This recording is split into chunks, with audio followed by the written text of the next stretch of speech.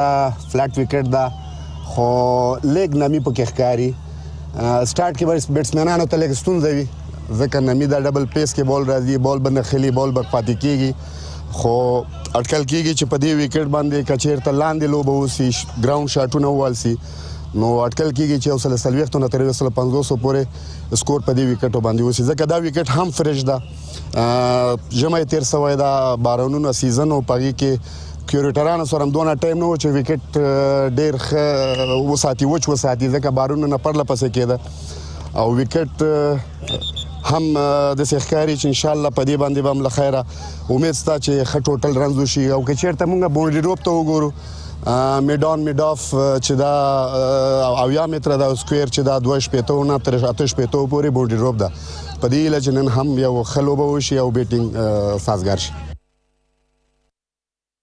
سپاسگزار هستم. تشکر از اینکه تا ایدم با میلی سپورت هستین. صحبت‌های نجیبالله زدران و همچنان سرتیم تیم مس-e-Ainak وحید زدران شنیدید. بله یقینا بلا شک کراش آسیب ویشتنزای من وگیگو ویشتنزای لکس لک پیچ رپورت بازیکن تیم مس-e-Ainak بود که بله بلا شک کوم ویشتنزای تراشو لکس نمی بلری او په دې هله باندې چې یو ښه ټوټل کې خودل شي په دویم سیاله په څیر باندې د تیر ورځې شپږیزه او سلوريزه هم وګوره یو ښه ټوټل په ټوله کې خودل شي تاسو هم مدار د ډول لوبډل شرام په میدان کې دي زو د ټاس په طرف باندې کوم لوبډل ټاس ګټي او د څه پریکړه کوي. بسم الله الرحمن الرحیم. د کندوز کرکټ لوبغاله د امید وطن ای اینڈ ملي شلوریزه جام سوپر کولا سیالیو درې ملوبې لپاره بشپړ چمتو دی. نن به د 13 ورځې د لومړۍ او دویمې لوبې ګټونکې لوبډلې د یو بل پر وړاندې سیالي ترسره کوي. د دواړو لوبډل مشران د بوست د لوبډل مشر ښاغلی نجیبالله زادران او د مس-e-Ainak د لوبډل مشر اعجاز احمدزی او د لوبې لوبسار حمیم تلوار شتون لري. ټاس به نجیب پورته کوي او کال به اعجاز احمدزی کوي. وبګورو چې څوک یې ګټي. Head call and head this is Mis-e-Ainak won the toss. اجاز ټاس مو وګټه پریکړه مو څه ده ولې کوئ کومه پریکړه چې کوئ؟ بسم الله الرحمن الرحیم. موږ اول بالینګ کوو او په دې خاطر کوو چې وکټ یو څه نمی لري نو مورنینګ سیشن د هغې فایده اخلو. څومره هدف به مناسب وي چې مقابل لوبډلې ته به وټاکئ؟ کوشش کوو چې څومره کم رنزو باندې ایثار کوو همغومره به زموږ لپاره ښه 110 رنزونه ځکه چې پرونه میچ سوی 110 رنزه سوي نو کوشش کوو چې څومره کم ټوټل باندې ایثار کوو. تېره ورځ مو د لومړۍ توپوهنې پریکړه کړې وه پکې بریالي هم شوئ. نن مو ولې داسې پریکړه وکړه چې لومړی بالینګ انتخابوئ؟ پرون سیکنډ ټایم میچ و نن فرست ټایم میچ نو کوشش کوو چې نن دوی ته بلنه ورکړو چې بیټینګ وکړي موږ به بالینګ وکړو. کوم کمبینیشن سره نن ځئ؟ سیم سکواډ سره ځو. ښه چانس. مننه. نجیب تاسې که ټاس ګټلی وی څه پریکړه هم کوله؟ موږ هم بالینګ کوو ځکه وکټ یو څه درې اوره فاست بالرانو ته سپورټ کوي نو دې د وجې خو بیا هم وروسته 2 انینګز کې وکټ موږ پرون په بیټینګ وکړو ډېر مشکل او نو کوشش به هم دی چې یو ښه هدف وټاکو دوی ته او دوی بیا راایثار. څومره هدف به مناسب وي؟ زما په خیال 140 رنزونه په دې بدون بیټینګ کې ډېر مشکل دی ځکه بال یو خو لاندې پاتې کېږي بل سپین ته جوړېږي او موږ سره ډېر ښه سپینران دي نو کوشش به هم دی چې 1.5 سل پورې رنز وکړو. کمبینیشن په اړه څه وایي؟ یو چینج دا د لیګ بریکر په ځای یو بیټسمین اضافه کړه. ښه چانس. مننه. کندوز کرکټ لوبغالي کې مس-e-Ainak ټاس وګټه او خپله د لومړۍ توپ اچونې پریکړه وکړه. سپاسگزار هستم. مس-e-Ainak تاس را برنده شد و همچنان بالینگ را انتخاب کرد. گزینه خیلی خوبی به نظرشان رسید. ببینیم که در رقابت امروز چی خواهد کرد در دایره سبز کرکت. بله یقینا بلا شک مس-e-Ainak لوبډلې اجازه مزي هم دا په خپل خبرو کې دونه وکړه چې غواړي چې مقابل لوبډله په یو کم هدف کې راګیره کو ځکه تیر ورځ د 116 منډو نه کم هدف ټاکل شوی د سپین غر لاړ خپ بل اړخ ته وګور نجیب هم دا غوښتل چې تاسو ګټل لومړی توپ اچونه هغه هم کوله لامل دا چې د لومړني 3-4 رونو کې بال لکس سوینګيږي او سکټ به هم وي خو هغه چې دوی غواړي ګټې پورته کړې اما د دوی لپاره به دا ویم چې بعد مرګ ټاس یو بل او لومړی دوی توپ وهنه ترسره کوي. دا چې څه ډول سیالي به وي د راتلونکي څو شیبو کې معلوم شي د ویښې خوندورې سیالۍ په هیله باندې تاسو هم چېرته مزي ملي سپورټ سره اوسئ او د دغه سیالیو نه خوند واخلئ. از بازی لذت ببرید. زه د کمنټري باکس په طرف باندې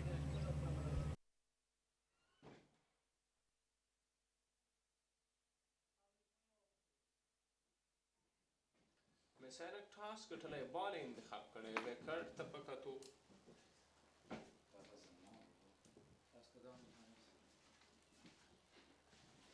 مشکل دی وایي چې موږ دلته ولیکو تاسو نشر کړی نه دی نشر شو د شي چارج نشته څنګه دا شی نه لګیږي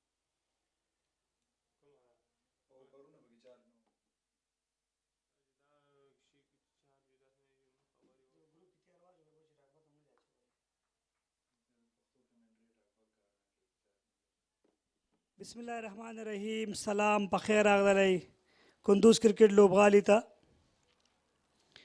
نن د امید وطن ای اینډ ملي شلوري جام سوپر کولا سیالیو دریمه لوبه ده. تحصیل خان شینواری فاروق احمدزی په فیلډ کې لوبساران دي چې لوبغالي ته داخلیږي.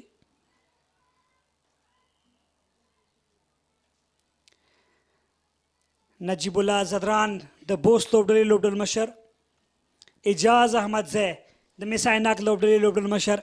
دریمه سیالۍ ده په ژوندۍ بڼه باندې د کندوز کرکټ لوبغالي څخه اجاز احمدزي ټاس ګټلی او توپ اچونې فیصله یې کړې ده او زما باندې ښه فیصلې ځکه کړې ده چې وکټ لږ څه ناسن نمی لري او سر کې به 15 اوره فاسټ بالران سره مرسته کوي. څومره چې بیټران په وکټ باندې ټایم تیري همدومره به دوی ته مناسب ده. هم بیټینګ کارډ بوست سره نعمان شاه آغا، فیصل شنوزاده، محب الله همراز، جاوید سلیمان خیل، نجیب الله زادران، عزیز میاں خیل، حمزه، اجاز نورزی، زیت الله شاهین، نصرت نورستانی، عبدالله ترخیل. بل اینڈ ته ضیاءالدین شریفی، خالد تنیوال، اصغر اتل، ایمل شاهین، اجاز احمدزی، محبوب تسکین، محمد یونس زدران، عبدالله محمدی، وحید زدران، نجات مسعود، نسیم منگل. درې فاسټ بولران دلته هم اول ته 2 فاسټ بولران. خایسته کندوز، خایسته ورځ. امید وطن ملي شلوري جام سیالۍ تیرو 2 لوبو ته اشاره کوو. یو میس-e-Ainak وګټله پرون ماسپښین سیالۍ، سهار کې بوست وګټله. دواړه داسې لوبډلې دي چې له وړاندې 2 سیالۍ ګټلي. 15 زونونه سپینغر، بوست، میس-e-Ainak، بندی امیر امو. نیشنل T20 کپ یا ملي شلوري جام سیالۍ. زه ځان ته نه یم، ما سره زما دروند همکار عیسی خان تسل هم دی. تسل ورځ په خیر. ډیره زیاته مننه رحیمي. نن بیا هم یوه ډیره په زړه پورې او ښایسته ورځ ده. په کندوز کرکټ لوبغالي کې د بوست او همداشان د میس-e-Ainak د لوبډلو ترمنځ به یوه ډیره په زړه پورې لوبه ترسره شي. هغه ځکه چې دواړه لوبډلې ګټونکي لوبډلې دي. تېره ورځ دواړو لوبډلو بریاوې ترلاسه کړي دي او په دواړو لوبډلو کې سینیر لوبغاړي همداشان ځوان لوبغاړي شته دي او تېره ورځ د دواړو لوبډلو لپاره موږ ولیدل ځوانو لوبغاړو ډیره بهترینه لوبه وکړه. هغه که په بالینګ کې وه او که په بیټینګ کې وه، دوی ځانونه ثابت کړل او هغه څه و چې بریاوې یې ترلاسه کړي او دغه ځوانو لوبغاړو ورسره یې سینیر لوبغاړو د خپل لوبډلو په ګټه بریاوې ثبت کړي. نن به دواړه لوبډلې یو د بل په وړاندې باخت ازمایي وبه ګورو. دواړه لوبډلې له هره نګاه نه که ورته ګورو پیاوړي لوبډلې دي. که د دوی پاس بالینګ ګورو، که د دوی سلو توپ اچوونکو ته وګورو، همداشان که د دوی توپ وهونکو ته ګورو. فیصل خان په سټرایک باندې د اوپننګ لپاره میدان ته راغلی دی. نجات مسعود لومړی اور په موخه د بال لپاره انتخاب شوی دی. دی به وګورو چې د فیصل خان په وړاندې څه ډول مخکې بالینګ ترسره کوي. نجات لومړی توپ آن سایډ ته په اسانۍ سره راواخیسته. یوې منډې لپاره بهترینه آغاز، بهترینه پایل. په لومړي توپ باندې منډه راغله ایمل شاهین په شارټ مډ وکټ باندې. له شک پرته دلته انتظار وباسه دغه بال ته. ډیر ښه راواخیسته، ډیر ښه ولوباو. نجات هم په ډیر ښه لاین کې بال ترسره کړی و. لاین او لین ته نوموړي ډیر ښه دی. د ده که بالینګ ګورو، د پاست بالر هغه سټایل د قد که د وګورو ډیر ښه جوړ دی د پاست بالینګ لپاره. آوټ سوینګ، ان سوینګ سره توپ اچونه، همداشان چینج بالونه. دا هغه څه دي چې دی موږ لیدلی دی په ډیریو وختونو ډیر وخت د خپل لوبډلو په ګټه بریالی وي. او ایج لګېږي او بال د 4 منډو لپاره آوټ سایډ ایج. دلته وکټ کیپر محبوب تسکین هڅه وکړه تر څو دغه بال راوګرځوي، خو ونه توانېده. بال له باونډرۍ څخه بهر د 4 منډو لپاره آوټ سایډ ایج و. که څه هم چانس هم و د کیچ د نیولو، خو محبوب پوره هڅه وکړه. بال د نوموړي ګوتو ته ورنه راغی او له باونډرۍ څخه بهر د 4 منډو لپاره ګزار شو. تسل صاحب زما پاند اجاز ښه فیصله کړې ټاس ګټلو وروسته توپ اچونه ځکه مومنټ کوي بال وکټ نمی لري عموما په کندوز کې چې دی بارانونه شوي دي ورېځې هم وي دا سر په سر 15 شپږ ورځې نو دا وکټ نمی لري تېره ورځ چې کومه سیالي وشو دا هغه وکټ نه ده دا بله وکټ ده نو دلته به مومنټ کوي بال د فاست بالر سره او بیا هم هماغه شی سکیډ سره موږ بونس هم ګورو په وکټ کې او دا به د بیټرانو یا توپوهونکو لپاره سخت وي نو ما مخکې مې اشاره وکړه 15 شپږ ورځې دلته وړاندې باران نشي بیا ورېځ وه نو پرله پسې ډول باندې دا هغه وجه د ده چې دا نمی لري د وکټ لاندې هغه نمی موجوده ده نو سر کې به د توپ اچونکو توپ وهونکو لپاره سخت وي خو ښه خبره دا ده چې څومره ټایم تېرې هغومره به بهترې ځلیږي به خو یو بله خبره چې هغه ډېره مهمه ده د بیټرانو لپاره پکار ده چې سیده بیټ سره لوبه کوي که چېرته کراس ځي له مشکلاتو سره مخ کېدلی شي او د دې لامل کېږي چې آوټ شي بال لږ لیټ راځي نو چې لیټ راځي ته به هم ورته لږ صبر کې مخکې راوځي بیا هماغه رقم چې دی غواړي ولوبۍ نه لګېږي بهرنۍ سنډه د بیټ لګېږي او تړ مین ته ځي بله منډه اضافه کېږي بالکل که وګورو د نجات توپ اچونه د بالینګ مطابق فیلډینګ ودرولی دی کوم ځای کې چې د نوموړي لپاره فیلډینګ برابر شوی دی همغه رقم ته توپ اچونه ترسره کوي د فیلډینګ مطابق او دغه ښه نتیجه موږ او تاسې ولیده چې ډګر ساتونکي دغه بال راوګرځوو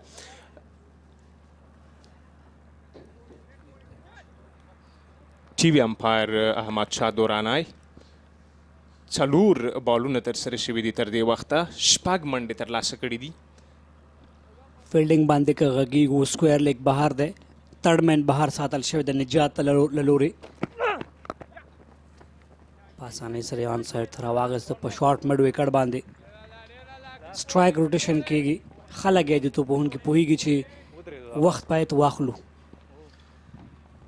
دواړه که فیصل ته وګورو همداشان که نعمان ته وګورو دواړه تجربه کاره لوبغاړي دي که څه هم ځوان لوبغاړي دي خو ډیر په ذهن او فکر سره لوبه کوي تېره ورځ د نعمان شاه لوبه موږ ولیده خپله لوبډله له یو سخت حالت څخه وویستله هغه سخت حالات و چې خپله لوبډله یې مخکې بوتله او د مقابل لوبډلې په وړاندې یو څه ښه هدف هم ورکړی و او توانېدلی و له 40 بره منډې ترلاسه کړي خو فیصل چې تېره ورځ ژر سوځېدلی و نن لوبه کې شتون لري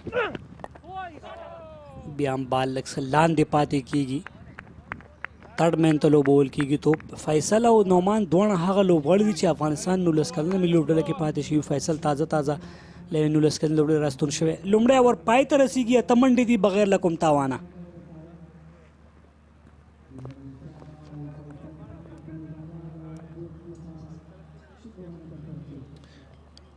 دواړو ترمنځ به دغه ملګرتیا غځېږي وبګورو تر کومه حده پورې دوی ملګرتیا کوي هلته د بالینګ لپاره سلو توپ اچونکی انتخابیږي نجیب الله زدران لوبډل مشر فیصل خان آصف همداشان محمد الله جاوید سلیمان خیل عزیز میاخیل نعمان شاه وکټ کیپر همداشان دوی سره شبیر شتون لري بالکل صابر حریف هم وکټ کیپر دی دو وکټ کیپران دي لوبډلو سره یو مکړه انجری کېږي د ضرورت لپاره وحید الله زدران راغی فنګر سپینر دا هم افغانستان ملي 19 کلن لوبډله لوبولې تازه ډېر ښه سپینر دی ډېر ښه بال ټرن تاسې ګورئ لومړی اوور دی نوی بال دی او ټرن کېږي سوینګ کېږي بونس کېږي دا به د توپوهونکو لپاره اسانه نه وي زه فکر کوم تسل 150 به بهترین هدف وي که 150 منډې کېږي په دې معنا باندې چې دا به یو ویننګ ټوټل وي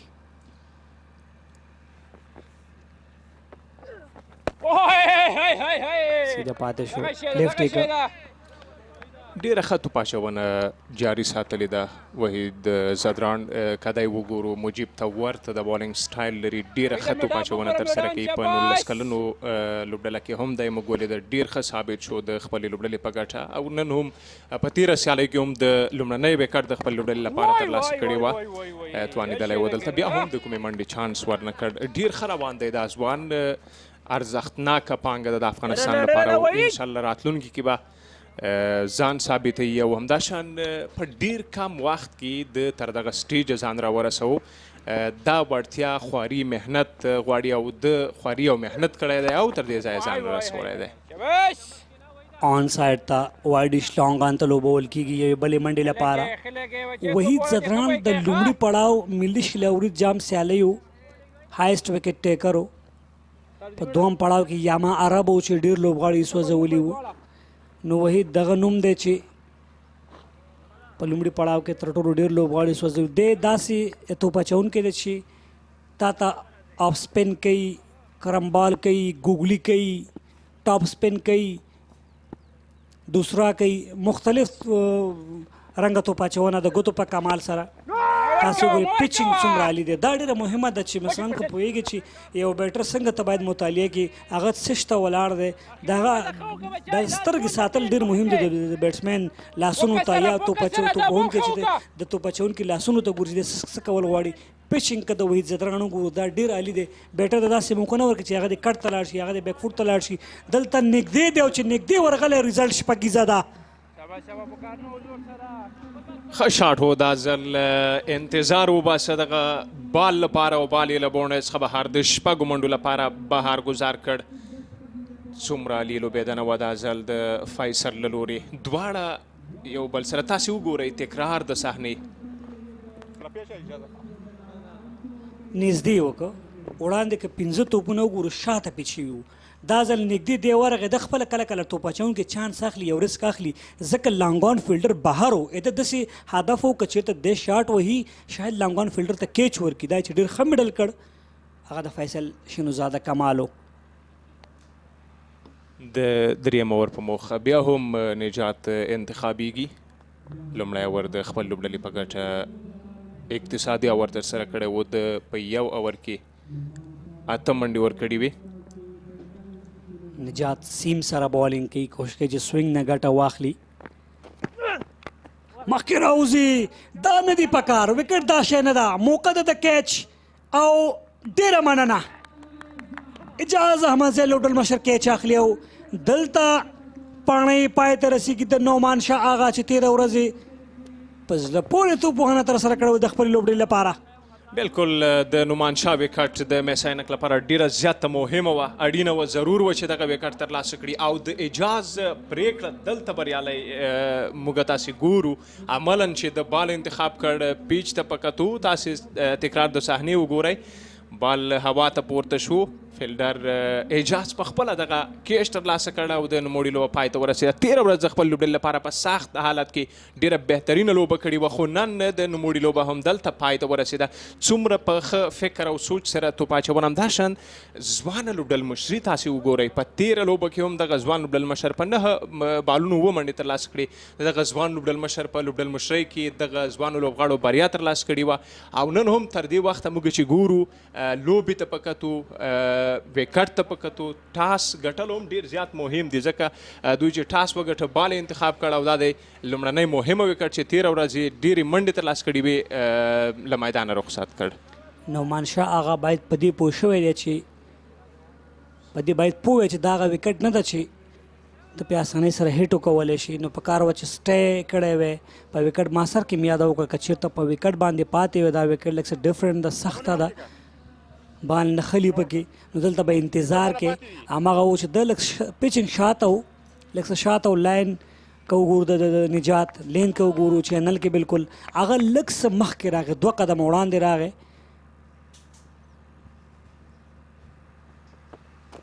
محب الله همراز راغلی دی، ایج لګېږي. بیا هم محب همراز د هلمند ولایت پورې تعلق لري، ډېر ښه آل راونډر دی. هغه په کورني کرکټ کې ډېرې ښې لوبې ترسره کړي. تېر کال د mis-e-Ainak سره په شپږیزه کرکټ لیګ کې هم دی لوبېدلی دی. پرون په 0 باندې تللی و، په 2 توپونو کومه منډه نه وه ترسره کړې. د نجات انتخاب بیا هم د دریم اور په موخه ډیر ښه انتخاب و. د اجاز لوري د بالینګ لپاره راوستل شو. دی ډیره عالي او په زړه پورې توپ اچونه ترسره کوي. آوټ سوینګ، ان سوینګ، چینج بالونه، همداشان وړاندې موږ ولیدل څومره غټه دوکه ورکړه بیټسمین نعمان شاه ته او پوره تجربه کاره لوبغاړی دی. کله چې په ذهن او فکر سره لوبه کوي نتیجه به یې همدا وي. شاته بال پول کولو کوشش، فیلډر شته په ډیپ سکویر لیګ باندې یوه منډه. د دواړو ترمنځ چټکه منډه ترلاسه کیږي. دلته به دواړه لوبغاړي له دې وروسته یو څه سلو آرامه لوبه کوي ځکه دوی وکټ لاس ورکړي ده په مهم وخت کې، خو سرکل هم دی. په سرکل کې بیا منډې ترلاسه کول هم ډېر زیات مهمې او اړینې دي چې باید ترلاسه شي، او اړتیا هم لیدل کېږي د منډو. ځکه مس-e-Ainak لوبډلې تېره ورځ یو ډېر ښه هدف چیز کړی و، ډېر ښه هدف یې کراس کړی و، ځانونه یې رسولي وو، او نن هم دوی سره همغه ځوان لوبغاړي چې د دوی لپاره یې ښه لوبه کړې وه تېره ورځ بیا هم شتون لري، او که کم هدف ورکوي نو ترلاسه کول به ورته ستونزمن نه وي. خو وکټ ډیفرنٹ ده، مختلف وکټ ده، دلته به ډیره گزاره کې ما سر کې مې احترام کول پکار دی، لکه دا اوس چې فیصل شنوزاده ریسپیکټ ورکو نجات ته، نو همدغسې وخت تېرول پکار دی چې وکټ باندې درېږي رنزونه به راځي.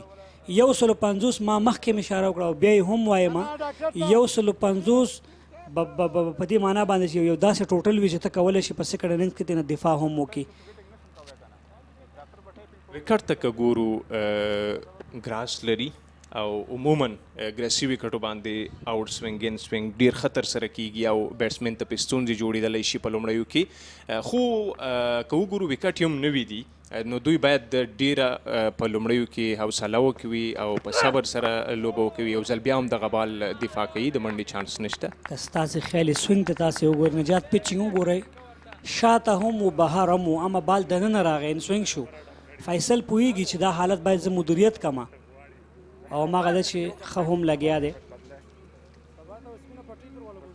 نجات که وګورو په خپل لومړي اوور کې 8 منډې ورکړې وې، اما تر دې دمه اوس که وګورو یوازې په دغه اوور کې 1 منډه ورکړې ده، یو لوبغاړی هم سوځولی دی، 9 منډې په ټوله کې ورکړې دي.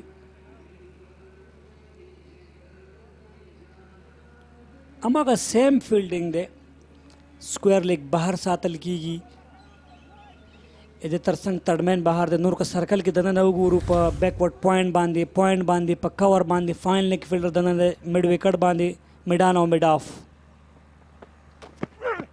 شاته بال، بیا هم سکویر لیګ باندې ډګر ساتونکی شته، سټرایک روټیټ کیږي. اور هم پای ته رسیږي، 3 اوره وروسته 19 منډې ترلاسه کړي دي، یو لوبغاړی دوی له لاسه ورکړی دی. نجات بهترین اور تر سره کړي، یوازې 2 منډې ورکړې، وکټ یې هم ترلاسه کړه. په دې وخت کې به فیصل ډېر په حوصلې سره لوبه کوي. دوی نجیب زدران، فیصل، همداشان نومان له لاسه ورکړی دی، محمد همراز، جاوید، همداشان میاخیل، حمزه نورزای، همداشان زیت الله شاهین. 2 فاست بالران دي ورسره، عبدالله او نورستاني. بیټینګ لاین اپ ښه سټرانګ دی، ان تر اجاز نورزي پورې دوی سره بیټینګ دی د بوست لوبډلې سره. بل فاست بالر ازمایل کیږي د وحید الله زدران په ځای باندې توپ اچونې لپاره.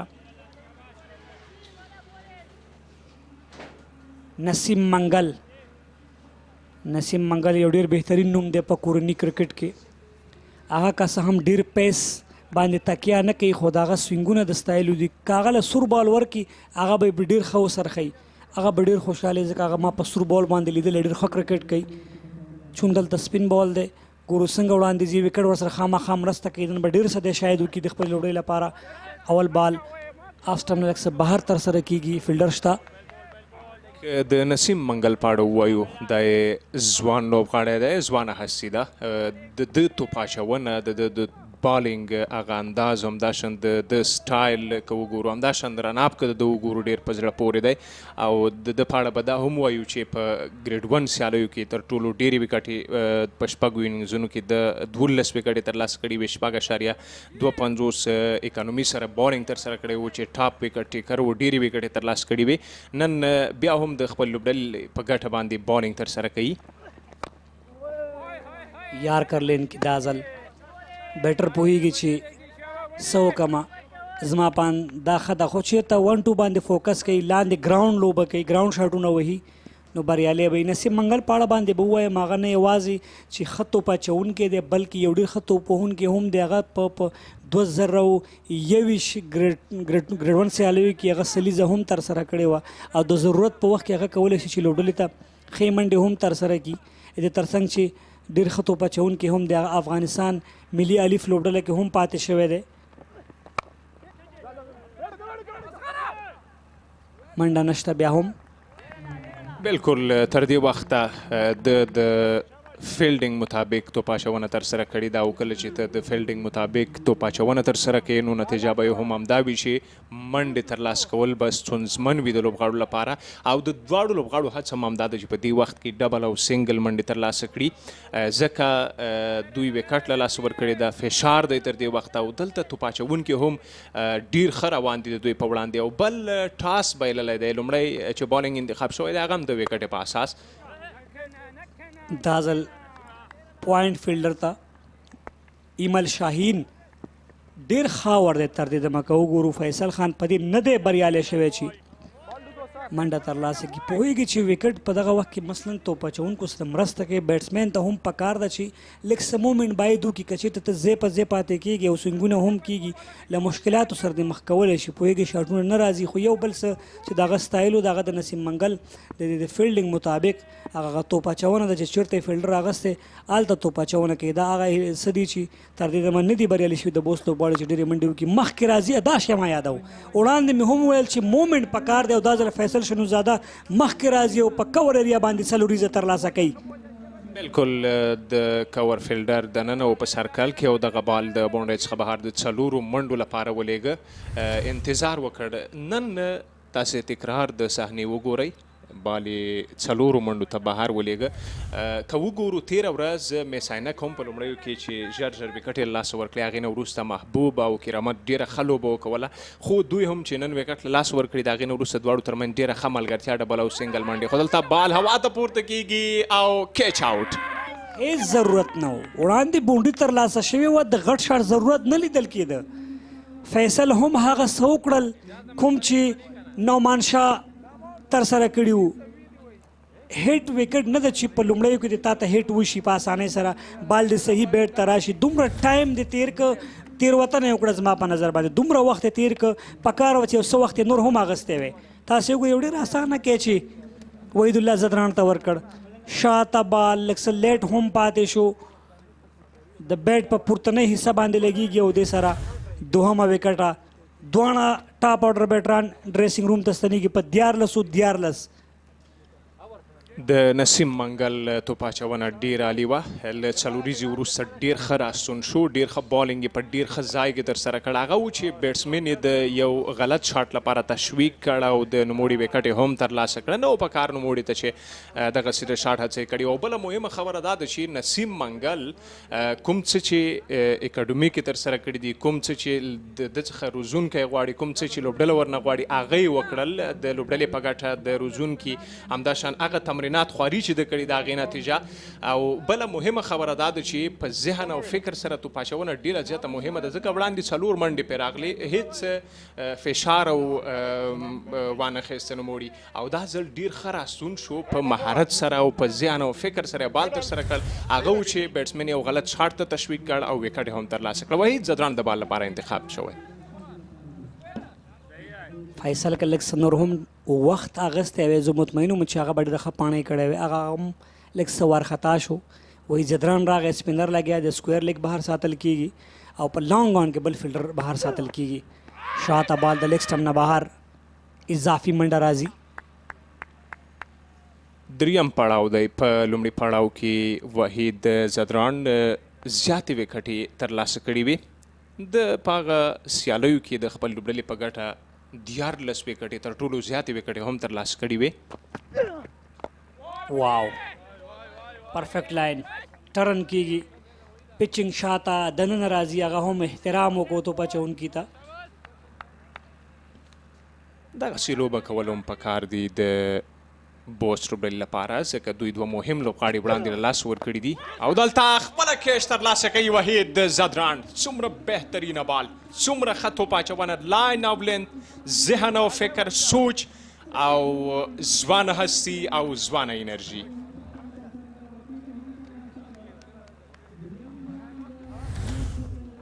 تکرار د صحنې ګورو، کرمبال یې وکړه، پچنګ شاته و، د بیټ څنډه لګېږي، کاټن بولډ.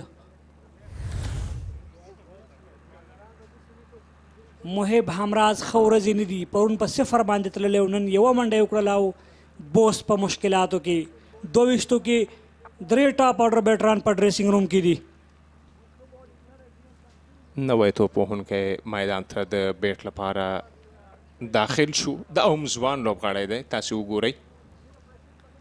سکور کارت ته که ګورو 14 یوه عزیز الله میاخیل راغی نوی توپ وهونکی، اجاز نورزی حمزه او عبدالله تراخیل هم که وګورو هغه هم توپ وهنه کولی شي، هغه آل راونډر په توګه باندې. نو بیټنګ لاین ډېر دی بوست سره، خو یوازې ستونزه څه ده؟ ستونزه دا ده چې بیټرانو په وکټ باندې ټایم نه دی اخیستی. شاټ کوشش کړی، ما مخکې مې ویل چې څومره ګراوند شاټونه وهي، څومره سټی کې 1-2 باندې فوکس کې، ته به بریالی یې. سر کې مې هم یادونه کړه چې وکټ هغه رقم نه ده، ته به په وکټ باندې پاتې کېږي. چې څومره پاتې کېږي همدومره به ښه ځلیږي. میاخیل د افغانستان د وای زدران خپل مسؤلیت ادا کړ. عزیز میاخیل د افغانستان د 19 کلنې ملي لوبډلې لوبغاړی چې فینش کې راتللو، ډېر ښه کرکټر دی، میچ چلی او د سپینرانو پر وړاندې سویپ او سلاک دواړه ورسره شته. نو زما په نظر باندې نجیب الله زدران ډېره ښه فیصله کړې ده چې دی راولېږو، ځکه هغه سپینران ډېر ښه لوبوي او دلته سپینر لګیا دی. تاسو په لومړي بال هغه سویپ ته ځي، په لومړي بال سویپ ته ځي او سټرایک روټیشن یې وساته. د اجاز لوبډل مشري که وګورو په نن لوبه کې د بالرانو انتخاب د دواړو انډونو څخه همداشان کوم توپ اچوونکي چې د ازمایلي دي ډېر ښه بالینګ یې ترسره کړی. تاسې تکرار د صحنې وګورئ، دلته د هڅه کړې وه. دا هم ځوان لوبغاړی دی چې نوی میدان ته راښکته شو، د 19 کلونو په لوبډله کې دی ډېر ښه ثابت شو. همداشان ډېره ښه توپ اچونه هم ترسره کوي نوموړی. فیلډ امپایرز فاروق خان او تحصیل خان شینواري. مشاد درانی بیا ټي وي لوبسار دی، پچنګ مخکې دی، لږ څه هوا سره دعوت یې ورکړو بیټر ته چې ټرای وکړه په ما باندې.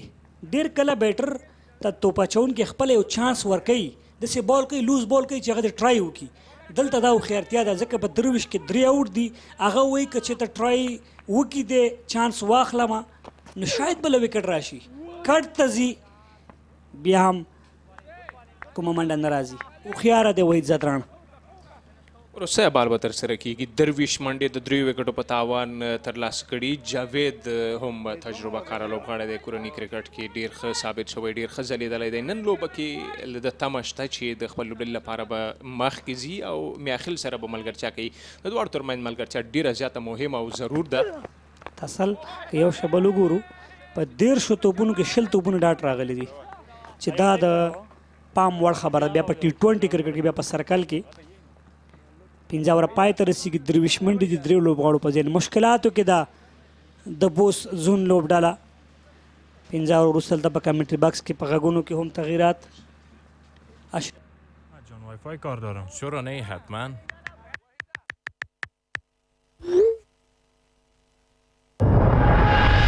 این چی بود بیادر؟ اینترنت فایبر افغان تلکام 400 جی بی در بدل 1200 افغانی برای 1 ماه. من برای کارهای آنلاینم دقیقاً به مقصد اینترنت ضرورت دارم. برای کارهای آنلاین بسته 700 جی بی هم داره، فقط در بدل 500 افغانی. عالی است. اما اینترنتی هست که پشتش میگشتم.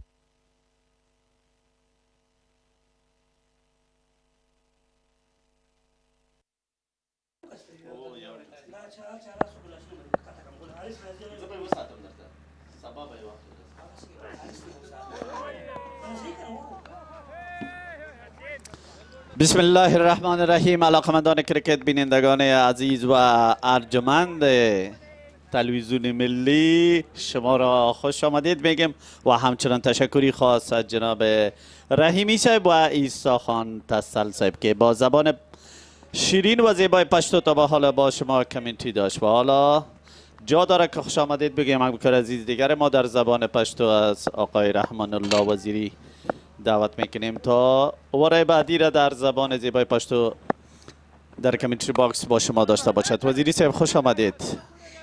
بسم الله الرحمن الرحیم. ډیره زیاته مننه حشرتي صاحب، تاسې او نورو ملګرو چې تر دې دمه تبصره کوله.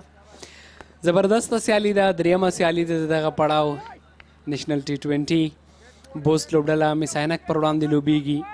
بوست لږ څه په ستونزو کې ښکاري، دوی خپلې 3 وکټې ډېر ژر له لاسه ورکړي دي. نسیم منګل یو وکټ ترلاسه کړی، یو وحید زدران او یو هم نجات مسعود، دمګړی جاوید سلیمان خیل او عزیز میاخیل ولاړ دي. کارکردگی بهترین از طرف بازیکنان مس-e-Ainak در عرصه بولینگ یقینا قابل ستایش است. البته چیزی که قابل یادآوری وزیری صاحب هوا حاکم البته نسبتا شمال است. بارندگی هم در آغاز صبح بوده، شاید هم تاثیرات هم باشه و همین کمک هوا هم رای فست بالرها شاید مددگار بوده باشه و در کل گفته میتونیم که تیم مس-e-Ainak آغاز خوب نه تنها از طرف فست بالرهایشان کرده، بازیکن مجرب که دارای تجارب خاصی است که عبارت است از آف اسپینرشان وحید زدران همچنان توانست در عرصه بالینگ درخشش عالی و طبق توقع داشته باشد، اما فعلا نسیم منگل بال بلند را انجام میدهد. سه په زړه پورې والی شاټ جاوید سلیمان خیل هغه خاموش نه پاتې کیږي، وروسته پیچ که او ډیر ښه ولوباو، صحیح میډل کړ په بیټ باندې ډیپ میډ وکټ کې دغه بال د څلورو منډو لپاره ولوباو، ضروري باونډري د بوست لپاره تکرار وینو بیک اف د لینتو صحیح میډل کړ په بیټ باندې او بالاخره یوه ډیره مهمه سلوریزه د بوست لوبډلې لپاره. دقیقا اشرتي صاحب تاسو ته خبرې په تایید وکټ کې لورا نن یو څه نمی ښکاري، بال وروسته پاتې کیږي، ډیر ښه بال دا ځل وکټ کیپر ته رسیږي، بیا هم موقع نه وه د جاوید سلیمان خیل سره تر څو د بال او د بیټ فاصله ختمه کړي. گپ بیتوین بیت اند بال چیزی که خیلی مهم است، البته باید این چیزها را بیتسمن یا توپزن دقیق مطالعه کند. اما نسیم منگل بازیکن است وزیری، قسمی که در مسابقات داخلی از کریر خوب برخوردار است، توانمندی خوب داره، البته توانمندی داره که برگشت عالی داشته باشه. وروستی بال بیا هم ډېر ښه بال او په وروستي توپ هم منډه نه ترلاسه کیږي. شپږ اورونه پای ته رسېدلي، 28 منډې دوی 3 وکټې له لاسه ورکړي دي. ډاټ توپونه ډېر زیات راغلي، 36 توپونو کې 25 توپونه دوی صرف ډاټ کړي دي، یعنی 4 اورونو نه زیات 4 اور او یو بال دوی بغیر له منډې لوبولی. همغه داسې د دوی ټوټل هم کم د 28 کې دوی 3 وکټې له لاسه ورکړي دي. ګوره ډاټس 28 راغلي دي او 8 سنگل راغلی دی، ډبل نه راغلی، 3 سلوریزي، یوه شپږیزه تر دې مهاله د دوی په اننګز کې شامله ده بوست لوبډلې. البته در کل گفته میتونیم که یک حالت غیر مترقبه در عرصه مسابقات 20 اوره فعلا نصیب تیم بوست گردیده، چیزی که همکارم اشاره نمود نقاطی که عبارت است از دات بال وقتی که 3 بازیکن خود را در فرصت ابتدایی البته در داخل پاور پلی از دست میدی، یقینا چنین توقع و چنین حالت حاکم می باشه بالای تیم. اما باز هم بازیکنی که در کریس موجود است، خصوصا سلیمان خیل توانمندی خوبی دارد تا بتواند بازی حمله آور را انجام دهد و در پایان کار هدف خوبی تعیین نماید. بالکل ابوبکر محمدی رازی د توپ اچونې لپاره سرکړل وروسته په د باندې اعتماد شوی. تیر سیالۍ کې هم محمدي ښه توپ اچونه کړې وه، البته عبدالله محمدي همو پر وړاندې چې دوی کومه سیالي تېره ورځ ترسره کړې وه هغې کې دوی بریا هم ترلاسه کړې وه، هلته هم محمدي ښه توپ اچونه کړې وه. نن ګورو چې څه ډول لوبېږي. جاوید په سټرایک ده، لیټ کټ فیلډر شته په ډیپ کې او ډېره ښه توپ نیونه، یوه بله منډه هم ترلاسه کیږي. سټرایک روټیشن جاری دی او دا ښه کرکټ دی ځکه دوی 3 وکټې له لاسه ورکړي دي. ملګرتیا ته پارټنرشپ ته ضرورت لري دوی تر څو پورې اورونه هم ولوبوي تر څو یو مناسب ټوټل په بورډ باندې جوړ کړي او دغه ټوټل په همدغې جوړیږي تر څو ملګرتیا وشي او غټ پارټنرشپ وشي، د 50-60 منډو ملګرتیا وشي. یگانه چیزی که اینها را نجات داده میتونه قسمی که همکارم فرمود پارتنرشپ، اصطلاح معروف و مشهور عرصه کرکت، البته در ذهن ما خطور میکنه.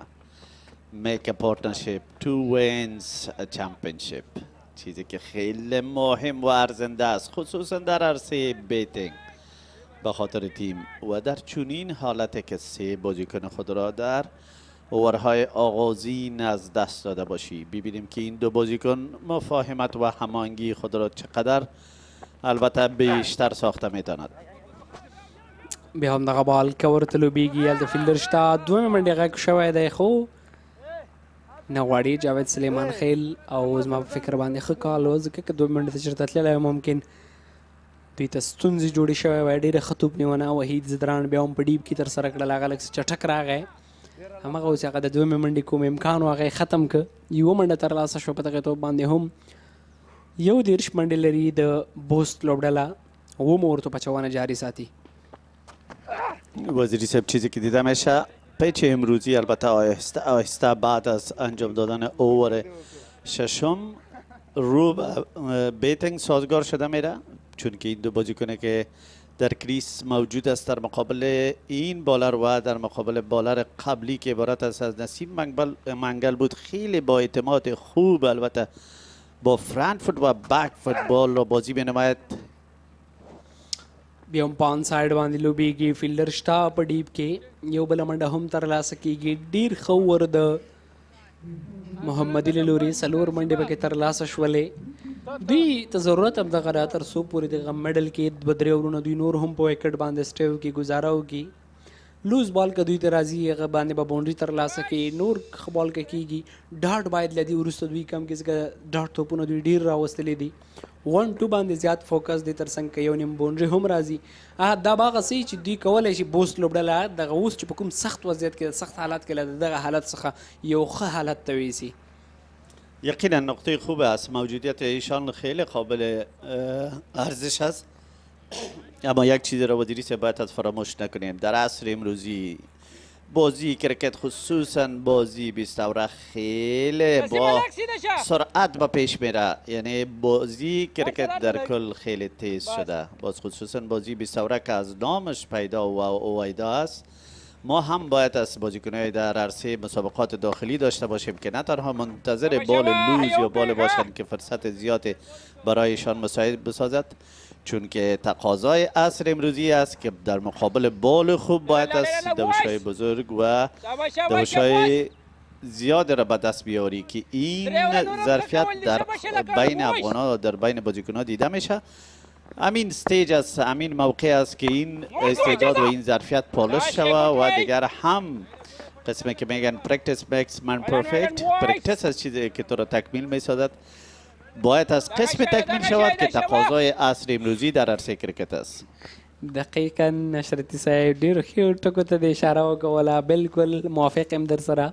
اوسنی ماډرن T20 کرکټ ډېر زیات تیز شوی، ډېر ښه شاټ، سلاک سویپ او نتیجه ستاسو مخکې ده. ډېره اوږده شپږیزه ستاسې غږ یې واورېد اشرتي صاحب، او دغه دی هغه هم ویلې چې د T20 هغه سپیشل شاټ ډېر زبردست کرکټ. جاوید سلیمان خیل له دې وړاندې هم څلوریزه ترلاسه کړې وه او دلته سلاک باندې په میډ وکټ اوږده شپږیزه. تایمینگ، پلیسمنت، قوت و انتخاب شارت سلیمان خیل را بالاخره موفق می سازه که 6 دوش بلند و بزرگالی را به دست بیاورد، چیزی که تقاضای تیم، تقاضای وقت و تقاضای علاقمندان موجود در میدان بود.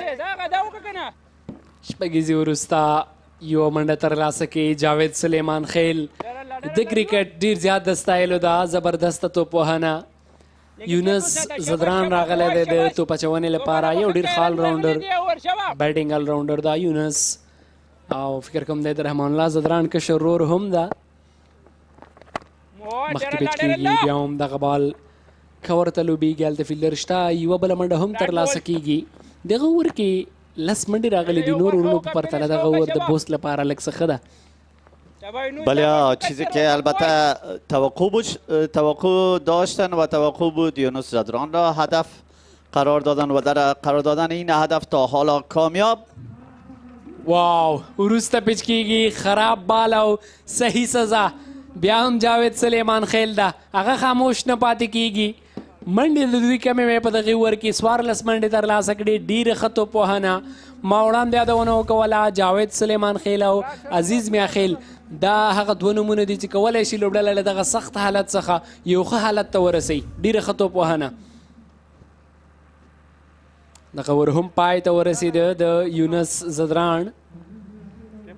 غټ اوور و، 22 توپونو باندې 24 ملګرتیا، کرنټ پارټنرشپ د جاوید او عزیز میاخیل، ډېره ښه ملګرتیا. که څه هم د دوی ټاپ آرډر بیټران ډېر زر وسوځېدل، لومړي 3 توپوهونکي نعمان شاه، فیصل شینوزاده او محب همراز، خو له هغې وروسته دوی دواړه ښه لګیا دي. با آمدن من و خودت البته در کمیونیتی باکس بازیکنهای تیم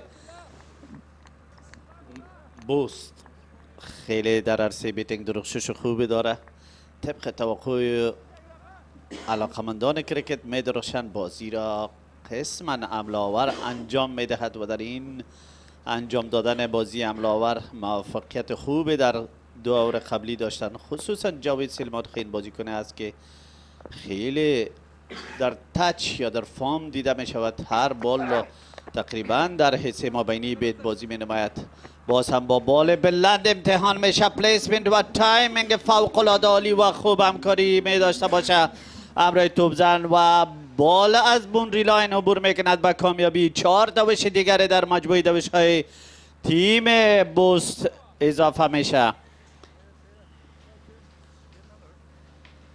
خراب بالو بیا هم د محمدي له لورې لوز بالو تاسې وګورئ ډېر ښه شکل سره عزیز میاخیل د دا ځل چې ډیپ سکویر لیګ باندې 4 منډې ترلاسه کړلې. سکویر لیګ فیلډر هم لږ څه وایډ ولاړو میډ وکټ طرف ته همغه هڅه یې وکوله خو بریالی نه و د بال په نیولو باندې.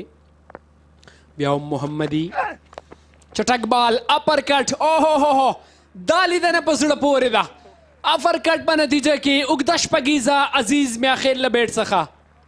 این بار به طرف آفستم البته بال بلند انجام میشه. با بال بلند امتحان میگرده باز هم میاخیل و این چلنج را به کامیابی البته میپذیره و در سه مابینی بیت از سرعت بالر استفاده از زمین و بزرگ می نماید که در کل دلالت میکند به ظرفیت و قوت عرصه بیتنگ میاخیل.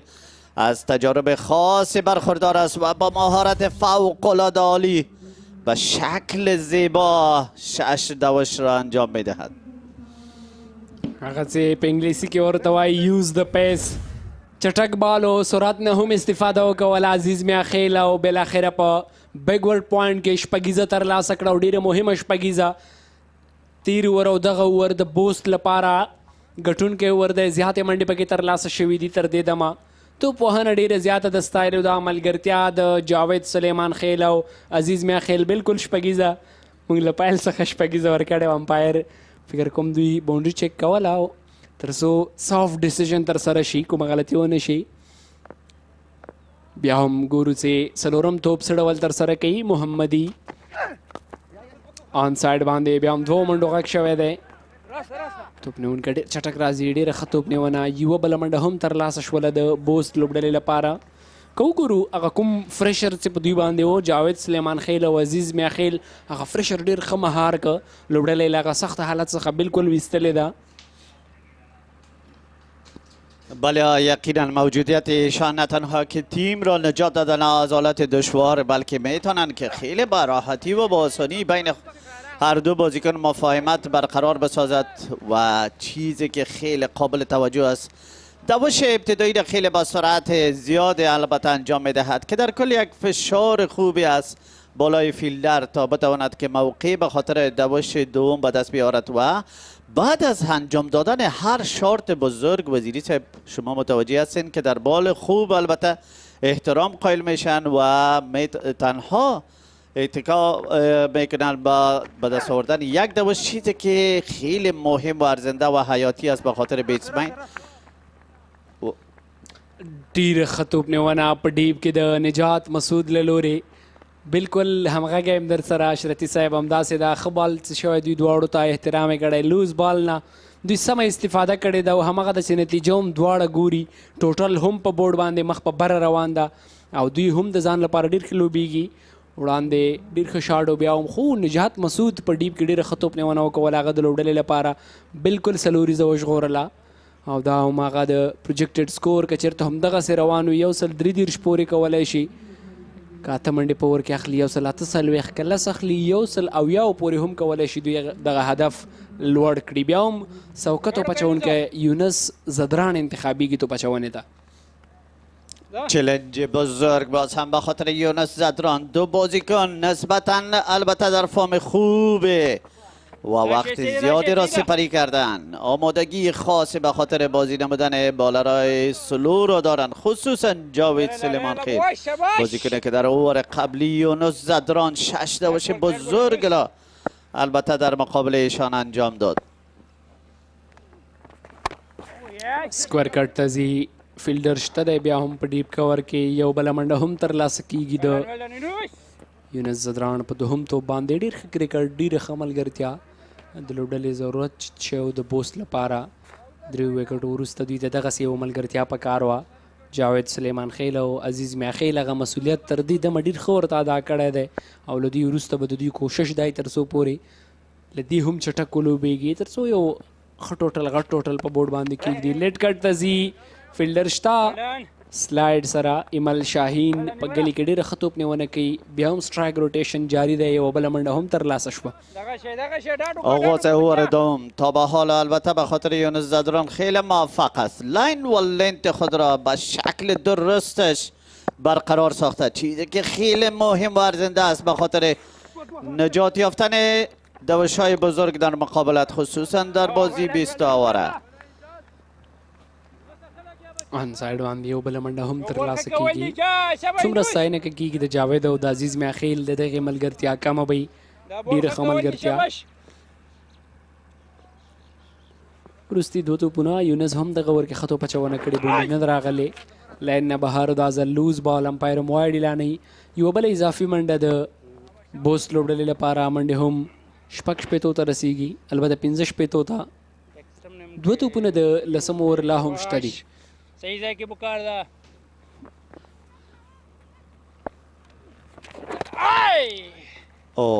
باز هم فیصله از طرف داور مسابقه دو واید پی در پی یونس خیلی محتاط است تا بتواند اوور دوم را به شکل مثبت و کامیابش در مقابل این دو بیسمن ست انجام دهد البته در دو بال قبلی نتوانست که لاین خود را برقرار بسازد شارت بلند مستقیم به طرف لانگ آف حافلی و او دازل کوشش کې د جاوید سلیمان خیل له لوري تر څو پورې په لانګ آف باندې شپږیزه ترلاسه کړي هلته توپ نیونکی ولاړ و یو ډېر اسانه او په زړه پورې کې چې ترلاسه کړه څه چې پکار و د میس-ایانک لپاره دغه ملګرتیا ختمول پکار و ځکه عزیز میاخیل او جاوید سلیمان خیل ډېره ښه ملګرتیا جوړه کړې وه او بالکل همغسې کوي یونس زدران دلته بریالی دی تکرار وینو د دغه صحنې شارټ سلیکشن ډېر ښه و لانګ آف کې باونډري لاین په سر باندې کیچ سو جاوید سلیمان خیل خو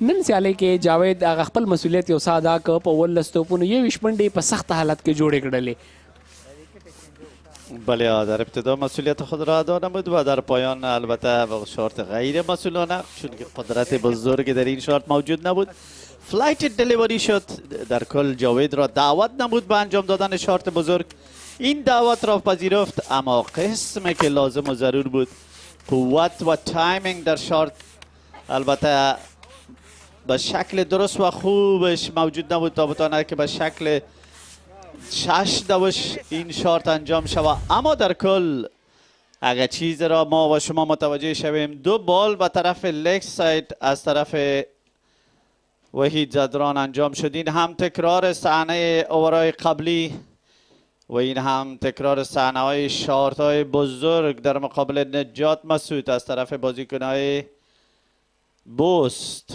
چیزی که شارت های زیبا تکنیکی و بلند انجام شده در کمیتی باکس به طرف دیپ مید ویکت این کیچ البته به دست میاد و این هم وحید زدران که خودش در بالینگ خود کیچ زیبا و مقبول را به دست می آورد کاتن بولد و این هم ویکت آخرین جاوید سلیمان خیل کیچ خوب و مثبت و کامیاب از طرف فیلدر لانگ آف در کمیتی باکس هم اجازه میخوایم از شما و دعوت میکنیم به همکار عزیز ما که در زبان انگلیسی تبصره های همه جانبه را با شما می داشته باشد آقای شفیع الله. Thank you very much, Abdul Wakil Ashrati. Oh, the bowlers so far, the bowling card, Najat Masood has bowled brilliantly in the first overs of a power play. 2 overs, 10 for 1. And Wahid Zadran contributed really well. 2 over 10, 8 in 1. Naseem Mangal, 9-1. And Muhammad Yunus with a wicket. 1.5-20. We still have 2 more deliveries of that over. A wicket over. The wicket comes in. Now Najibullah Zadran, the skipper of the side, walks into the ground, and he was not that much impressive in the first game. He comes back from the injuries. He want to know about his fitness level. Mohammad Yunus, the leg breaker. He's a promising talent. He's a brilliant player. His all-round performance is always spot on. One fielder in the deep square leg for Najibullah Zadran. Long off and long on in place as well. And also the deep point. Now the right-hander Aziz Miakhil was brilliant in the first game as well. Slotted that one. And they're looking for 2 runs now is the answer. 67 for 4. Wahid Zadran is now the bowler with a wicket today. Welcome, Maroof. Thank you so much. We've got the left-handed, hard-hitting batsman Najibullah Zadran, who comes in and he's trying to look some runs, score some runs. He failed to do so yesterday.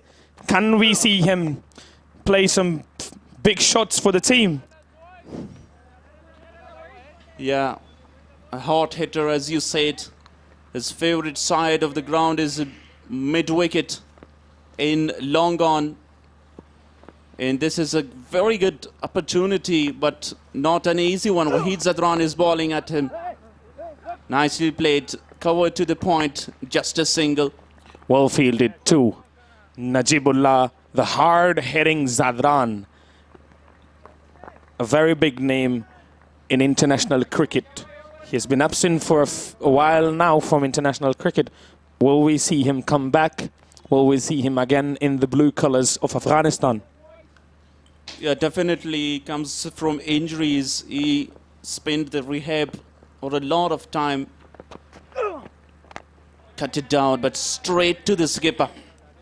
No runs this time. Wahidullah Zadran, brilliant today. 31 dots so far. That is a great disciplined bowling. A very young right arm off breaker, but he's got a few matches under his belt. He's played in an under-19 tournament in 2025. And he's also been part of the ILT International T20 League in Dubai. He has got all the experience from big stages. Under 19. This time a fuller one once again, straight back to the bowler to end the over with a dot. Very well bowled. 3 overs he has bowled, it gone for 11 runs, and he has taken 1 wicket. Pressure building though on Bost. They are 69 for 4 after 11. What is a good total from here on in? Yes, they've got the likes of Najibullah Zadran at the crease with Azizullah Miakhil, who too can hit them big. What are we looking at from here on now? Yeah, definitely. They'll be looking to build a partnership for 3 or 4 overs. They were looking for rotation of strike, and they'd go for the big shot in the death overs. Nicely played this time, but a very good delivery as well from Mohammad Yunus. Not giving away a lot of room to the batter.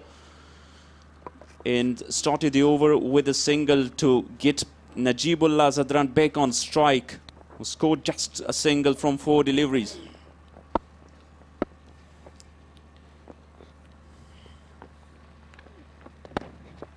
Well bowled. Well bowled by young Mohammad Yunus. He has been quite expensive considering how the others have gone about their business. Will he come back and deliver a good over this time around? 4 more to go. Well bowled again. Googly to the left-handed Najibullah Zadran. Mohammad Yunus is brilliant in keeping one line repeatedly for Najibullah Zadran that keep him quiet so far. He hasn't given him any room so far for Najibullah Zadran to open his arms. So he's doing a good job. of doing that. Fantastic shot. Will it be taken? No, it isn't. It has been dispatched for 6 more runs by Azizullah Miakhil. Just like I was talking about him and how he is capable of hitting big sixes. There you see an example of exactly what I was talking about. 32 sixes so far in the series. That's exactly what they needed. Brilliant shot. Lovely towards the down the ground. 4-6 against Yunus. Nicely played this time on the back foot for just a single. Again, good cricketing mind by Azizullah Miakhil. Got a 6 and then rotated the strike. Gave it to his senior partner, who is also captaining the side. Well bowled again. Not giving him any room to free his arms, because that is exactly what he is known for. Hitting big sixes. After 12 overs, is 79 for 4. Aziz Miakhil, if you talk about his batting performance so far, he's not batting with a high strike rate, but he read the condition and situation of the game. In the last game, 116 was a low total, but he held the nerves at the end and played brilliantly. 79 for 4. Projected score. Like I said, they can get to 160 mark, but they need to play really well, and they need to build partnerships if they are to get there. A very good captaincy so far. Najat Masood brought back into the attack. 2 overs, 10 for 1 wicket, because they need not allow these two to get partnership in the middle. Najat is the attacking bowler. Nicely played towards point. Beaten the fielder inside the circle. They're looking for 2. Dangerous. With the dive, he, I think, made the ground. Suicidal run, to say the least, by the captain Najibullah Zadran. I hope he has not injured himself there. Is it a run out? He seems to be comfortably in, but we'll have a look nonetheless.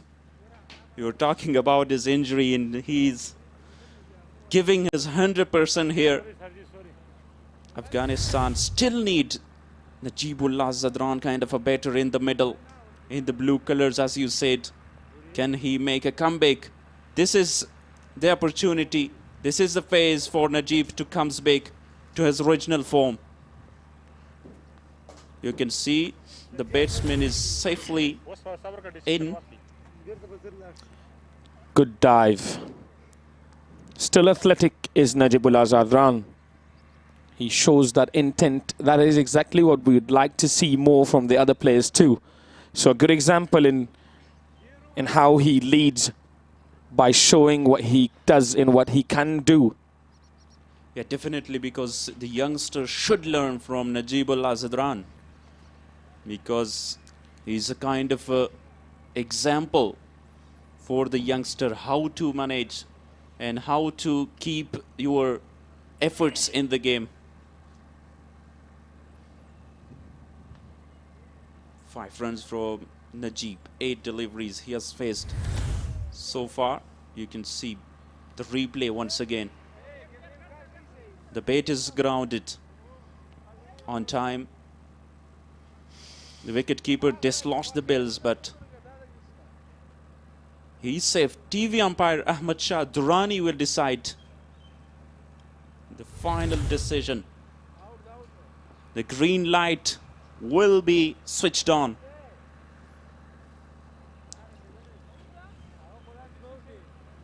I don't know what's taken so long, because we can clearly see it's not a run out. Let's get on. Let's continue with our business.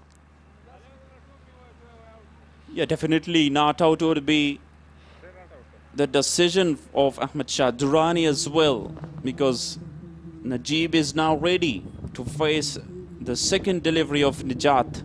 What about the decision of bringing back Najat Masood here, Maroof? You've got an experienced campaigner who's facing and who is at the crease in the likes of Najib Zadran. You want someone who's got experience behind his name to come and bowl to him. And that is Najat Masood. Well played though. Up in the air. And it is gone for a 6. Beautifully played straight down the ground, and it is a 6 runs. Half volley, brilliantly played and clear the distance with the power he generates. Lovely shot. Not that much power there in that shot. A lot more elegance and class. A lot more timing. He didn't need to do a lot because he timed it that well. Held his shape and played it straight down the ground. Lovely shot. Exactly what the team need. He has a lot of beliefs on his skills, Najib Zadran. Bowler this time not middle that really well. Looking for 2. They can't. Again, good cricket. A single after a big hit. Rotating the strike. It is very important.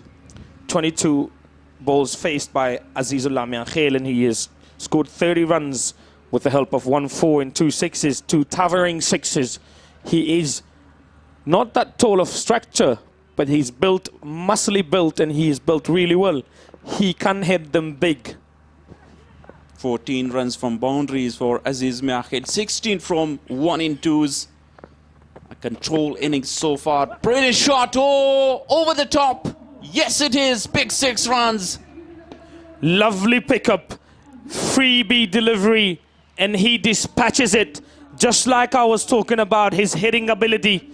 There you go. That is another example. And with that 34 sixes in the tournament by 3 of them by Azizullah Miakhel. Now. Yeah, they're really closing to 100 runs on the board. This Najat Masood's over turns out to be an expensive one for Mis-e-Ainak, because these two loves facing the fast bowlers.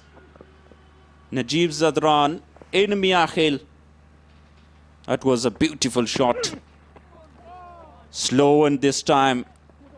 And beaten. Fumble from the wicketkeeper Mahbub. A big hoik in a miss. I think he was looking back at how he played that shot rather than looking at the ball and to see where the ball was. Easy single there. Quick in a way, good awareness by Najibullah Zadran, who called him over for a single. So another run's added to the total.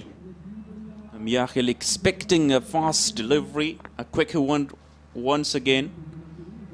He used the variation. Najat Masood lost delivery of his 3rd over. Bouncer pulled away beautifully to deep square leg for just 1 runs. 13 overs bowled, 96 for 4.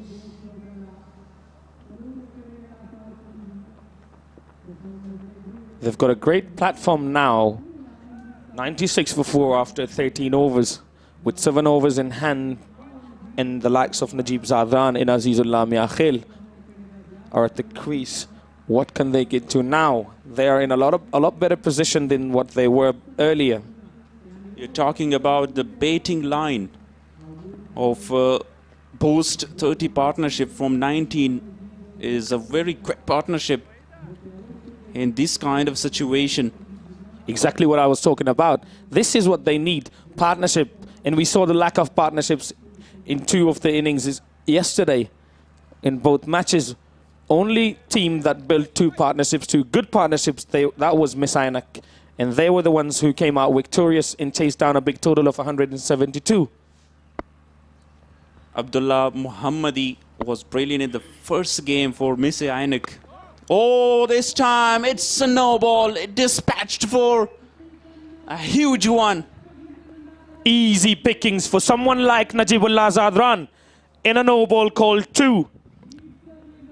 Free hit it is going to be. Will we see another biggie from him? Yeah, quickly the situation of the game has changed here after the arrival of Najib Zadran. With that 6, they bring up the team total to 100 runs. 133 on the board. 103 for 4 after still 13 overs. Remember, that was a no ball there. Free hit now. What can he do? He will go for a Yorker or a short one. This time a shorter, slow delivery. Clever mind used by Abdullah Muhammadi to beat a very strong hitter, Najib Zadran. Well deceived, well disguised. Very well bowled. Good comeback. Abdullah Muhammadi is bowling his third. His economy is not so good today. 12. Cuts it down.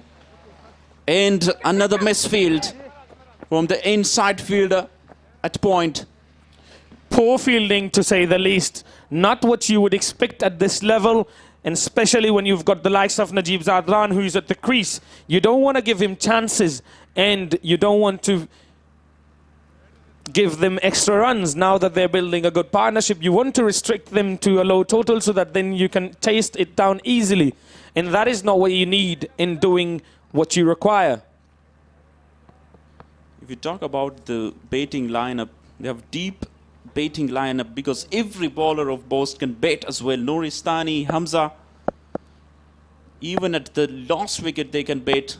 So we can expect some good 160-70 for sure. Another short ball pulled away for only a single by Miakhil. After that 6, the over is getting to be quite 2 singles after that no ball. Najibullah Zadran is on strike. He's looking for big shot. Lovely delivery once again. Good bowling. Najibullah Zadran, as we have come to have known him, he likes to play those big shots through the leg side.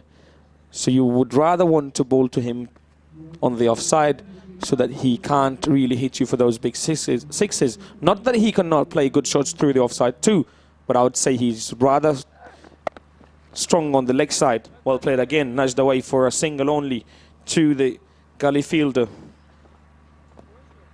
Yeah, great thinking from Abdullah Muhammadi. He's not giving any room.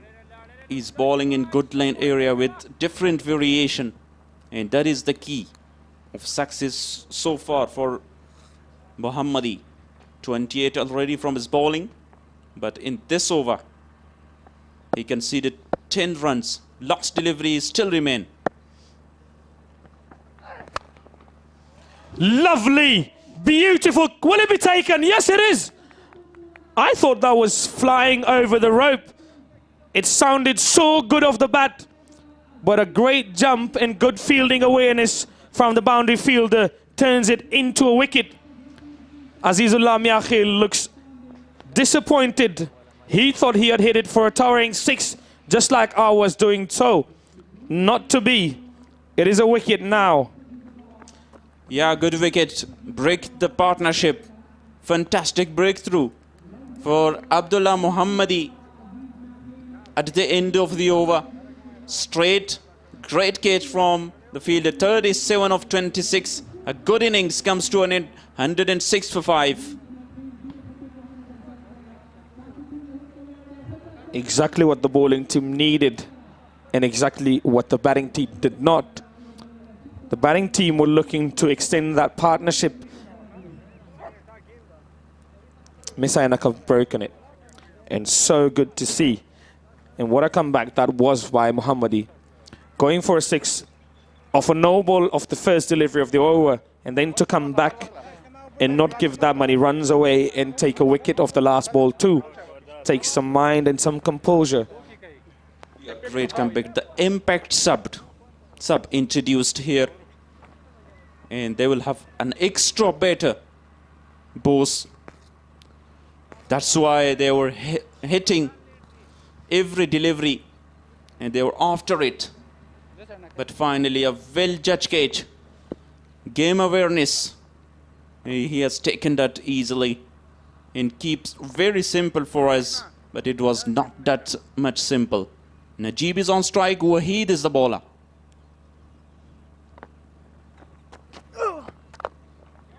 Well played. Straight to the fielder for only a single. A good matchup in my mind, Najibullah Zadran against Wahidullah, the young off-breaker. Right-handed batter.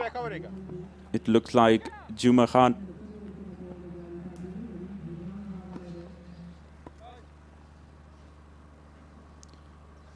Shirt number 13. And he will continue his partnership with Najibullah Zadran. Off the mark straight away with a single at long off. Wahidullah Zadran is bowling his final over. It's Sabir Hanif introduced as an impact. Beg your pardon. Najib Zadran is now dealing in the smashing that singles. He's very watchful against the likes of Wahidullah Zadran, who can bowl really well. He can turn it both ways. Quicker this time around, straight to the bowler. Very good bowling by Wahidullah. Mohibullah Hamraz out and Sabir Hanif comes in as an impact player. 4 deliveries so far are quite over, and a brilliant performance from Wahid with a great economy. And at this stage, after 15 overs, can they get to 160 or more than that? That would be a very good total on the board. The current run rate so far is 7.36. But they want to increase that at the end of the inning. They were going along so well with that partnership building for them between Aziz and Najibullah Zadran. Now that they've lost their wicket, what can we expect? Can they get to 160 to 170? Yeah, that is the total they will be looking for to get straight to the bowler once again. Najib Zadran is taking the responsibility to go till the end of the inning, because 5 wickets down. Last ball of the over and last ball of his quota for Wahidullah Zadran. Well bowled. Comes in. Big appeal. Umpire says no. 15 overs gone. 108 for 5. And we've got a change in the come box now. Yeah, very good bowling spell from Wahid Zadran. So Abdullah Sahak will continue with Ali Siddiqui in Pashto.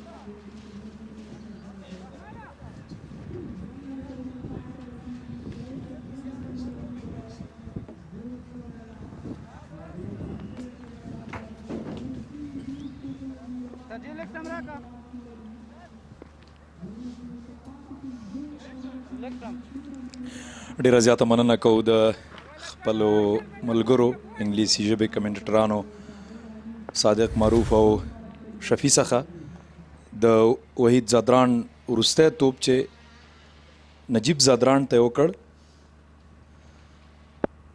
د آوټ غوښتنه وه خو لوبسار ویل چې لیګ سټمپ ته دی دلته د 14 اوور د توپ اچونې لپاره چټک توپ اچونکی محمدي انتخاب شوی دی علي صدیقي برا سره د دری ژبې کمنټري مخ ته وړي صدیقي صاحب خوش آمدید. تشکر آقای عبدالله سحاک. سلام به تمام کرکت دوستان و علاقمندان کرکت در ورزشگاه کرکت کندوز و اینم لحظه تکرار صحنه‌ای که ما شما می‌بینیم. اینم لحظه‌ای که کپتان تیم مس-e-Ainak اینجا کیچ بازیکن تیم بوست را به دست میاره. بالکل اجازه احمدزی و چې کیچ ترلاسه کړی و صابر حنیف عموما که وګورو صدیقي صاحب د ټاپ آرډر یا هم د پیل توپ وهونکی دی دلته په وروستیو کې یا هم هغه وروستي 15 اورونه چې د لوبې دي او د لومړۍ پاڼۍ دي دې لپاره د لوبډل مشر سره راغلی دی د دې دواړو ملګرتیا به وکولی شي چې بوس یو ښه هدف ته ورسوي او دلته لانګ آن طرف ته او کیچ آوټ یو اسانه کیچ ترلاسه شو او صابر حنیف خپله وکټ له لاسه ورکړه. صابر حنیف بازیکن تیم بوست در 2 دوش وقت خود را از دست میده. این بازیکن قسمی که همکارم گفت این بازیکن تاپ آرداره در این بازی من حیث امپکت وارد میدان شده. این هم صحنه تکرار بازی. تو به طرف لانگان میره، بازیکن اوجا قرار داره، با آسانی که وقت صابر حنیف به دست میآید. در 3 توپ صابر حنیف 2 دوش ساخت. خالد تڼیوال په لانګان کې یو ډېر اسانه کیچ ترلاسه کړ د عبدالله توپچونه ډېره زیات. بوست در شروع وکتای خود را از دست داد. میدل آردر این تیم رنزهای خیلی خوب ساختن و نجیب زدران بعد از او آمد در 21 تا 23 دوش ساخت. فعلا در حدود 4 اوری که باقی مانده نجیب زدران با حمزه میخواهد که رنزهای بیشتر به دست بیاره. در میدان کرکت قندوز جناب سحاق ما دیدیم بیش از 150 دوش اگر شما بسازین امکان پیروزی شما خیلی بیشتر است. همداسې ده دلته بیا هم لانګ آف ته لوبیږي. نجیب زادران به کوشش کوي تر څو تر وروستیو ودرېږي ځکه د ملي لوبډلې د چټکې توپوهنې مشهور لوبغاړی دی. که څه هم دا څه وخت د لوبډلې څخه لرې دی خو دغه سیالۍ کولی شي چې زموږ د ځوانو لوبغاړو تر څنګ دغه ډول تجربه لرونکي لوبغاړي هم فعاله کړي او د کارکردګۍ په نتیجه کې د ځلېدو په نتیجه کې لوبډلې ته راشي. دلته پوینټ کې بال لوبیږي کومه منډه نشته. ختم اوور 16 تیم بوست 112 دوش از 6 بازیکن خود را از دست داده. د کندوز کرکټ لوبغالي ته په کافي شمیر سره هیوادوال هم راځي چې تر څو دا سیالۍ له نږدې وګوري. معمولا په رسمي ورځو کې هیوادوال راتګ کمرنګه یي خو موږ دا 2 ورځې ګورو چې ګڼ شمیر هیوادوال او کندوزیان راځي او خپل اتلان له نږدې تشویقوي. نو که رخصت ورځي د جمعې ورځي نو معمولا هغه هیوادوال چې کار نه لري نو د سیالۍ لیدلو ته به ضرور راځي. بیا هم یونس د 3 ورځنیو سیالیو غوره لوبغاړی چې هلته د توپوهنې او توپچونې دواړو برخو کې ځلېدلی و، توپچونې لپاره انتخاب شوی او نجیب زدران بال ولوبو. یوه منډه جوړه شوله نو د حمزه او د نجیب زادران ملګرتیا اړینه ده خو په مقابل کې نسیم منګل چې په 2 اورونو کې 9 منډې ورکړي، یوه وکټ ترلاسه کړي، له دې نه وروسته به توپ اچونې ته راځي. نو یوه ښه مقابله به وي د توپ اچونکو او د توپ وهونکو. یونس زادران آلراوندر تیم مس-e-Ainak اینجا برای توپ اندازی آمده. یونس زادران بازیکنی است که در بازی‌های داخلی درخشش خیلی ویژه داشته.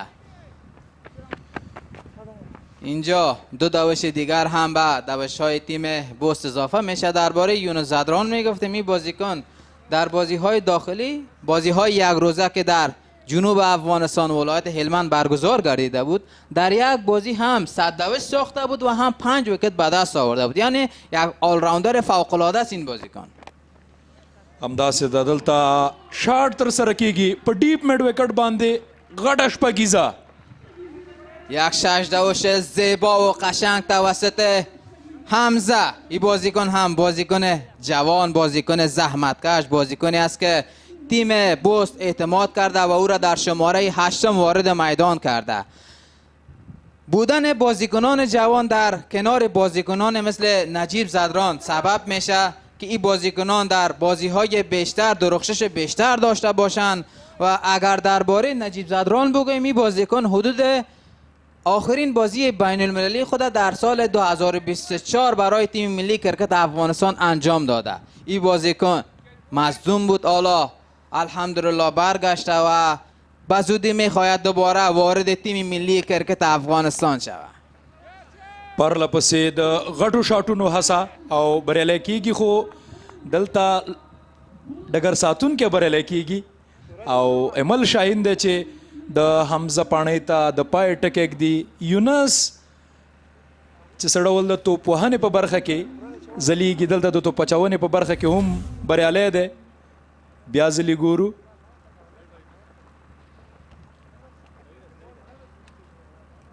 په لانګ آن باندې امل شاهین ولاړ او کیچ ترلاسه کړ. له دې وړاندې شپږیزه په ډیپ میډ وکټ باندې ترلاسه کړې وه چې هلته ډګر ساتونکی نه و. یونس زادران لیگ بریک بالر تیم مس-e-Ainak دومین وکت خود را در این بازی به دست میاره. این بازیکن با وجودی که سنگین تمام شده اما دو وکت خیلی مهم برای تیم خود به دست آورده که تیم مس-e-Ainak را تحت فشار قرار میده که رنزهای بیشتر نسازه. ببخشین تیم بوست را تحت فشار قرار میده تا رنزهای بیشتر نسازند. یونس زادران در 3.5 اوری که پرتاب کرده حدود 39 دوش داده، دو وکت خیلی مهم به دست آورده و عبدالله ترخیل این بازیکن تیز بالر است، در پهلویی که تیز بالینگ میکنه خوب توپزنی هم میتونه. همداسې د په وروستیو اورونو کې د عبدالله ترخیل غټې شپږیزې موږ ته دلته کټ او ډېره ښه ډګر ساتنه که څه هم د تړمین فیلډر په سرکل کې و او له دې سره 19 اورونه پای ته ورسېدل. 121 منډې بوس لوبډله لري، خپل لوبغاړي له لاسه ورکړي. وروستي 3 اورونه به ترسره کیږي. نو د عبدالله ترخیل غټ شاټونه موږ ته د ملي لوبډلې د پخواني لوبغاړي دولت زادران هغه یادونه تازه کوي چې د په ملي لوبډله کې په وروستیو کې غټ شاټونه ترسره کول. دا هم هغه ملګرتیاوې دي چې د بوس د لوبډلې د لوبغاړو ترمنځ نو اوږده ملګرتیا د عزیز میاخیل او د جاوید ترمنځ د 21 منډو، بیا د نجیب زادران او د عزیز میاخیل ترمنځ د 15 منډو.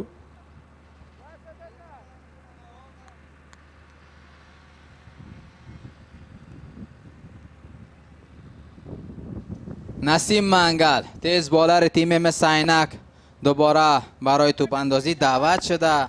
در زمین ما دو بازیکن با تجربه را میبینیم، نجیب زادران و نسیم منگل. دویل این دو بازیکن خیلی جذاب است.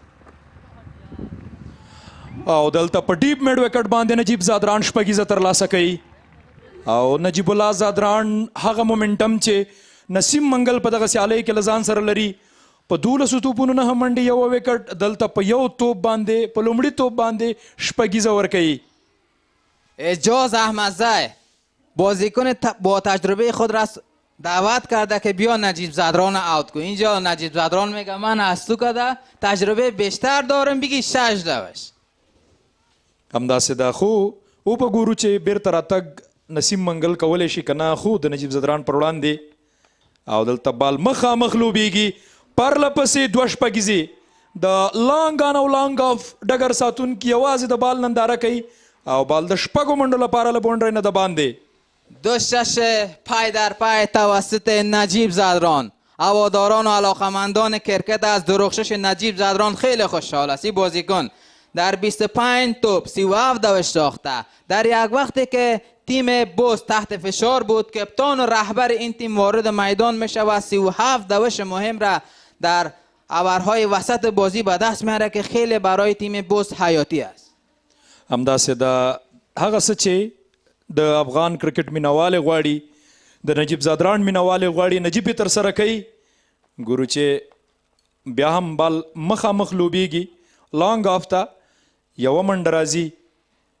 نو د نجیب زادران دغه حالت د افغانستان د کرکټ مینوال خوشحاله کولی شي، د نجیب زادران هغه ځانګړي مینوال خوشحاله کولی شي چې د بیرته په سیالۍ کې ځلیږي او د دغه ځلې دا پر مټ باندې به په نړیوالو ډګرونو کې د نړیوالو لوبغاړو او توپ اچوونکو پر وړاندې توپ وهنه ترسره کوي.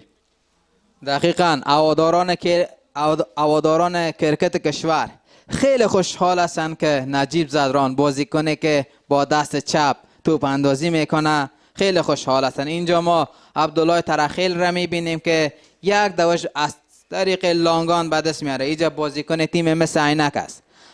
نسیم منگل در اورهای قبلی خود در 2 اور حدودا 9 توپ را داد بال کرده بود، اصلا دوش نداده بود.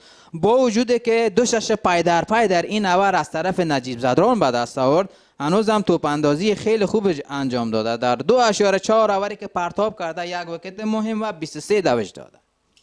همداسې ده په لومړیو کې پیچ اویشتنځای د چټکو توپ اچوونکو سره مل وي او دلته هم پراخ توپ د وایډ اشاره او د لوبسار فاروق لخوا نو هماغه څه و چې په مس عینک لوبډلې ټاس وګټه او خپله یې د توپ اچونې پرېکړه وکړله نو په سر کې ویشتنځای د توپ اچوونکو سره ملتیا کوله هماغه علت و چې بوست په لومړي سر کې یو څه کمې منډې جوړې کړلې خو په پیچ ریپورټ کې موږ ولیدل واورېدل چې که په دې پیچ باندې ویشتنځای باندې 150 160 هدف ټاکل کېږي دا به مناسب هدف وي.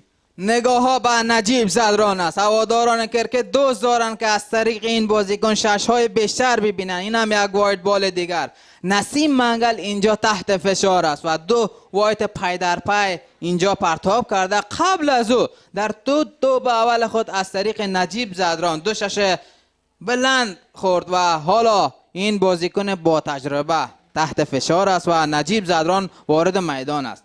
هوادارانی که در ورزشگاه حضور دارند اینها از نجیب زدران 6 دوش میخواین 4 دوش میخواین و درخشش او را این هم لحظه ای بود که بازیکن تیم mis-e-Ainak توپ واید پرتاب کرد. این هم یک توپ بلند دیگر به دست آمد که نجیب زدران نتوانست از آن دوش به دست بیاره.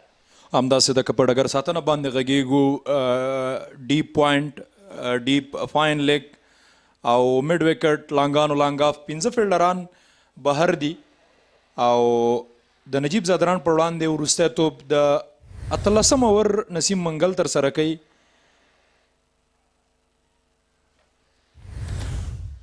در این بازی حدوداً 9-6 دوش به دست آمده و 5-4 دوش هم به دست آمده. بازیکنان تیم بوست فعلا ختم اوور میشه. در 138 دوش این تیم بازیکن خود را از دست داده و 2 اوور بازی باقی مانده. همداسې د لوبډل مشر اجاز احمدزی به د خپلو توپ اچوونکو په انتخاب کې دقت نه کار اخلي له ځیرکتیا به کار اخلي ځکه چې د نسیم منګل یو وروستی اور د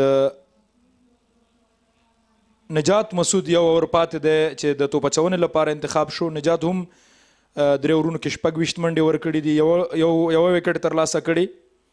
نو وروستي 2 اورونه به طبعا نجات دغه اور به نجات تر سره کوي او له ده وروسته به بیا هم نسیم منګل راځي ځکه دواړه کلیدي لوبغاړي دي د mis-e-Ainak د لوبډلې خو د نجیب زدران شتون به سیالۍ ته لا ښکلا ورکوي.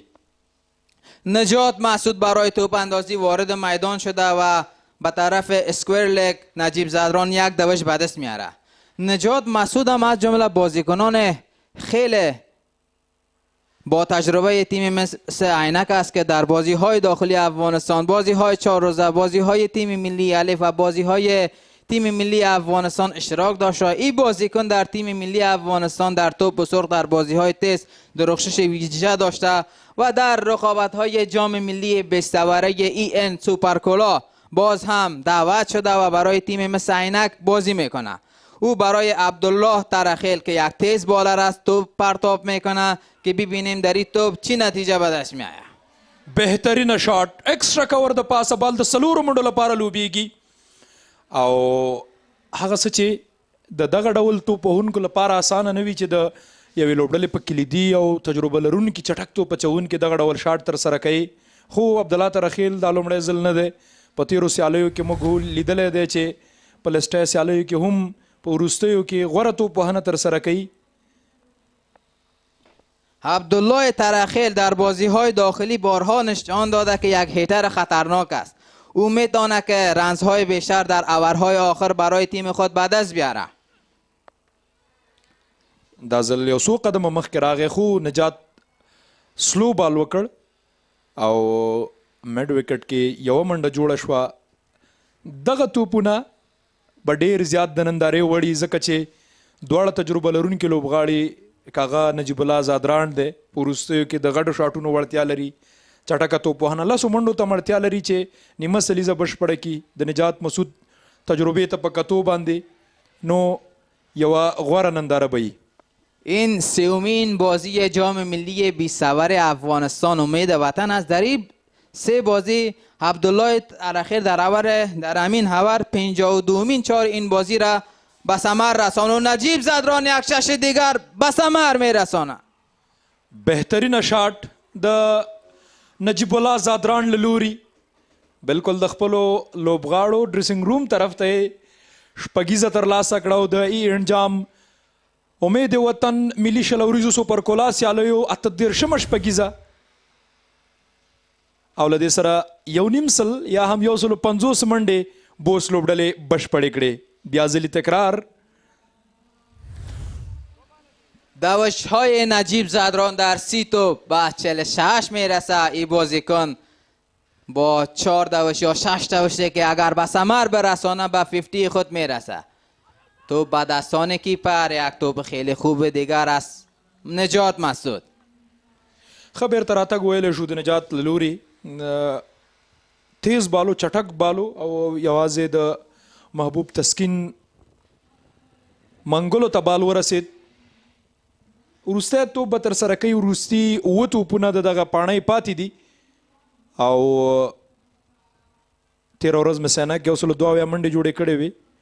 وبګورو په دغه 7 توپونو باندې که چېرته چټکه توپ وهنه ترسره کېږي نو څه ډول چې مس-e-Ainak تېره ورځ هدف ټاکلی و دا ځل به بوس مس-e-Ainak ته هدف ټاکی.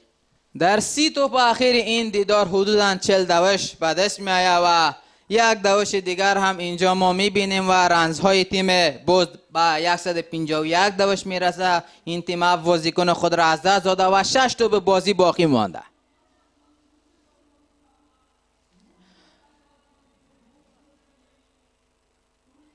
ضروری منډه نجیب الله زادران ترسره کړه. که څه هم د رن آوټ خطر پکې موجود و خو اړتیا ده چې په وروستیو شپږو توپونه مخه نجیب زادران وکړي. نسیم منګل به راځي په 13 اوور کې هم کافي منډې ورکړې خو د تجربې څښتن لوبغاړی دی او کولی شي چې ځان بچ کړي خو دا به هم یوه ښه مقابله وي د نسیم او د نجیب ترمنځ. دواړه لوبغاړي به هڅه کوي د خپلې لوبډلې لپاره لاسته راوړنې ولري.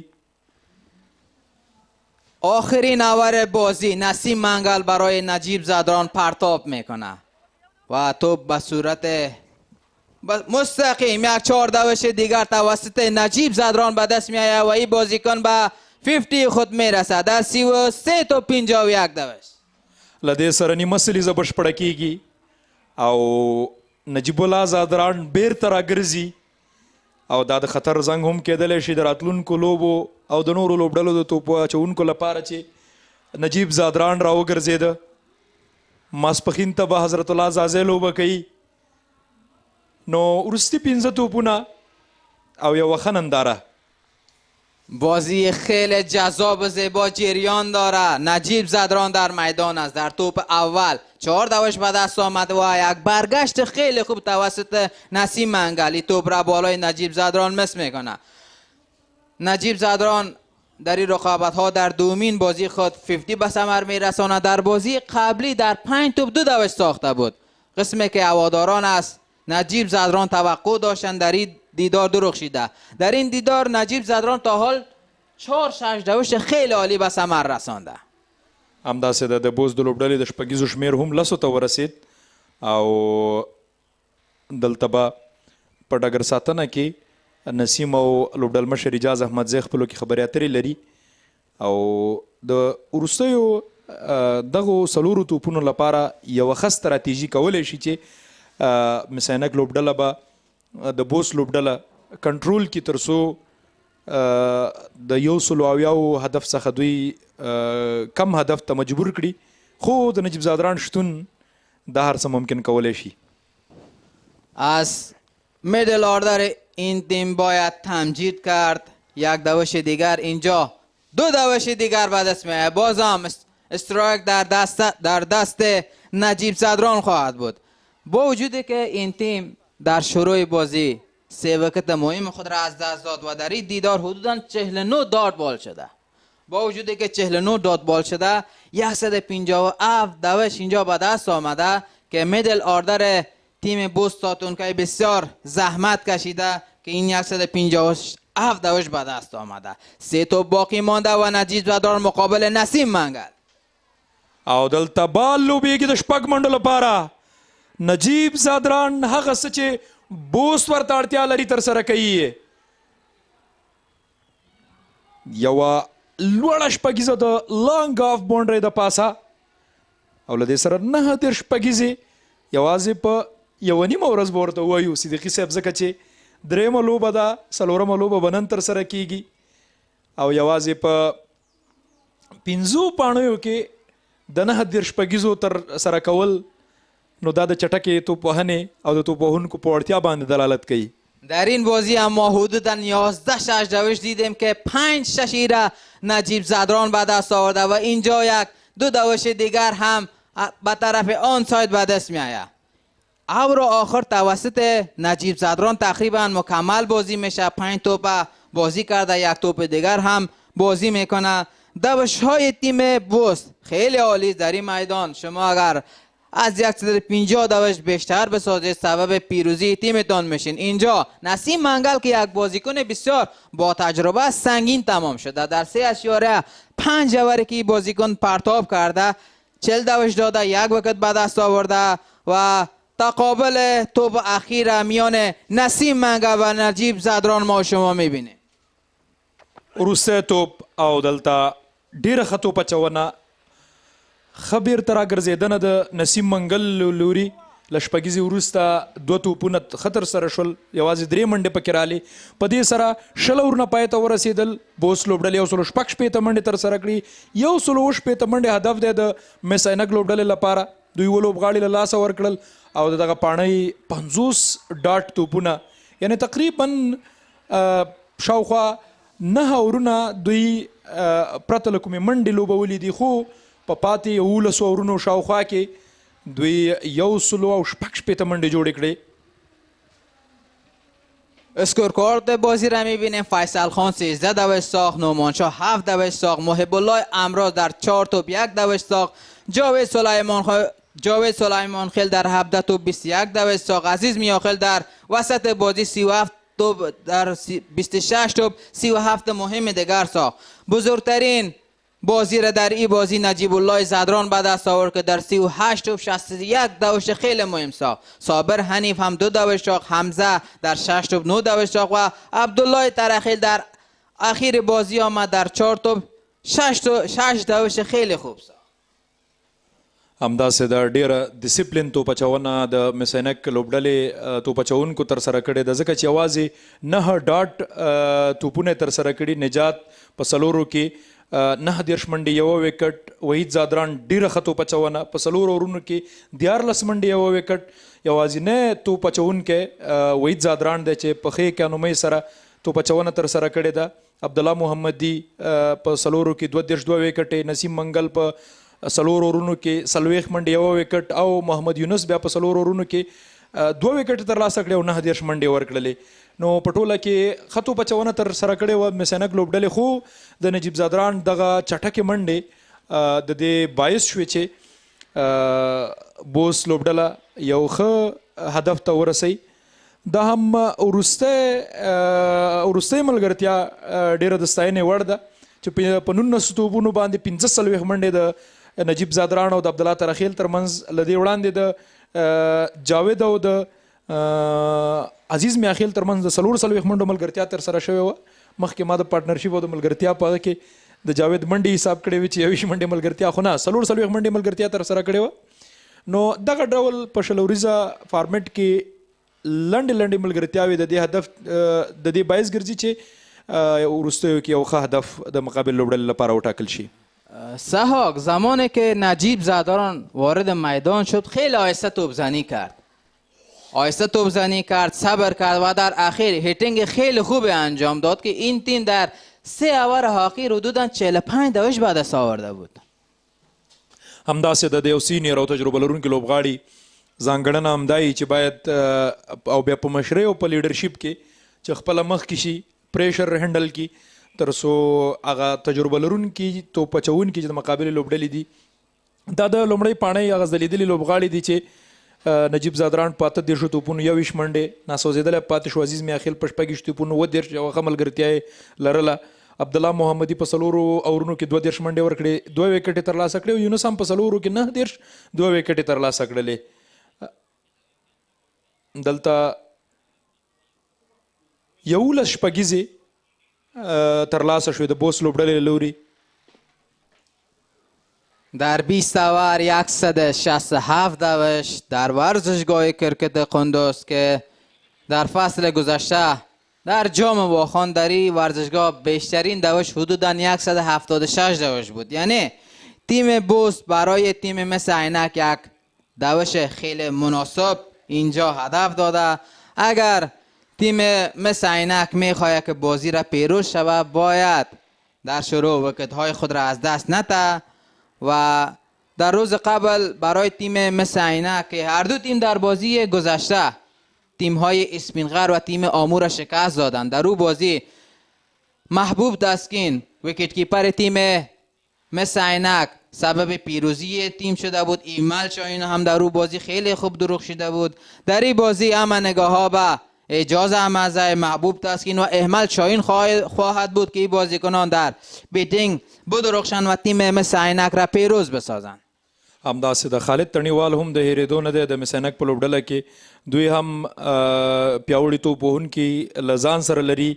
ضیاءالدین شریفي، اصغر اتل، احمل شاهین، محبوب تسکین، محمد یونس هغه لوبغاړي د اجاز احمدزي لوبډل مشر په ګډون چې ښه توپوهنه به ترسره کړي. خو په مقابل کې د عبدالله ترخیل، نصرت نورستاني، زیت الله شاهین، اجاز الحق د تېرې ورځې د ځلېدلي لوبغاړي او د لوبې د غوره لوبغاړي اجاز الحق نورزي نومونه د هېرېدو نه دي. د دوی په مقابل کې دغه توپوهونکي نو یوه ښه لوبه جوړولی شي، د نندارې لوبه به وي او کوشش به کوي mis-e-Ainak لوبډله چې هغه د بریاو لړۍ دوامداره وساتي او دغه لوبه کې هم بریا ترلاسه کړي.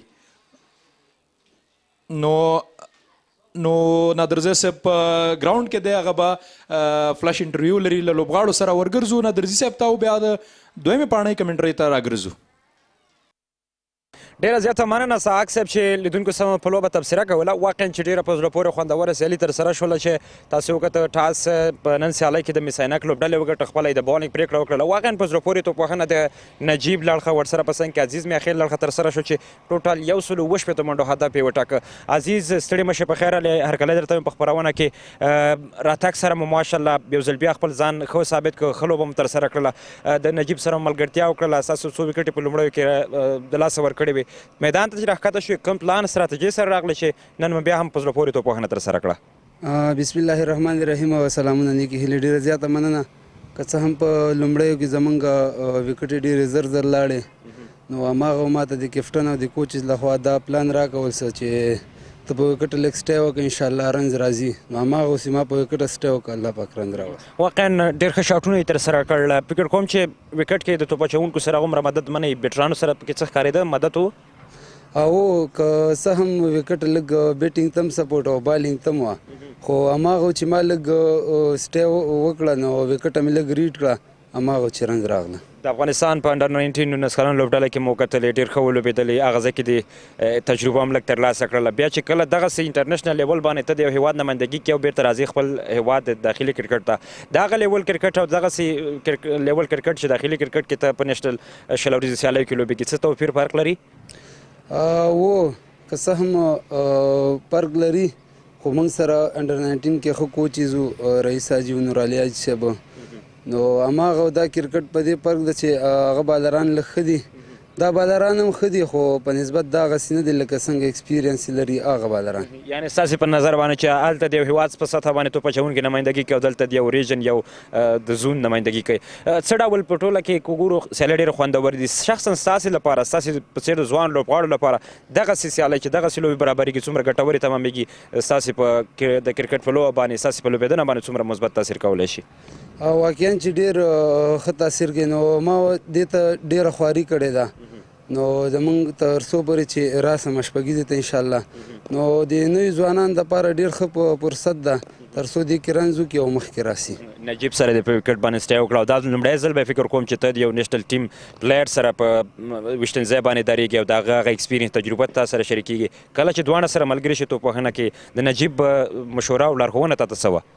نو هماغه ما ته ویلې چې هیډ سیکې سیده کوه، او لږ انشاءالله چې بال ته فوکس کوم مطلب انشاءالله رنز راځي هماغسې هماغه خبرې ما عملي کړې او رنز راغله 160 ټارګټ مو وټاکه فکر کوئ چې دفاع بیا کړی شي انشاءالله او موږ سره ښه بالران دي عبدالله ترخیل ده نصرت نورستاني ده همداسې نور حمزه ده انشاءالله بالران باندې باور لرم چې دفاع ونه کړي په دې هیله باندې تاسو ښه چانس ښه بخت ولرئ ډېره مننه ډېره مننه بالې درېندونکو عزیز میاخیل د افغانستان د 19 کلونو د ملي لوبډلې پخوانی لوبغاړی او دلته بیا د بوست لوبډلې د میډل ارډر بیټر ده چې نن یې د خپلې لوبډلې په ګټه باندې په 30 توپونو باندې 30 منډې جوړې کړلې چې په توپوهنه کې 3 شپږیزې یوه څلوریزه هم شامل واقعا د دغسې ځوانو لوبغاړو لپاره فرصتونه چې دي خپل ځان ثابتوي په لوبېدنه کې او ډېر ښه لوبېږي یعنی دا د ځوانو لوبغاړو لپاره یو بهترینه فرصت دی او خوشحاله بیا په دې چې په افغانستان کې دغسې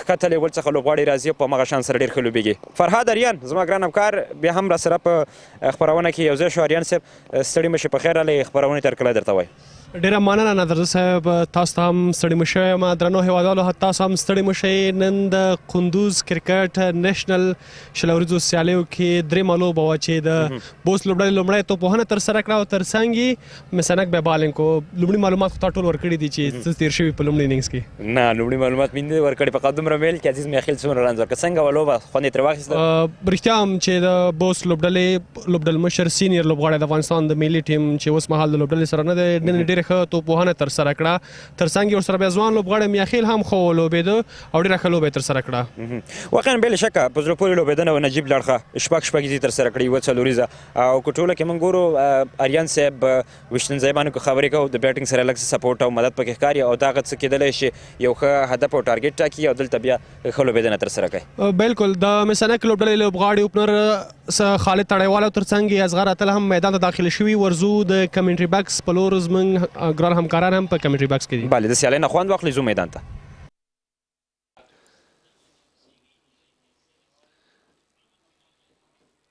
وبګورو چې دغه دواړه لوبغاړي څه ډول لوبه ترسره کوي وړاندې بوست لپاره نجیب زدران ډېره بهترینه لوبه وکوله انجري تېره کړې وه هغې نه وروسته ډېر ښه راستون شو سټرایک ته مخامخ توپوهونکی خالد تڼیوال په سټرایک باندې ښکاري ما سره زما د څانګ همکار اسحاق صاحب هم راسره دی اسحاق صاحب ډېر په خیر راغلی ستړي مه شئ ډېره زیاته مننه تسل صاحب تاسو ته هم ښه راغلاست دواړه لوبډلې ډګر ته راغلې د سیالۍ او لوبډلمشر نجیب زادران د خپل لومړي اور توپ اچوونکي عبدالله ترخیل سره په خبرو اترو بوخت دی دوی به هم پلان او ستراتیژي لري دغه 160 منډو هدف لپاره د انجام امید وطن ملي شل اوریزو سوپر کولا سیالیو د درېیمې لوبې پچه میس-ایانک ګټلې وه او د توپ اچونې پرېکړه یې کړې وه بوس د نجیب زادران د 160 نه سوځېدلو او چټکو منډو پر مټ 160 منډې ترسره کړلې او د 160 منډو هدف یې وټاکه د میس-ایانک لوبډلې د توپ وهونکو ته په کتو دغه هدف مناسب دی او دوی که چېرته له ځیرکتیا کار واخلي نو دومره سخت هدف نه دی خو په مقابل کې د بوست لوبډلې توپ اچوونکو ته که وګورو نو یوه ښه مقابله به وي ټف ټایم به ورکوي ضرور د میس-ایانک لوبډلې ته د دوی سوکه توپ اچونه د دوی چټکه توپ اچونه هغه څه دي چې د یوې شل اوریزې لوبې هغه ټولې اړتیاوې چې یوه لوبډله لري هغه دواړه لوبډلې له ځان سره لري محبوب تسکین اجاز احمدزی ضیاءالدین شریفي خالد تڼیوال اصغر اتل ایمل شاهین هغه نومونه چې میس-ایانک لوبډله به ضرور ورته هیلې لري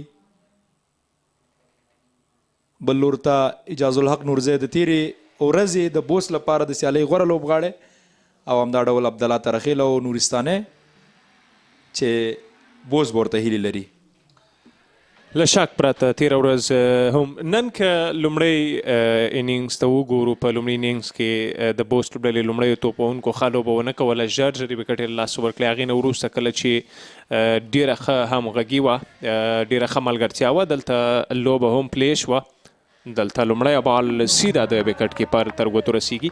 دوی لومړیو کې کله چې لوبه پیل کړه ژر ژر یې وکټ یې له لاسه ورکولې. هغې نه وروسته نجیب ډېره ښه لوبه وکوله، ورسره لوبغاړي چې راتلل ډېر ښه په وکټ پاتې کړل. او مس-e-Ainak لوبډلې هم 13 ورځ لومړیو کې خپلې وکټ یې ژر ژر له لاسه ورکړې. هغې نه وروسته کرامت او همداشان د محبوب تسکین ترمنځ ډېره عالي ملګرتیا وشوه. او هغې نه وروسته بیا ایمل شاهین ډېره په زړه پورې او چټکه لوبه وکوله، د خپل لوبډلې په ګټه وتوانېده چې لوبډله تر بریا ورسوي. دلته بهترینه بال د عبدالله له لوري بیا هم دوه پرله پسې ښکلي توپونه د ترخې له لوري له یو سلیپ سره توپ اچونه ترسره کوي.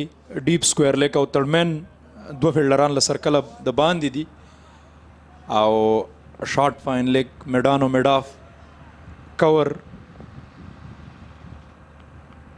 پوینټ دغه فیلډران دي چې په سرکل کې دي. او شارټ پچ توپ بال لوبیږي آن سایډ ته او لومړی منډه د دوهمې پاڼۍ اصغر ترلاسه کړه.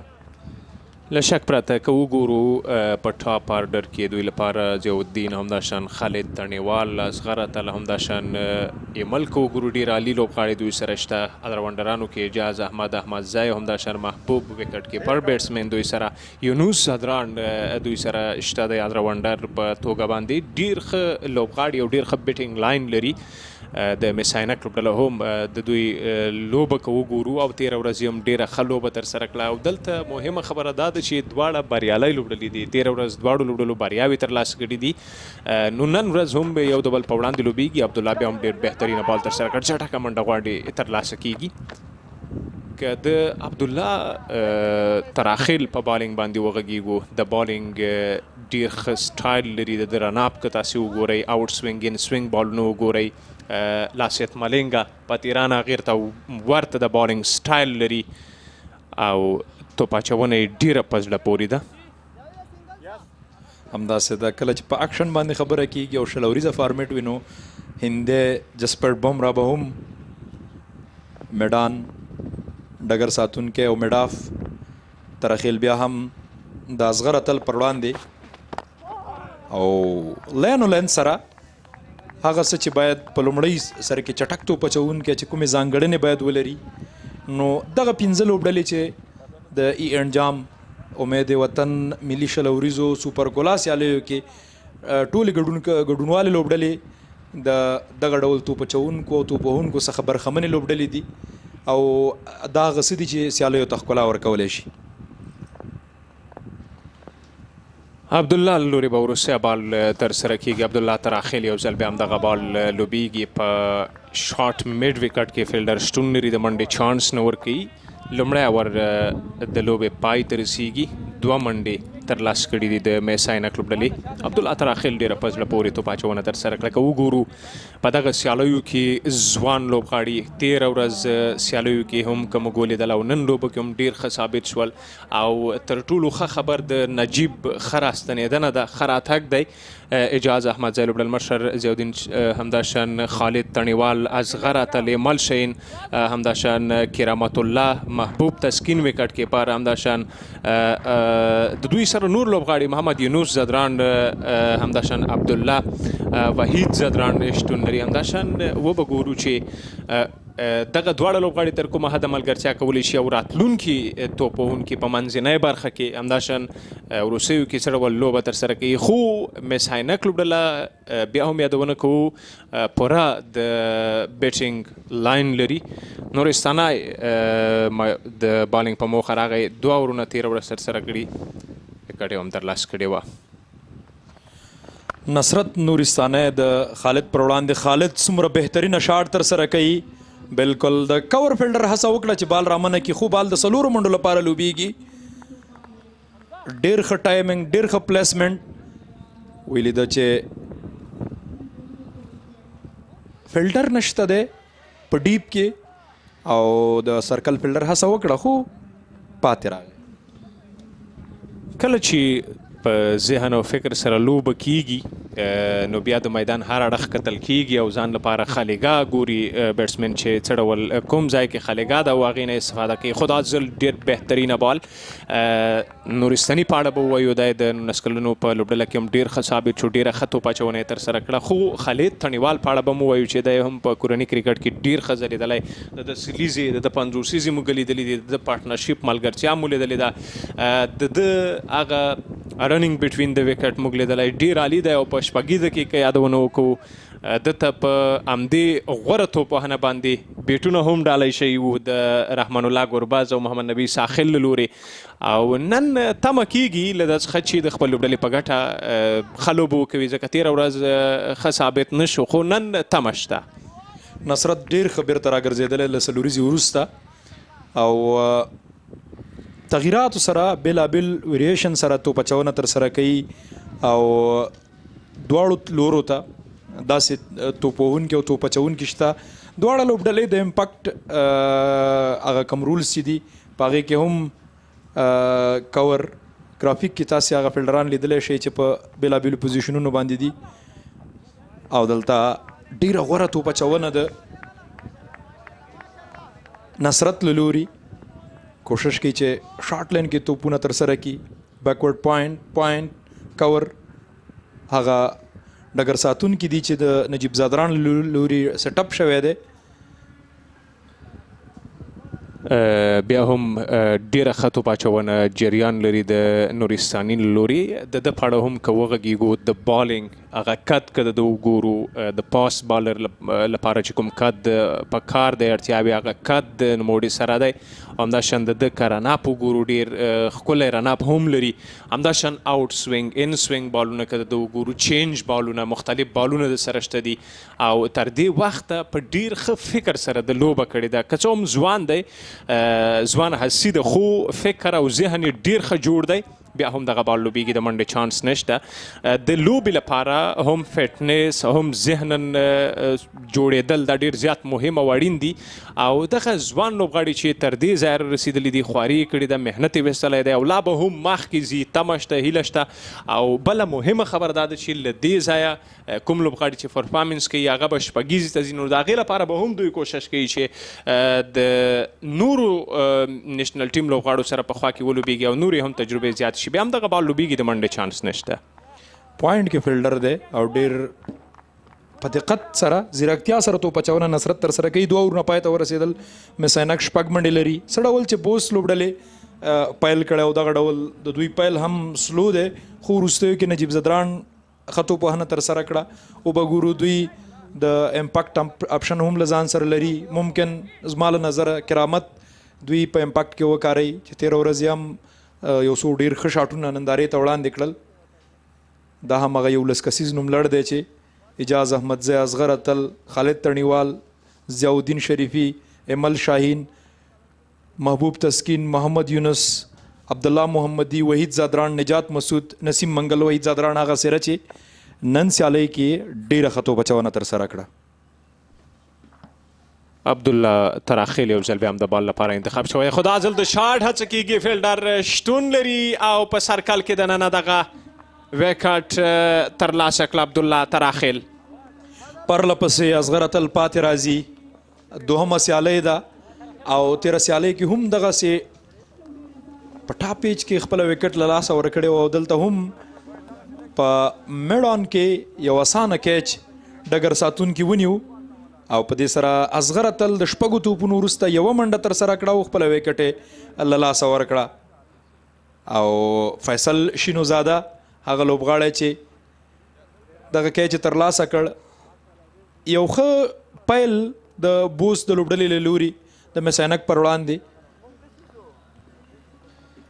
د نجیب لوبډل مشري هم د سایلو ده، ځکه بیا هم له دغه اینډ څخه د عبدالله تراخیل انتخابول استعمالول په بالینګ کې ډیر ښه او ډیر ښه ثابت شول. تېره ورځ هم د لوبډل مشر کې ډیره ښه توپ اچونه ترسره شوه.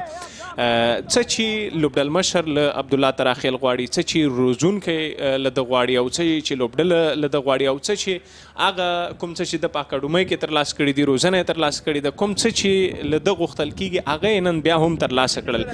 لاین او لین سره توپ اچونه، په ذهن فکر سره توپ اچونه، دا هغه څه دي چې دی وتوانېده یوه مهمه وکټ په دې مهم وخت کې ترلاسه کړي، نو لا هم خپل بالینګ ته دوام ورکوي. همداسې د یادونې وړ ده چې د بوست لوبډلې د روزونکو په ډلګۍ کې د افغانستان د کرکټ د بنسټګرو له ډلې تاج ملک عالم شتون لري. واو څومره بهترینه توپ اچونه، چټکتیا سره هغه څه چې د افغانستان کرکټ ورته اړتیا لري، چټکه توپ اچونه او د یو سلیپ سره توپ اچونه ترسره کوي. د تړمین او د فاین لیګ فیلډران یوازې د سرکل نه بهر دي او نور په سرکل کې دي. بیا هم نجیب زدران په ډګر ساتنه کې تغییر راولي، د ډیپ فاین لیګ فیلډر یې ډیپ سکویر لیګ ته، او همدا ډول د شارټ میډ وکټ فیلډر یې د سلیپ لپاره 2 سلیپو سره دا ځل توپ اچونه ترسره کوي. عبدالله تراخیل دویم سلیپ هم زیات که د شارټ میډ وکټ فیلډر یې د دویم سلیپ په توګه باندې ضیا شریفي ته انتخاب کړ. بیا هم په ډیر ښه ځای کې دغه بال ترسره کړ، د منډې چانس نه ورکوي. د نجیب له لوري بار بار نوموړي ته مشوره ورکول کیږي او د سینیر لوبغاړو شتون له ځوان لوبغاړو سره ډیر زیات مهم او اړین دی. او څه چې ځوان لوبغاړو ته پکار دي د سینیر لوبغاړو څخه کومې تجربې چې دوی اخیستې دي په دغه روانو سیالیو کې، همغه رقم ته بالینګ دوی ترسره کړی دی، همغسې دوی مخکې تللي دي او بریالي هم دي. عبدالله تراخیل تاسې وګورئ څومره عالي توپ اچونه کړې دی، 1.3 اورونو کې د یوازې 2 منډې ورکړي دي او په وکټ اخیستو باندې هم بریالی شوی دی. او که دغسې بالونه ډاټس کېږي میس کوي، نو دلته یو څه مخکې بال ترسره کړ وایډ اعلاني کې د لوبسار له لوري. همداسې دا که وګورو د نجیب الله زدران لوبډل مشرۍ ته هر بال ته دا پلان جوړوي، ډګر ساتنه کې تغییر راولي. تیر بال د 2 سلیپونو سره، دا توپ د یو سلیپ سره، کوم پلان چې توپ اچونکی د ده لري هغه یو بل سره شریکوي او د همغې مطابق باندې ډګر ساتنه انتخابیږي. نو د ډیپ سکویر لیګ فیلډر بیرته ډیپ فاین لیګ ته لاړ، اما تړمین فیلډر په خپل ځای باندې دی او د دویم سلیپ فیلډر په شارټ میډ وکټ کې شتون لري. ضیاء الدین شریفي مخه کوي د عبدالله تراخیل او بال لوبیږي او فاین لیګ کې فیلډر شته او یوه منډه جوړي. بالکل که تاسې وګورئ د فاین لیګ کې د ځان لپاره فیلډر ډیپ کړی و د ده لپاره. کله چې د فیلډینګ مطابق توپ اچونه ترسره کیږي نو نتیجه به هم ډیره ښه او مثبته وي، ځکه تاسې ولیدل هغلته چې شاټ ترلاسه شو یوازې یوه منډه ترلاسه کیږي. نو کله چې د فیلډینګ مطابق توپ اچونه وي حتما د منډو راتګ به ستونزمن وي، خو دوی دواړه به هم هڅه کوي چې ملګرتیا وکوي، ځکه یوه مهمه وکټ دوی له لاسه ورکړي ده، ډبل سنګل منډې به ترلاسه کوي، لوز بالونه به استفاده کوي. کله چې د ښه بال احترام وشي نو منډې راتګ بیا اسانه دی. او ډیره ښه توپ اچونه، که څه هم د غټ شاټ اراده وه د خالد تڼیوال، خو دلته د مس-e-Ainak د لوبډلې په څیر د بوست لوبډله هم د بالونو په مس کېدا باندې بوخته ده. مس-e-Ainak لوبډلې 50 توپونه په لومړۍ پاڼۍ کې مس کړي ول او دوی تر دم غړۍ باندې د 14 توپونو په شاوخوا کې دوی توپونه مس کړي دي. او د خالد تڼیوال درېدل په وکټ باندې او وروستیو کې د فینش دپاره د ایمل شاهین شتون هغه څه دي چې هیلې ورکولی شي مس-e-Ainak لوبډلې ته، خو د اجاز نورزي شتون د بوست لوبډلې لپاره اړین دی. بیا هم دغه بال لوبیږي، فیلډر ځان رسوي، یوه منډه د دویمې چټکې منډې لپاره هڅه کیږي، دویمه منډه هم په اسانۍ سره ترلاسه کړه. دلته د لوبې دریم اور هم پای ته رسیږي. مس-e-Ainak لوبډلې 10 منډې ترلاسه کړي دي، یو لوبغاړی دوی له لاسه ورکړی، هغه مازغر اتل و چې د عبدالله له لورې په کیچ آوټ سره فیصل کیچ ترلاسه کړی و، دغه لوبه پای ته ورسېده.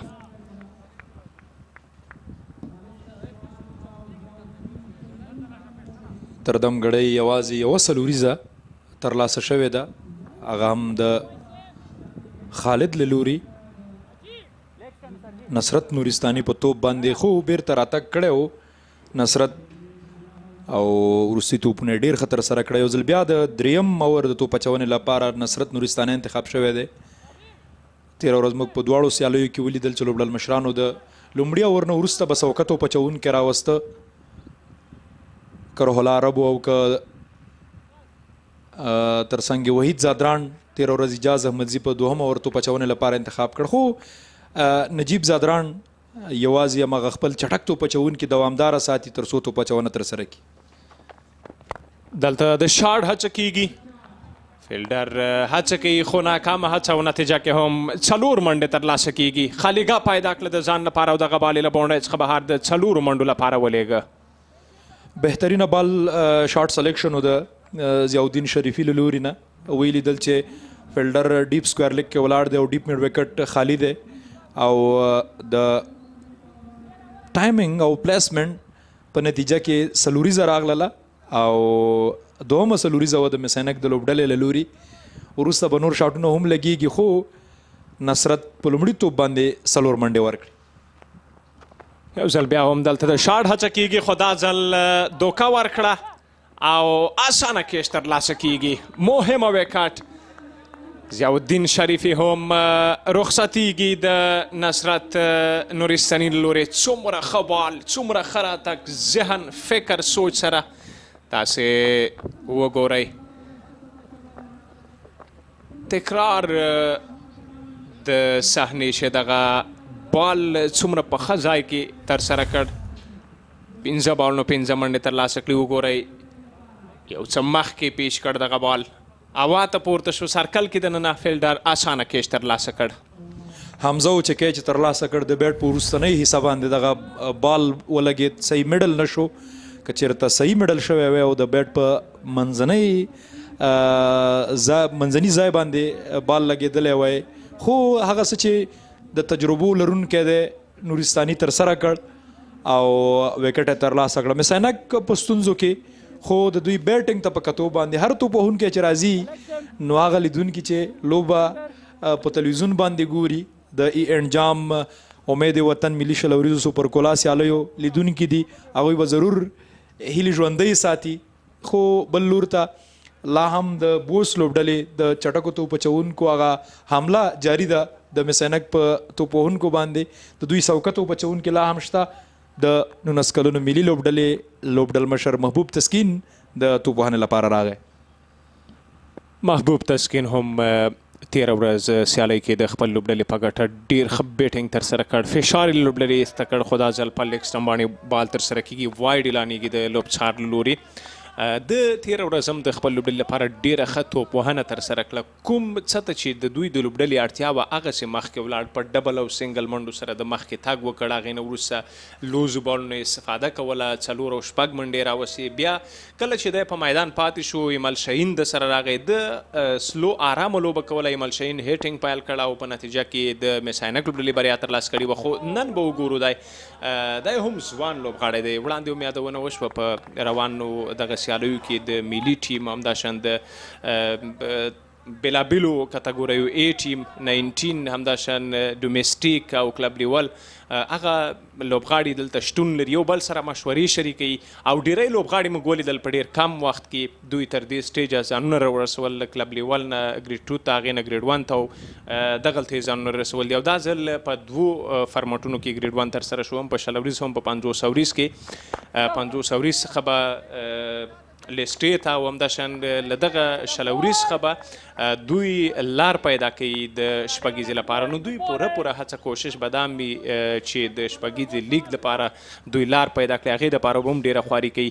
خو دا ځوان لوبغاړي دي، باور پې شوی، باور پې کېږي او په خپلې خوارۍ سره تر دې ځای رسېدلي دي او لرې نه ده چې همدغه ځوان لوبغاړي به په شپږیزه کې هم ډېر لوبغاړي موږ وګورو او ډېری نوي لوبغاړي دي چې نن دلته موږ یې ګورو. دا ولې چې دوی خواري کړې ده، زحمت یې ویستلی دی او په فکر او ذهن سره یې لوبې کړي دي. همداسې د 5م توپ لوبېږي او دلته په ډیپ سکویر لیګ کې خو 2 منډې جوړېږي. د ډیپ میډ وکټ ډګر ساتونکي هغه هڅه د ستاینې ده چې ډیپ سکویر لیګ ته ځان راورسو او ښه ډګر ساتنه.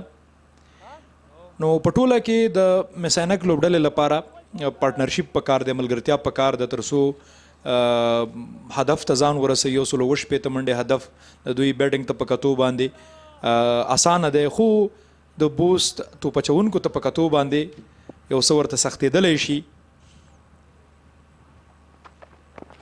وروستی توپ او دلته د رن آوټ خطره شته خو دواړه توپ وهونکي خپلو ځایونو ته رسیږي دلته ور هم پای ته رسیږي 4 اور وروسته 19 منډې د 2 وکټو په تاوان مس-e-Ainak لوبډلې ترلاسه کړي دي ریکوایر 9.25 ته لوړ شوی د دوی لپاره 2 اورونو کې نورستاني 14 منډې ورکړي 1 وکټ ترلاسه کړي او عبدالله هم په نن سیالۍ کې 1 وکټ ترلاسه کړي ده دواړه چټک توپ اچوونکي نن توانېدلي دي د بوست لپاره چې د مس-e-Ainak لوبډلې 2 لوبغاړي له میدان رخصت کړي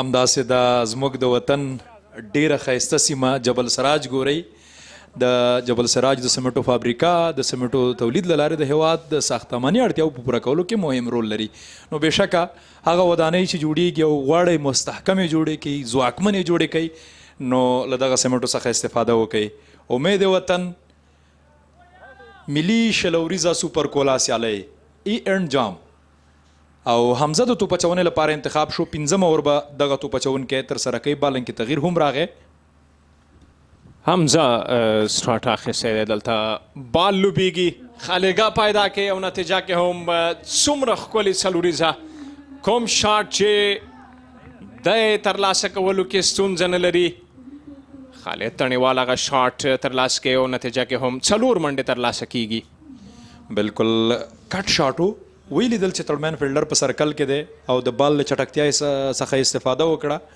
او په لومړي توپ باندې ښه راغلاست ویلې حمزه ته چې ښه راغلاست دوهمې لوبې ته ځکه تېره ورځ هم حمزه لوبه ترسره کړې وه یوه ښه مقابله به وي د دغو توپ وهونکو او توپ اچوونکو او یو ځل بیا په هماغه ځي او هماغه شاټ او بال د 4 منډو لپاره له شک پرته بیا هم کټ کړ دغه بال او نتیجه کې 4 منډې ترلاسه کیږي دلته د تھرډ مین فیلډر په سرکل کې دننه او نتیجه کې هم 4 منډې راغلي خالد تڼیوال که په وکټ پاتې کیږي ملګرتیا کوي له تسکین سره نو د مس-e-Ainak لوبډلې لپاره به بریا ترلاسه کول ستونزمن نه وي خو دلته د نجیب لوبډل مشري هم د سایلو د بار بار مشوره ورکوي بالر ته چې باید څه ډول توپ اچونه ترسره کړي خو خالد تڼیوال که وګورو روانه لوبه کې تر دې وخته ډېر ښه روان دی مخکې 14 بالونو 18 منډې ترلاسه کړي دي دا هم ځوان لوبغاړی دی خو دا ځل ډېر ښه راتګ ډېر په زړه پورې بال لاین او لین سره د خالد تڼیوال په اړه که ووایو د شارټ سلیکشن رننګ بټوین د وکټ همداشان انتخاب د شاټونو ډېر په زړه پورې او ډېر عالي دی او ډبل او سنګل منډې ډېرې په ښکلي انداز او ډېرې ښې ترلاسه کوي او په ذهن سره لوبه کوي خالګا د ځان لپاره ګوري وړاندې 2 څلوریزې ترلاسه کړي هغې نه وروسته بال مس کیږي همداسې د هغې څلوریزې وروسته نجیب مجبور شو چې تھرډ مین ته فیلډر بهر کړي او هماغه فیلډر چې تھرډ مین ته بهر دلته ډګر ساتنه کوي خو 2 چټکې منډې جوړیږي د زیرک لوبډل مشر ځانګړتیا هم دا ده چې که یو ځل یا 2 ځل غلطۍ ترسره کیږي که هغه د توپ اچوونکي لخوا یا د ده له لوري خو بیرته د ریکورۍ لپاره او د جبران لپاره باید پلان موجود وي هماغه څه و چې د تھرډ مین فیلډر یې بهر کړ او خپل توپ اچوونکي ته وویل چې په ډاډه زړه باندې توپ اچونه ترسره کوه دلته ښه هڅه کړې وه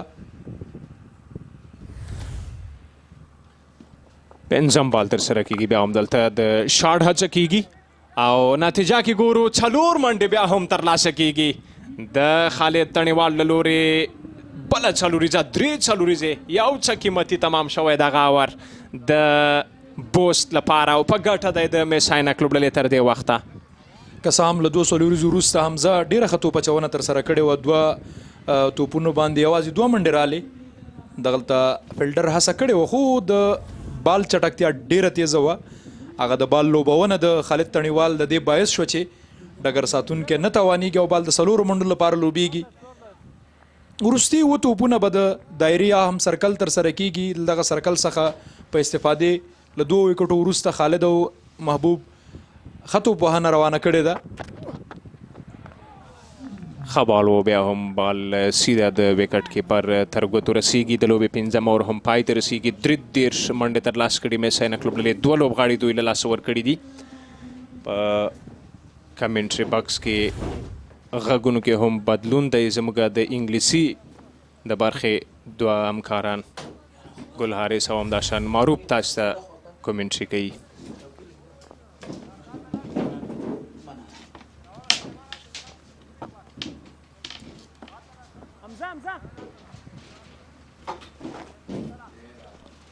Thank you very much, Mr. Tassel. And right now, 5 overs gone, 33 on the board for loss of 2 wickets. The second innings in progress, and this will be the last over of the power play.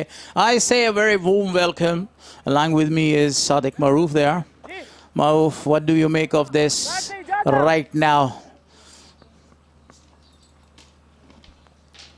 Thank you very much. 33 for 2 after 5 overs. They're going along really well. I think Khalid Taniwal holds the key for the chase. A very young, talented batsman. For the very first time, the spinner is introduced in this innings. Zatoon Shaheen, a very promising one there for Afghanistan's future. Wanted to go for a big one, couldn't connect it properly. Only a single is taken. I think they will not go for the second one. Great piece of fielding there, a diving save.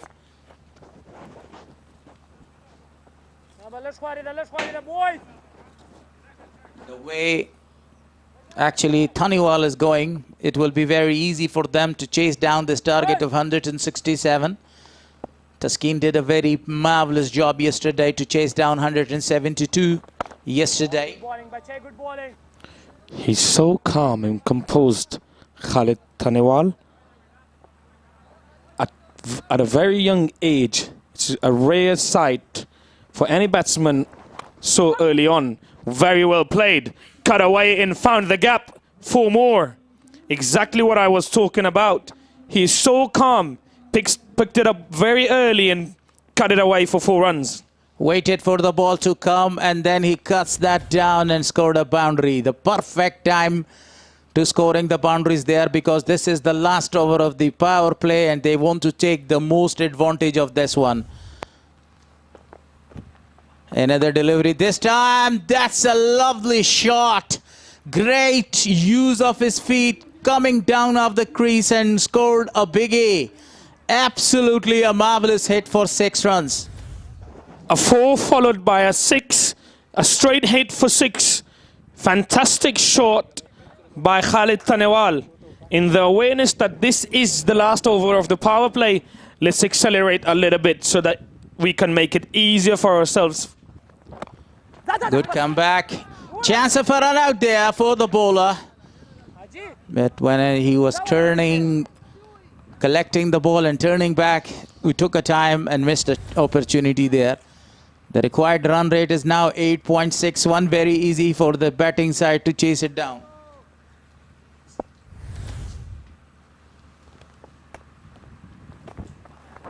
Now! Another good delivery. Zaitullah himself went there and fielded the ball. End of the over. And with that, the power play number 1 ends. 6 overs, 46 for 2. That was very expensive over with the help of number of the boundaries. They scored 17 runs of that over. Right now, if we talk about the power play highlights, see 2 wickets lost during that one. That was the first one. The ball was erected in the air. Simple catch. 46 for loss of 2. Some beautiful shots we have seen. Some beautiful cuts as well. Waited for the ball and cut that ball amazingly. Khalid Taniwal has held the key throughout the power play for the team as he has scored 35 of 22. Now another spinner is given the opportunity to bowl from the another end there, not the pavilion end.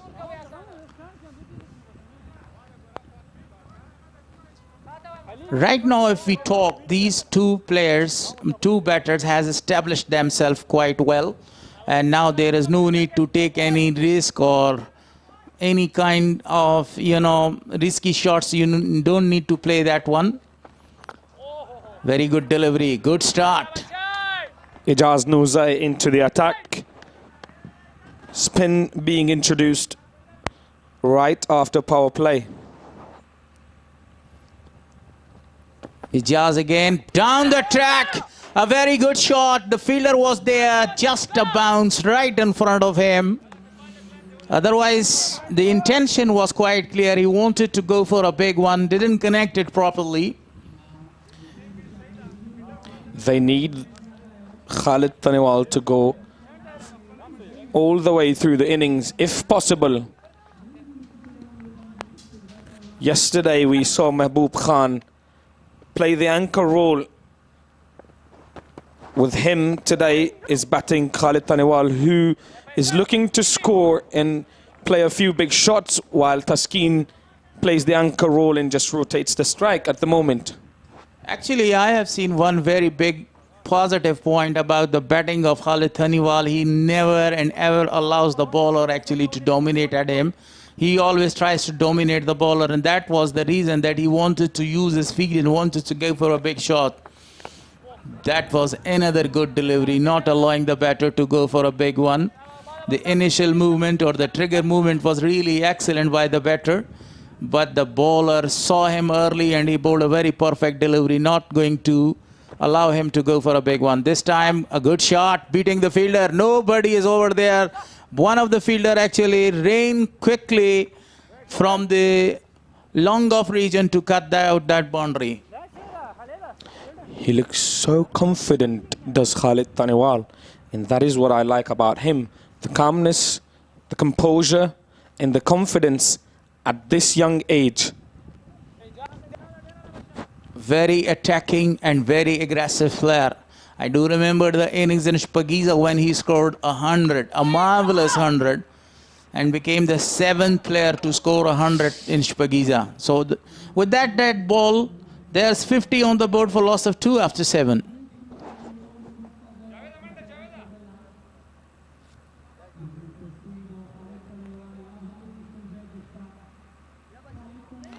.36 of 22. The current partnership between Mahbub Khan and Khalid Taniwal, with Taniwal being the aggressor. He's opened the innings, is still out there, and Mis-e-Ainak will be hoping that he stays out there. He needs to carry his bat till the end to win the match for his side. They have already 2 points in the points table. That was a very good delivery, very well played as well, and just single is scored. No need to go for a risky second one. Another young prospect left arm off spinner introduced. 2 spinners from both ends are operating, and they are doing a very good job so far, even though Shaheen was a little expensive in his first over. But these 2 deliveries gave him a lot of courage and motivation as well to bowl in the same area. Khalid Taniwal now. Oh, bowling, yaar, bowling. Very well bowled again. Keep dot, bache, keep dot. Support bakawu. If we talk about these matches, 5 matches, 3 matches played so far, that's the 3rd one, and that is another good delivery. This time right in the 4th and the 5th stump, didn't allow the batter to go for a shot. He's so clever with his deliveries, is Shaheen. Well bowled again. Another dot ball. Good comeback after having gone for some runs in the first over. Yeah, 13 runs he conceded in his first over, and now only 1 single which was taken in the first ball. 4 consecutive dot balls. This will be the last ball. A proper delivery down his legs there. A single is taken, but still a very good over comes to an end. 52 on the board for loss of 2 after 8. A good comeback for Shaheen. Having given 13 in the first over, like you said, now he gave away only 2. Talk about the points table. Bost region right at the top with the 2 points. A very big victory, chasing the target of 171 yesterday.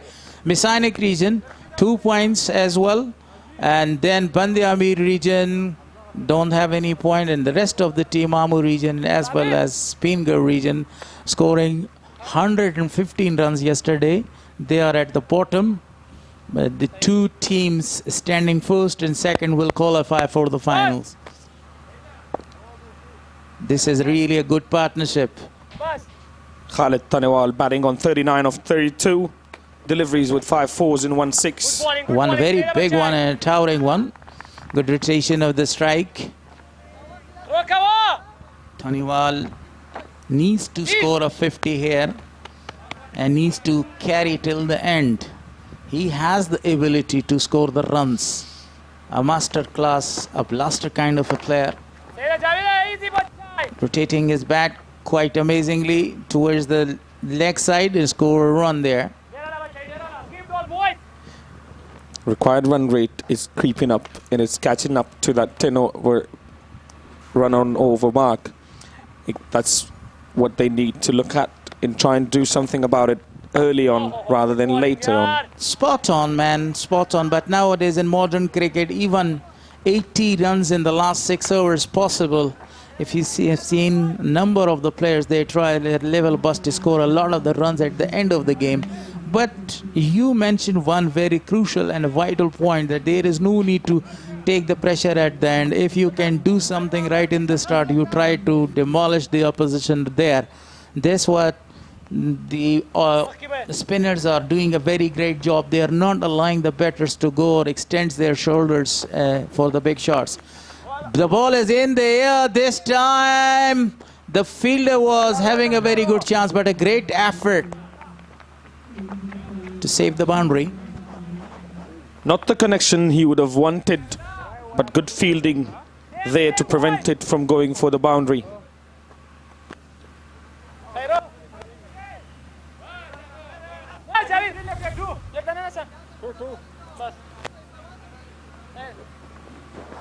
Outstanding captaincy by Najib Zadran, putting all of his experience there to take the advantage of that experience.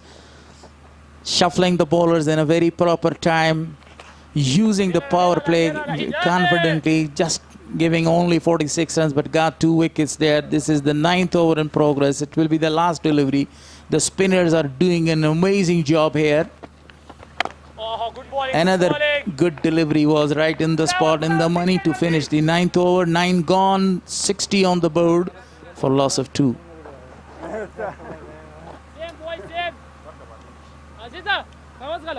59 on the board for the loss of 2 after 9 overs. Mis-e-Ainak are chasing 167. It seems as if they've slowed down. And this was exactly the point where Bost region also slowed down. They had scored a lot more than what Mis-e-Ainak did in the power play region. Bost region was 1 run ahead and 1 wicket down at the same time. But the runs matter, you know, because they were 60 for loss of 3 and here 59 for loss of 2. The spinners continues. He's bowling the 10th over of the innings. Shaheen. Oh, good bowling, Bachai. And that was a very good delivery, reading the movement of his feet quite amazingly, and he bowled a perfect delivery, not allow the batter again to go for the big shot. 27 dots so far in the innings. Good diving effort by Shaheen of his own bowling. Taskeen needs to help out Khalid at this stage. Yes, they are trying to build a partnership, but in doing so, you've got to remember that you've got to score and score consecutively.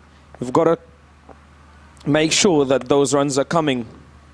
I want to mention, Maruf, one very important thing, that the boundaries are dried up. Gone straight back to the bowler. What a wicket. This is the result of those dot balls, as we saw on the screen. 27 balls in the innings, on inside only 10 overs, 9.3 overs to be exact, and you've already played 27 dot balls. This is exactly what's going to happen when that happens. And they lost the third wicket in a very crucial time. Look at that ball. Almost a half tracker, and he played that ball straight back to the bowler. He's such a clever bowler, is Shaheen. Absolutely outstanding. Very impressive bowling performance so far. Look at that, Mahbub Taskeen. Yesterday he played a great knock, scored 64 of 50 balls there. Today he lost to his wicket early, scored 8 runs of 9 balls. 60 for 3. They lost their first wicket after scoring only 6 and then 14. And then that partnership between Mahbub and Khalid Tanewal, where Khalid Tanewal was the aggressor and the only one who scored bulk of the runs.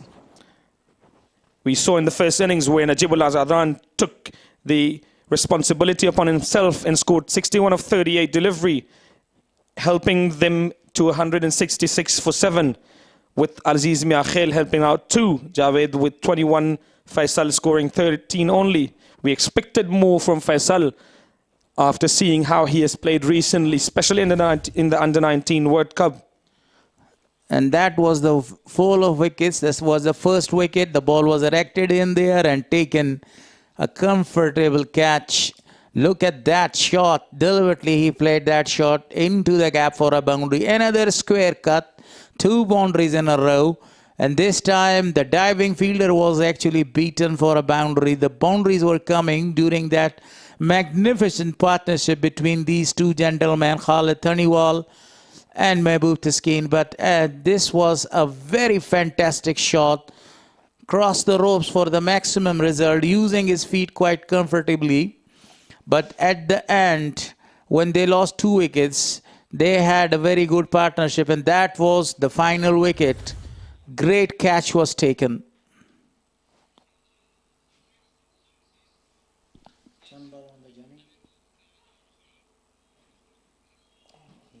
Equation, runs required 107, balls remaining 6-3. Still they have 7 wickets in their hand, and that is not that much difficult job for them because they have already chased the target of 71 yesterday. Impact players introduction. Player in, Kiramatullah, and Nijat Masood is out. Kiramat was absolutely in a very good form yesterday. He scored a buck of runs.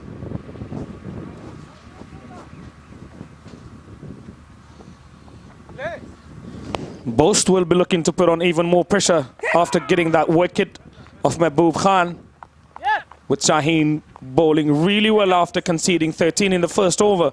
He has come back to only concede 4 runs in his 10 deliveries. As expected, the spinners did the magic there, providing a very big wicket for Bost region. The captain, Najib Zadran, must be happy with the performance of the spinners. They are doing a very good job. Najib must be happy. Oh, chance! A beautiful delivery was bowled. A perfect one. Fantastic bowling by young Shaheen. Not easy to come back after that first over that he had. Well bowled again. Only a single this time around though. With that, 10 overs gone, 63 for 3. And some changes in the com box there. One of my very best friend, Abdul Wakil Ashrati, is going to join you. Along with him is Ali Siddiqui. They will continue in our one of the sweetest language of our country, Dari.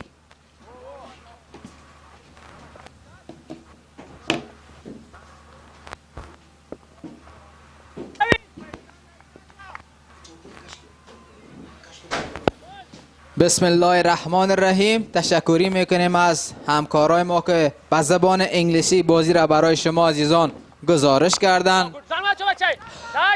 در کنار ما جناب آقای اشرتی به زبان زیبای دری این بازی را با من یک جا برای شما عزیزان گزارش میکنم. تشکر صدیقی صاحب. وقت همه هموطنان و علاقمندان کرکت باز هم بخیر. البته بازی دلچسب شده میره، چیزی که خیلی مهم است به خاطر همه و خصوصا به خاطر علاقه‌مندان کرکت. نجیب الله زدران بود که در اینینگز اول طبق توقع تماشاچیان که در گراوند موجود است بازی حمله‌آور و شجاعانه را به پیش برد، چیزی که توقع میرفت نجیب زدران. بعد از مدت سپری نمودن مدت زیاد نجیب پس دوباره در میدان آمده، زیبایی بازی کرکت را البته بیشتر ساخته و موجودیتش یقینا قابل ستایش و بازیش قابل تقدیر است. کرامت الله من حیث امپکت پلیر وارد میدان شده، یار تعویضی بازی است. در پهلوش خالد تنیوال، یکی از جمله جوانان که در عرصه بیتینگ استعداد بسیار بالا دارد، در 42 تا 45 دوش ساخته و بازی را برای تیم مس-e-Ainak پیش میبره. یک 6 دوش خیلی عالی توسط کرامت الله. چقدر شارت زیبا و قدرتمند، تایمینگ و پلیسمنت، چیزی که مهم و حیاتی است در انجام دادن و انتخاب شارت از طرف کرامت الله دیده می شود و این هم در جریان اوور 11 کرامت الله است که درخشش بزرگ و حمله‌آور را از خود نشان می دهد. جناب حشرتی صاحب، کرامت الله در بازی قبلی تیم مس-e-Ainak در 33 توپ 43 دوش خیلی حیاتی برای تیم خود ساخته بود و یکی از ارکان پیروزی تیم مس-e-Ainak در بازی قبلی بود. در این بازی هم خیلی خوب آغاز کرده. در کل دلالت به ظرفیت و قوت فکریشان میکند، بازیکنی که تایم و وقت را به شکل درستش مدیریت میتواند بکند، چیزی که نه تنها به خاطر به دست آوردن هدف بزرگ مهم است بلکه در کل صلاحیت بیشتر ایشان دیده شده در این دو بازی. بازیکن دیگر را با خود خوب مصروف می سازد و مسیر خوب را در کل تعیین کرده می تواند.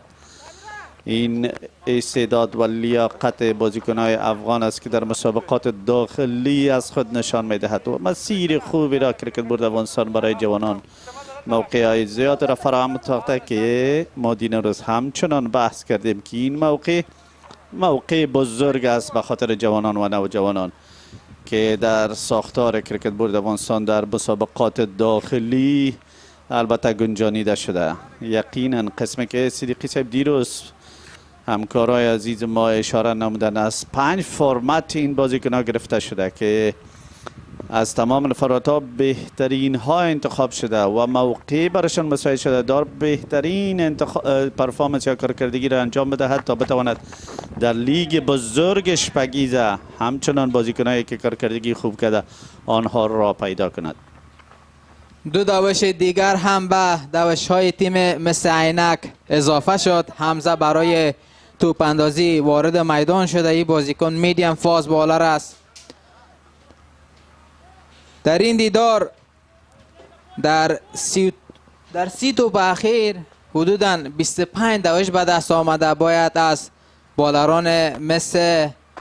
بالران تیم بوست یک اپرکت خیلی زیبا توسط بازیکن تیم مس-e-Ainak، یک 4 دوش خیلی زیبا به دست میاد. کرامت الله یک اپرکت خیلی خوب به ثمر میرسه.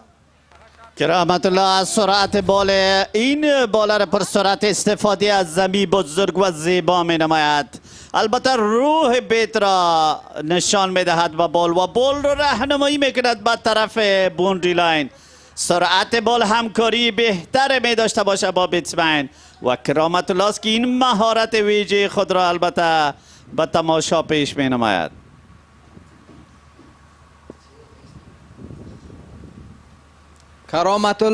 کرامت الله برای یک 4 دوش دیگر هم توسط حمزه به دست می آید. 2-4 دوش پای در پای توسط این بازیکن جوان و بالر جوان البته با بال بلند کرامت الله را امتحان میکند. در امتحان اولش کرامت الله به شکل درست این چلنج را پذیرفت، اما بالر باز هم این بار طبق پلان خود البته پلان خود را باز هم توسط بال بلند عملی میکند و کرامت الله آمادگی خاص و ویژه‌ای دارد. بال را در حصه مابینی بیت بازی مینماید.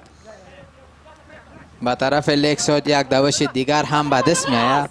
امیر حمزه در بازی قبلی در 1.4 اوری که بازیکن پرتاب کرده بود، حدوداً 6 دوش داده بود، 1 وکت به دست آورده بود. در این بازی در 1.4 اوری که پرتاب کرده سنگین تمام شده و 26 دوش داده و 2 دوش دیگر هم در توپ چهارم حمزه به دست آمد. این هم منار یکی از مساجد ولایت قندوز که شما از طریق تلویزیون ملی سپورت نگاه میکنین. بازی ها در ولایت قندوز شمال شرقی افغانستان برگزار میگردد. فول تاس بال بود، البته در سرعت بال تغییر به میان آمد، اما لین و لند خود را به شکل درستش البته برقرار نتوانست بالر، خصوصا در مقابل کرامت الله بازیکن حمله آوره که موجودیتش امید دهنده است به خاطر تیمش. کرامت الله و خالد تنیوال یک پارتنرشیپ خیلی خوبی انجام میدن.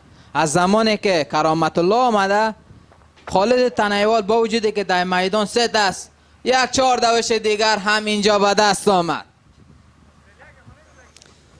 وقتی که در جریان اوور 12 بالای بلند را انجام میدهید و تمرکزت بالای سرعت می باشد، چون این نتیجه را باید از منتظر باشی. سرعت بیشتر البته فرصت خوبی را به خاطر این دو بازیکن کرامت الله و خالد تنیوال مساعد ساخته و اوور 12 به پایان رسید.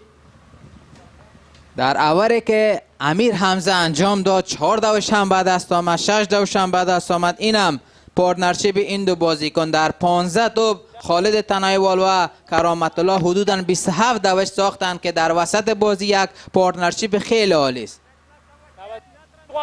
Make a partnership to win a championship. چیزی که معروف است، مشهور است و قبول شده است در عرصه بازی کرکت، البته در تماما فرمت ها.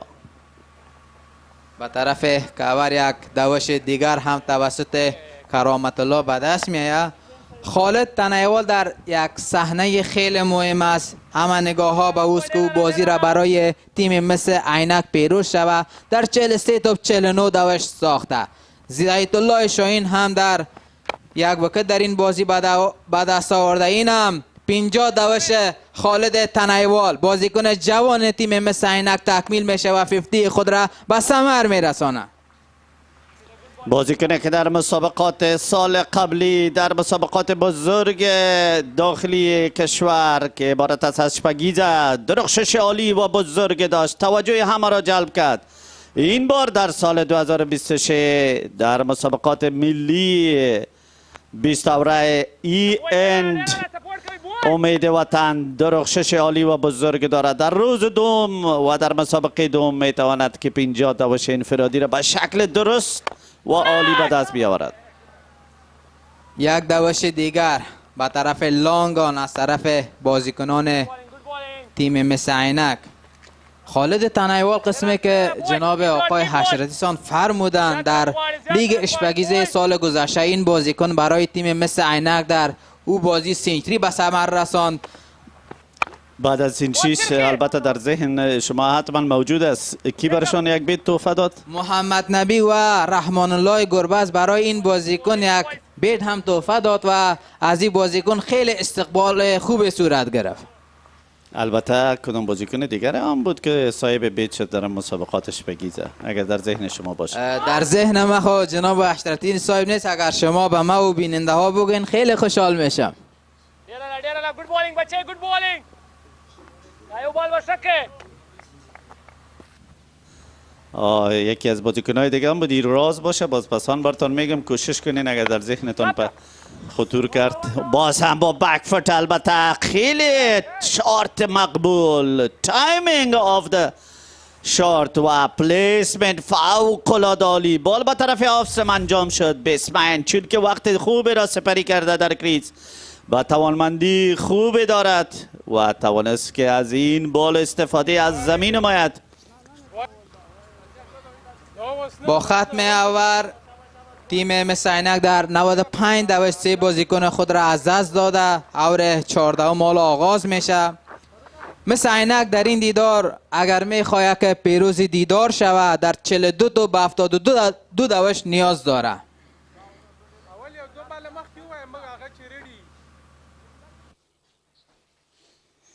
فابریکه فلزی است، فلزی عناصر. هغه صنعتی فابریکه چې فلزی پرزه وسایط او نور تکنیکی تجهیزات تولیدوی، چیزی که در داخل کشور است، چیزی که البته به خاطر پیشرفت، انکشاف، ترقی، به خاطر بهبود وضعیت هموطنان ما، به خاطر کاریابی و در کل به خاطر چیزی که افغانستان صاحب تولید می شود و افغانستان را خودکفا می سازد. از برکت چنین پروژه ها است و با دیدنش یقینا روحا و ذهنا آدم سکون ویژه به دست می آورد. عبدالله ترخیل برای توپ اندازی وارد میدان شد. می دانست که در این دیدار یک وکت دیگر هم به دست بیاره. توپ به دستانش نیامد، توپ به طرف روبرو رفت و عبدالله ترخیل آورهای خیلی اقتصادی انجام داده. باز هم به صورت مستقیم روبرو توپ می رود. اینجا بازیکن هست و مانع دوش‌های بیشتر تیم mis-e-Ainak میشه. عبدالله ترخیل که حرکت غیر مترقبه البته داره در عرصه بولینگ، چیزی که بازی نمودنش به خاطر توپ زن یا بیتسمن خیلی دشوار ثابت میشه، خصوصا در اوورایی که بال جدید نباشه. او هماهنگی بین دو بازیکن بالاخره به پایان میرسه. دیده شود که این سوء تفاهم بین دو بازیکن به نتیجه کی تمام میشه، اما در کل باید از هماهنگی بیشتر و خوبتر بین توپزنا در کریس موجود باشد تا فرصت مساعد نسازد. در پایان کار هیچ تیم توقعی را نداره که در چنین وضعیت بازیکنشان به شکل رناوت پس به پاولین برگردد. کرامت الله میخواست که دوش بگیره اما خالد تنایوال مانع شد و در اینجا هم تیم بوست ببینیم که به وکت میرسن یا نه. این هم لحظه تکرار بود، تکرار صحنه تا اینجای کار ببینیم که این بازیکن اوت است یا نه. اما فعلا اردوشان از سکرین اوت است. نو بیتسمن دیده شد، کسی که بال پیش است که عبارت است از بالر باید از موقعیتش پشت ویکت باشه، چیزی که لازم و ضرور است. اما همکار ما که در اینجا امر ما تشریف داره، فضل رحیمی یک پیشگویی میکنه که نات اوت است، چون که تصویر دید. باز هم منتظر فیصله داور سوم می باشیم، داور تلویزیون، که این امکانات لله الحمد در سطح این مسابقات موجود است. چراغ سبز از طرف داور این دیدار احمد شاه دورانی. کرامت الله وکت خود را از دست نمیته و عبدالله ترخیل در 2.4 اوری که پرتاب کرده برای تیم بوز فوق العاده بوده. یک وکت گرفته، 9 دوش داده و تیم mis-e-Ainak برای پیروزی در 38 و به 69 دوش نیاز داره. این تیم اگر 2 دوش دیگر به دست بیاره به 100 رنز میرسه. تا با حال اوور نسبتا کامیاب به نفع عبدالله ترخیل، بازیکن که البته تجارب خاص برخوردار است، سرعت بیشتر البته در این بال دیده شده از طرف عبدالله ترخیل. اکشن ایشان همیشه البته تشبیه شده با بازیکن خیلی مشهور معروف جهان کرکت که عبارت است از لست مالنگا پتیرانا. و اگر میتونیم بگوییم که استایل این بازیکن با بمراه هم شباهت داره. بمراه دست خود را علاقمندی بالر هستی، با همگی مشابه میسازیش. بازیکن خیلی خوب است عبدالله ترخیل. افغانستان به تیز بالران نیاز داره. ختم اوور 14 تیم mis-e-Ainak در 99 دوش 3 بازیکن خود را از دست داده. اوور کامیاب است که عبدالله ترخیل به نفع تیمش انجام میدهد در موقع خیلی حساس، در موقع حیاتی و سرنوشت ساز. البته عبدالله ترخیل توانسته که بیتسمن را شورتای بزرگ و حمله آور البته جلوگیری نماید. توپ در دستان بازیکن تیم بوست و اینجا دوش های دیگر اضافه نمیشه. 14 اوور تکمیل میشه. تیم مس-e-Ainak در 99 دوش 3 بازیکن خود را از دست داد و در این دیدار بازیکنان تیم بوست بالای بازیکنان مس-e-Ainak 6 اوور یا 36 توپ را داد بال بازی کردند و اصلا در این 36 توپ دوش نیامده.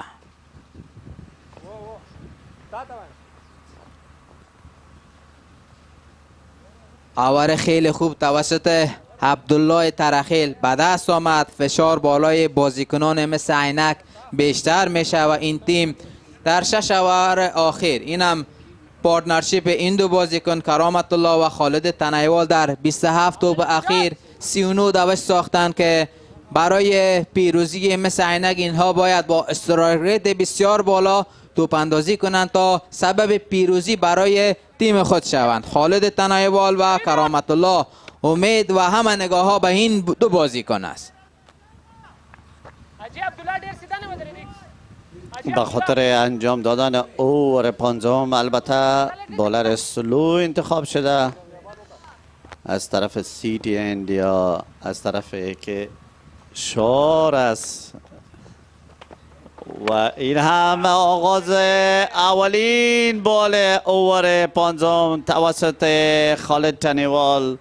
6 دوش بلند و بزرگ، 6 دوش زیبا و قشنگ را از کرامت الله دیدیم روبرو، یک 6 روبرو و با این 6 دوشه که کرامت الله به ثمر رساند تیم مس-e-Ainak به 105 دوش رسید. این 42مین 6 رقابت های جام ملی 20 اوره این با پشتیبانی سوپرکول است. نورزه مستقیم البته فشار بالایش حاکم شد. در اولین بالش کرامت الله بازی حمله آور و قدرتمند را انجام میدهد. انتخاب شارت فوق العاده خوب و قوت بیشتر میتواند شارت را با زیبایی امرا نماید. از کرامت الله هم باید تعریف کنیم. توپ اول را 6 به ثمر رساند و تمرکز خیلی خوب داشت. در توپ دیگر 1 دوش به دست آورد. این هم بازیکن از پاهای خود استفاده میکنه و اینجا 1 دوش دیگر هم برای تیم مس-e-Ainak به دست میآید. زمانی که شما 6 به ثمر میرسانید نیاز نیست که یک شات بجا بزنین و سبب اوت شدن خود شوید. اینجا کرامت الله توپ اول را 6 به ثمر رساند و در توپ دوم برای شریک خود 1 دوش به دست آورد و همین گونه بازی جریان پیدا میکنه و یک کارت شات که اینجا بازیکن تیم بوست است و مانع دوش های تیم مس-e-Ainak میشه. 37مین دادبال بازی را هم ما دیدیم که بازیکنان تیم بوست به طرف لانگان یک شات دیگر هست و اینجا بازیکن در فیلدینگ 1 دوش دیگر برای تیم مس-e-Ainak به دست میآید. در 31 توپ اخیر اینا باید 59 دوش بسازند تا پیروز شوند. رن ریت بالا میره و فشار بالای بازیکنان مس-e-Ainak بیشتر میشه. و طرف لانگ آف 1 دوش دیگر هم به دست میآید و ختم اوور تیم مس-e-Ainak 109 دوش از 3 بازیکن خود را از دست داده 15 اوور صورت گرفته. در کامنتری باکس هم ما تغییر داریم. جناب آقای رحیمی و آقای وزیری به زبان زیبای پشتو ادامه بازی را برای شما عزیزان گزارش میکنند.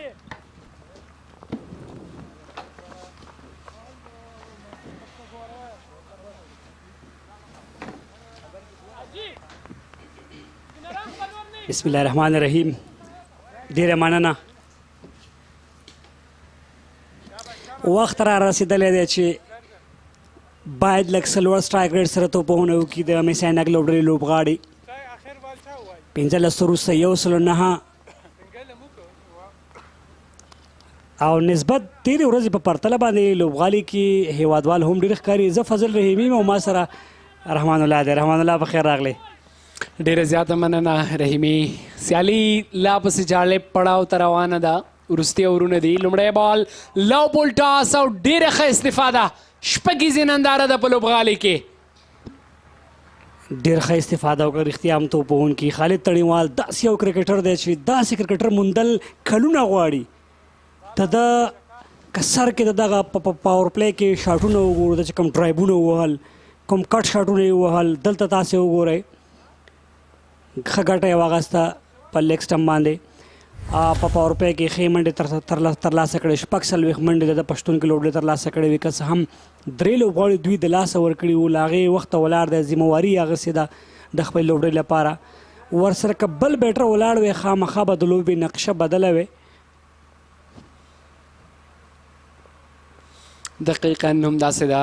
وړاندې ښه بال نه و نورستاني له لوري، لوز بال و، پل ټاس هم و، لیګ سایډ نه بهر و. ډېر په اسانه توګه باندې خالد تڼیوال د شپږو منډو لپاره ولوباو. زبردسته شپږیزه تڼیوال له بیټ څخه. آفټم نه بهر بال ښه واپسي ده، صحیح پرفیکټ لاین دی په دغه وخت کې. څومره چې بیټر نه لرې لرې تختې ګټه به وي. دقیقا دوی ته ورونه بالینګ هم دغه ده چې باید ټارګېټ ایریا کې توپ اچونه وسي. بیټسمینان دواړه سیټ دي، خالد هم سیټ دی، کرامت هم سیټ دی. دا چې تا ټارګېټ بال جوړي وروستیو کې یار کرلین بالونه ترسره کوي، تر څنګ تا سره سلوور هم وي، نو ته به ریزلټ به هم ستا په ګټې لکه وړاندې توپ چې تاسې یې ولیده. 28 توپونه، 250 منډې د کرامت او د خالد پښتون کې. فکر نه کوم چې ناممکن وي. له ده وروسته ایمل شاهین، اجاز احمدزی هم شته دوی سره په لوبډله کې. نو دوه نور داسې نومونه لري چې حساب پرې کېږي. خو په ټوله کې د خالد په توپونه باندې چې څومره غږیږو کمه به وي. هغه یو ډېر زبردست کرکټ وکړو، اننګز یې هم وغځو، واید یار کرده ځل هم ښه واپسي د نورستاني له لورې. ستاینې وړ توپ اچونه نصرت نورستاني شپږیزې وروسته د هغه واپسي، د هغه بېرته راتګ دا بیخي په زړه پورې ده. ډېره ښه توپ اچونه وړاندې مې یادونه وکوله. ټارګېټ بالینګ وروستي اورونو کې خاص کر فاست بالرانو لپاره ډېر زیات مهم ده. لومړی بال د هغه ټارګېټ خطا کېږي، لو پل ټاس او شپږیزه ورته ډالۍ کړل. له هغې وروسته دوه توپونه ډېر ښه ځي کې ترسره کړل. ریزلټ هم د دوی په ګټه، منډه نه ده راغلې. نصرت هم غټ کرکټ کړی پوهېږي.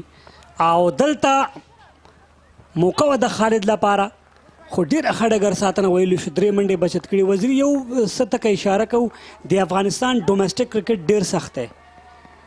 سخت په دې معنا باندې چې هر لیول هر پړاو امتحان دی. چې پرفارم دې ونه کړ، یو دې پاس نه کړله، بس کیسه خلاصه ده. داسې لوبغاړي هم شته چې مثلا ډېر ښې منډې کړي دي، ډېر ښه پرفارم یې کړی، اما یو نه پاتې دي. داسې پلیران شته چې ډېر ښه کرکټران دي اما پرفارم دی نه دی شوی. شاټ اسه ده، صحیح نه دی مډل شوی. فیلډر راځي، ځان رسوي او نه بریالی کېږي چې دغه توپ په خپلو لاسونو کې راولي. واه، افرټ، محنت، خواري، هر څه په زړه پورې د ستایلو وړ. عبدالله ترخیل ډېر د لرې څخه راځي. که دغه کیچ یې ترلاسه کړی وی، یقیني د دغه ټورنمنټ بیسټ کیچ به و. افرټ په زړه پورې، دا چې ریزلټ د ده په ګټه نه ده هغه بېله خبره ده. هڅه یې ډېره ښه وکړه. نو د افغانستان کورنۍ کرکټ ځکه سخت دی چې هر لیول کې به پرفارم کې. که ته ګریډ 2 کې، ګریډ 2 کې به پرفارم کې، ګریډ 1 ته راځي. که ګریډ 1 کې پرفارم کې، ته به ګریډ 1 T20 ته راځي. ګریډ 1 T20 کې چې پرفارم کې، ښه ډګر ساتنه نجیب الله زدران له لورې. نو همداسې سور بال ته انتخابېږي. سور بال نه که 3 کې پرفارم کې فرست کلاس ته، که سپین بال باندې پرفارم کې واخان البته ملي شلوري سیالیو ته راځي، امید وطن ملي شلوري سیالۍ. نو که دلته پرفارم کې شپږیزې ته به ځي، نو هر ځای کې به ته باید پرفارم کې. هغه هم دوامداره ملګرتیا هم که وګورو 9 توپونو باندې 950 چې دا ډېر د پام وړ ده. دقیقا تاسو د خبرې په تایید یو بخیه خبره زه اضافه کوم. ګریډ 1 کې یو فارمټ بل هم اضافه شوی دی، T20 سپین بال. که چېرته په ګریډ 1 T20 کې پرفارم کې، دغه ځای ته نېشنل T20 ته د هغې ځای نه راځي. که په 1 ډے کې پرفارم کې، مستقیما ته د ګریډ 1 نه لیسټ انتخابېدلی شي. دغه یو نوښت هم د افغانستان کرکټ بورډ راوړی دی. خوند او رنګ، امید وطن ملي شلوري سیالۍ کندوز کرکټ لوبغالي کې، او هیوادوال ګلالي ماشومان مکتب رخصت شوی دی، راغلي دي. ډېر خوشحاله دي. د کیکن موسم هم ډېر زبردست دی. له دغې لوبې به پوره خوند اخلي. ریکوایر تقریبا 12 څلرویشت توپونه، 48 منډې، تڼیوال او کرامت په کریس، شاته بال، ډګر ساتونکی شته، شاید یوه باندې بسنه وکړي. حمزه دی فکر کوم توپ اچوونکی، 23 توپونه وڅلوېښت. هر توپ له 2 لږ څه ډېرې منډې په کار دي. که ویکټ نه راځي، ډاډ راځي هم بوست لپاره ګټه ده. ریکوایر په دوی باندې لوړېږي. او که ویکټ راځي، دغه ملګرتیا ماتېږي د خالد او تر څنګ کرامت، نو ستونزې به لا زیاتېږي دوی لپاره. وزیري که میچ ګټي mis-e-Ainak، خالد او یا کرامت یو باید انډه پورې لاړ شي. او چکی کوشش دی بریالی دی تڼیوال څلورو منډو مخه به څوک ونیسي او دا ډیر زبردست کرکټ دی ویلي د چې فاین لیګ دننه په سرکل کې د ډیپ کې فیلډر نشته لږ څه سلوی هم تر سره که حمزه او همغه نه استفاده کوي خالد تڼیوال مخې ته راغی او ډیر ښه شکل سره تکرار د صحنې ګورو چیکی او څلور منډې په ډیپ فاین لیګ باندې مهمه باونډري د مس عینک لپاره انډیا والا و چې کرکټ میں دماغ کا استعمال ورېځې هم لوبغالي ته راغلي دي توپ اچونکي په اف سټمپ باندې توپ اچونه وکړه د مخکې راغی خپل د فکر استعمال یې وکړ او په فاین لیګ باندې څلوریزه ترلاسه کړه رسک به خامخا اخلي یو ته پکار ده چې انډ پورې لاړ شي که چېرته مس عینک ته بریا ورکوي که هر څه کېږي خوشبختي او قسمت د خالد تڼیوال سره د ایج لګېږي او تړمن باندې څلوریزه بالکل خوشبخته و بیا هم په ډیپ تھرډ مین باندې فیلډر نه و سنیک د بیټ سره ولګېده آوټ سایډ ایج په نتیجه کې تکرار وینو هغه غټ شپل وکړو کوشش یې کوو په مډ وکټ باندې شپږیزه ترلاسه کړي د بیټ په برنۍ حصه باندې ولګېده آوټ سایډ ایج په نتیجه کې یوه بله څلوریزه د مس عینک لپاره اضافه کیږي فیلډینګ باندې که غږیږو نو وایډش لانګ آن باندې په لانګ آن په لانګ اپ باندې په ډیپ ایکسټرا کور باندې او همداراز په ډیپ بیکورډ پوینټ باندې زه فکر کوم دا فیلډر باید دننه وساتي دی د ډیپ بیکورډ پوینټ فیلډر چې کوم دی زما پاند باندې که چېرته مډ وکټ کې وساتل شي دا به غوره وي به هر حال باندې خو توپ اچونکی چې کوم ځای کې توپ اچونه کې دا هم ډېره ضروري خبره ده خو هلته تا مډ وکټ دننه ساتلی تڼیوال رسک اخیستی شي که رسک اخلي هلته منډې راځي ځکه د سکویر لیګ فیلډر هم که وګورو وزیري دننه دی په مډ وکټ کې هېڅ څوک نشته فاین لیګ هم دننه دغه ایریا بیخي خلاصه ده وړاندې توپ ډیر زبردست ترسره کړ 7. No ball this time. From bait to worse for Hamza. With the pace as well, Tasil Shinwari straight away signal that.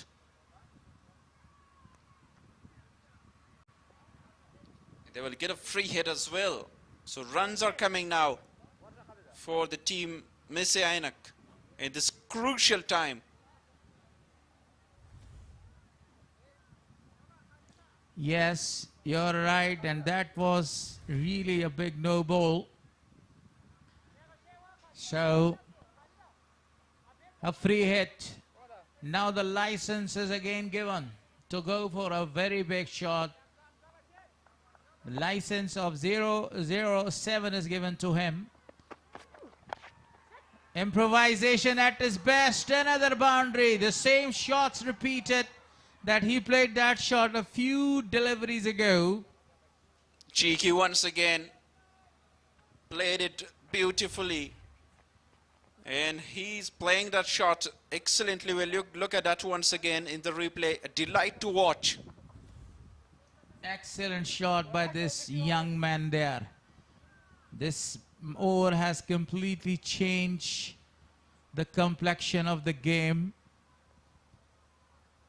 14 already from 5 deliveries, still 1 ball to go. Khalid Taniwal is facing, he's baiting on 75. Last delivery of the 17th over. Wanted to go over the top of the fielder. What a shot! Absolutely a gorgeous one. Slanted over the top of deep extra cover. A great shot. To extra cover, full width given, and he got the advantage very, very well. He is well set. He's seeing the ball like a football here. Khalid Taniwal. In the crowd, the youngsters come and enjoy baiting. Such kind of a powerful shots from Khalid Taniwal. Current partnership is now 77 of 46. They needed a very big over and they scored 19 runs of the previous over. Now they are at the top to chase down another target of 167. 30 runs needed or required of 18 balls. 10 runs per over is required here to win this match and to register 2 very vital points. Mis-e-Ainak region is doing a great job. Even the captain has to come. Ijaz Ahmadzai. Abdullah Tarakhil has got another chance now. The end is actually changed for him. The economy rate is perfect so far for Abdullah Tarakhil, 3.3. Conceded 10 runs from 3 overs, but everyone is searching for the wicket, what they want. Mis-e-Ainak, they got in the last over 18 from it, expensive one. Now 30 is looking a very simple one for these two sit batters. Just see that with a slower one, with a slingy action. He's successful today. It's very economical. Another dot ball. These dot balls are actually increasing the pressure on the opposition side, but Kiramatullah is a fantastic player. He can smash the ball anytime. 17.1 hours gone, 17 more deliveries left, and they need 30 runs to score 2 very vital points. Second delivery, Kiramatullah is on strike. Fuller one and a no ball, overstepping here. Abdullah Tarakhil in a crucial situation. Another free hit comes in play. No ball. Now you see the required run rate for the very first time. It's less than 10, 9.88. Now what he is making of that no ball? It's mean another license is given to kill. Free hand. He can go and smash that ball anywhere. But last time when from the other end the bowler was bowling, he was smashed with a very cheeky shot. Oh, perfect Yorker. Really a perfect one. Not giving him any chance to open his shoulders. And also a chance of a run out as well, but missed the director in another no ball. Abdullah Tarakhil executing the ball really well, but something wrong with the run up. He oversteps again.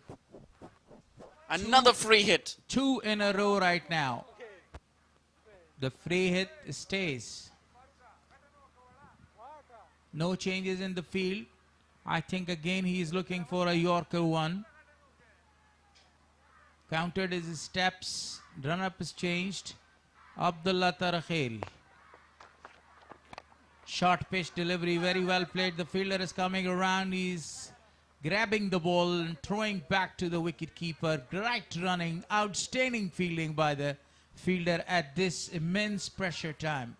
Kiramatullah should be very aware and ready for that kind of a slow delivery, because that was a free hit. You have to wait for it and put and punished, but he missed that opportunity.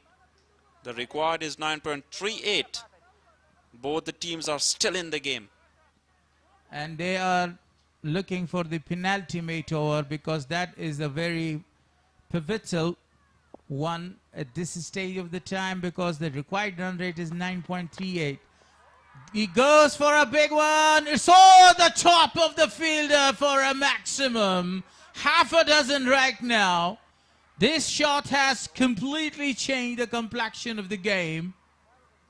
Definitely a match-winning innings from Khalid Taniwal. We were talking about his century in Shpagiza. Is nearly to another milestone. 86 from 61. What batting! Moving his front foot away from the line of the ball and smashed that ball over the top of deep mid-wicket for really a big one. Excellent batting performance continues from this gentleman. He's 84 not out now.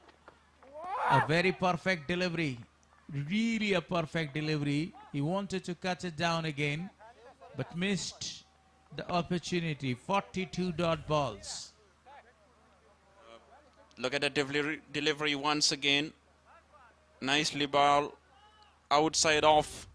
Was looking for a cut shot over Reminds point. me of Virender Sehwag. You know, Shafi? Virender Sehwag was using these kind of the shots in his earlier career. The ball is in there, and there is no chance for the fielder. He was going to his back, and 2 more to the total. Great running between the wicket. Yes, so far 13 runs and 150 comes up for the team. They need just 17 more runs. Mis-e-Ainak chasing the targets really, really well in the last game yesterday.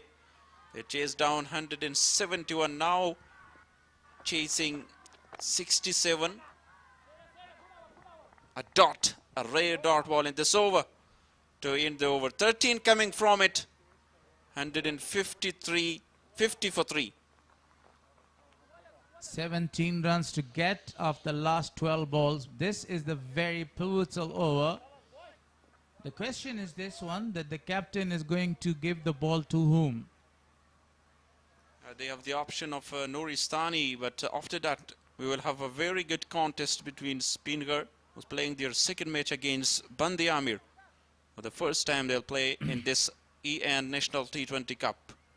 The second match is also a very important one, which will be played later in this evening. Spingar region versus Bandi Amir region. These two teams, this is the very first match of Bandi Amir region. Spingar was not able to register at any point. Good looking shot, straight to the fielder. Oh, he puts it down. Oh my gosh. How on earth you drop these simple catches at these very important points? Yeah, definitely a very good catch. Drops. That was an easy chance. Dived forward, but was false shot from him. He had a very good chance to grab that in the bounce, but was not able to grab that one. This time he squeezed that one, and the ball is racing away for another boundary. Khalid Taniwal, you beauty. What a shot. Yeah, good shot. And used the pace of the bowler. Khalid Taniwal into the 90s. Another boundary counted in his innings. Beautiful ball baiting so far. 12 now from 10.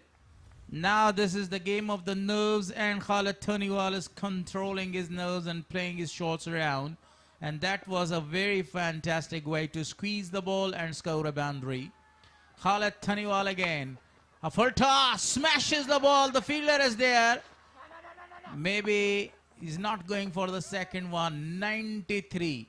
Will he be able to score the first century of the tournament? That's the question. What do you think, Shafi? Yeah, definitely. As he baited throughout the innings, he is now well set. 11 needed, 7 for his century, and 7 for the half century of Karamatullah. Let's see. Will he allow to get to finish by Khalid Taniwal? Just a single. Don't forget about the innings of Karamatullah. He played an anchor role there, scored 44 runs of only 27 balls. But on the other hand, Khalid Taniwal played a demolishing innings, totally destructive innings by him, scored 93 so far. Khalid again. Full toss, straight to the fielder. Wanted to go, chance of a run out. Oh gosh, he has hit him. So Karamat is back to the pavilion. That is a very major loss at this stage of the time. Karamatullah sacrificed his wicket. He wants run. Khalid was not interested. But a very, very good innings directed. This time brilliant fielding from the fielder. And the partnership finally broken. Happiness. It's called sacrification. He sacrificed his wicket for Khalid Taniwal because he needs only 7 more runs to complete his century here. But what a performance by this young man right on the TV screens. This young man did a miraculous job, scored 44 or 50 for 28 balls and played some towering sixes today. Take the team at the verge of a very big victory. What a great performance by them right now. And now the Bost team will believe a bit. 10 from 7. This delivery is so important to be a dot or a wicket. Ijaz Ahmed Say, the one who smashed a 6 in the last year Shpagiza, the last delivery. And won the match for them. Lal Baz, that was the first victory of Spingar at that time. I was about to speak or to ask you about the bowler's name, and you told me it was Lal Baz. Definitely.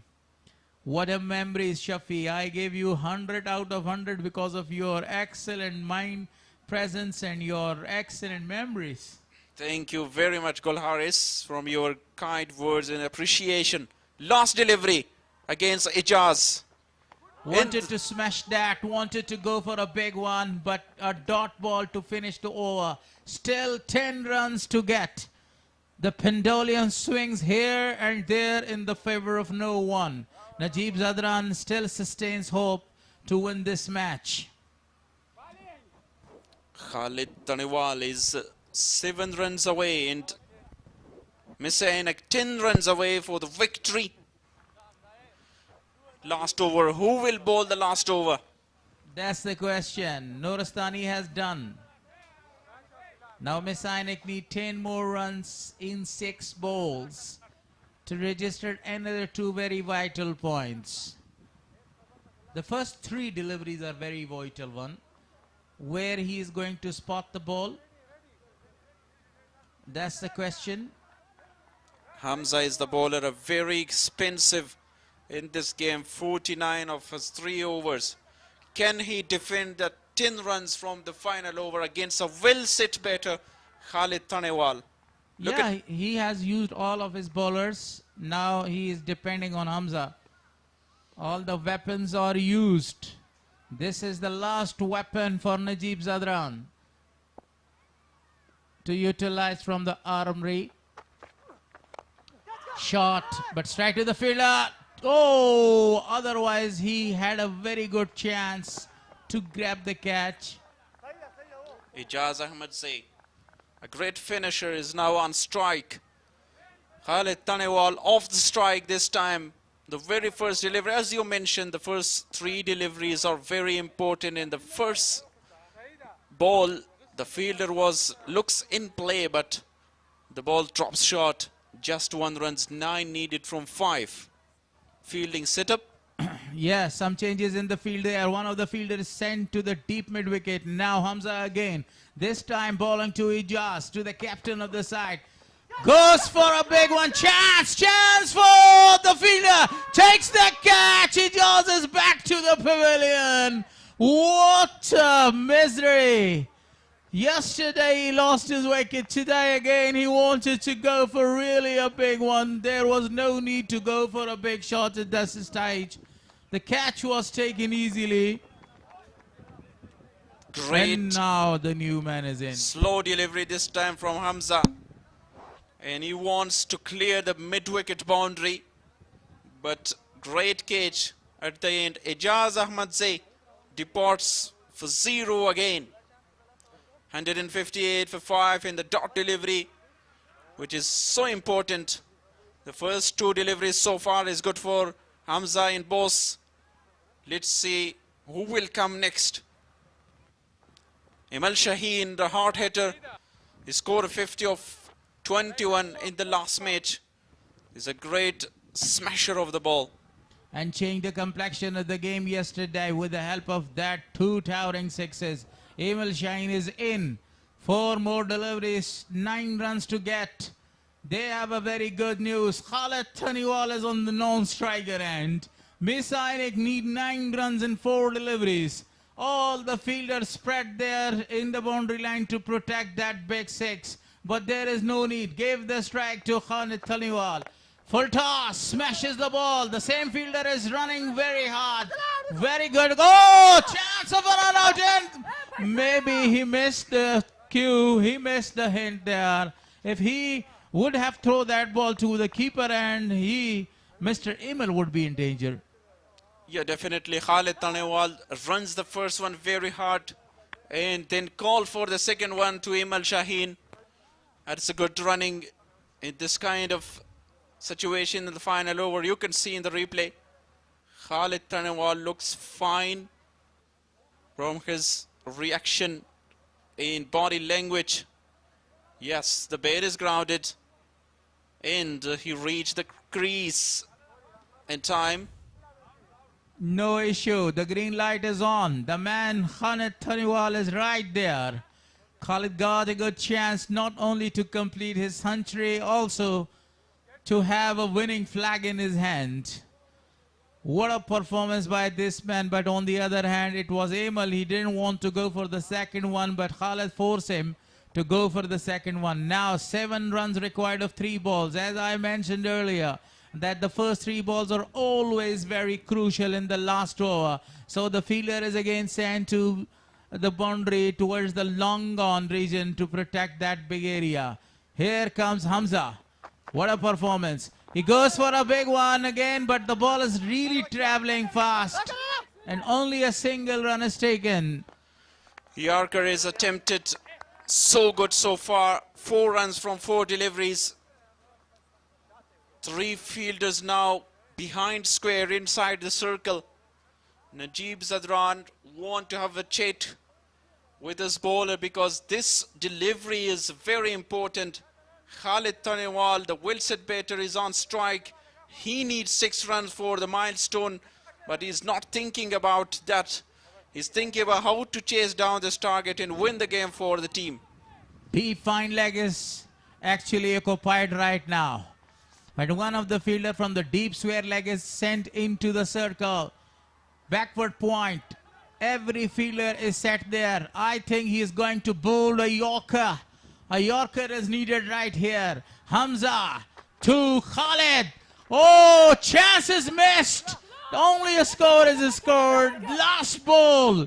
A boundary will take them to the super over. A 6 will take them to a victory. And what about a dot ball? Definitely Najib Zadran will have a winning flag. And here is Imal Shaheen on strike as well. Will we have a super over in this national T20? Would you be happy for a super over? No, never, because that super over is a very thrilling one. But I want to see a result here. What a performance by both the captain, especially by this man, non-striker hand. He had a very good chance, but Hamza, miraculous job done by him. He bowled some beautiful deliveries there to keep these both batsmen out of the strike. Khalid Taniwal is not looking that much comfort. But here is the last delivery. The fielder himself, Najib Zadran, is going back. And here comes the last ball of the match.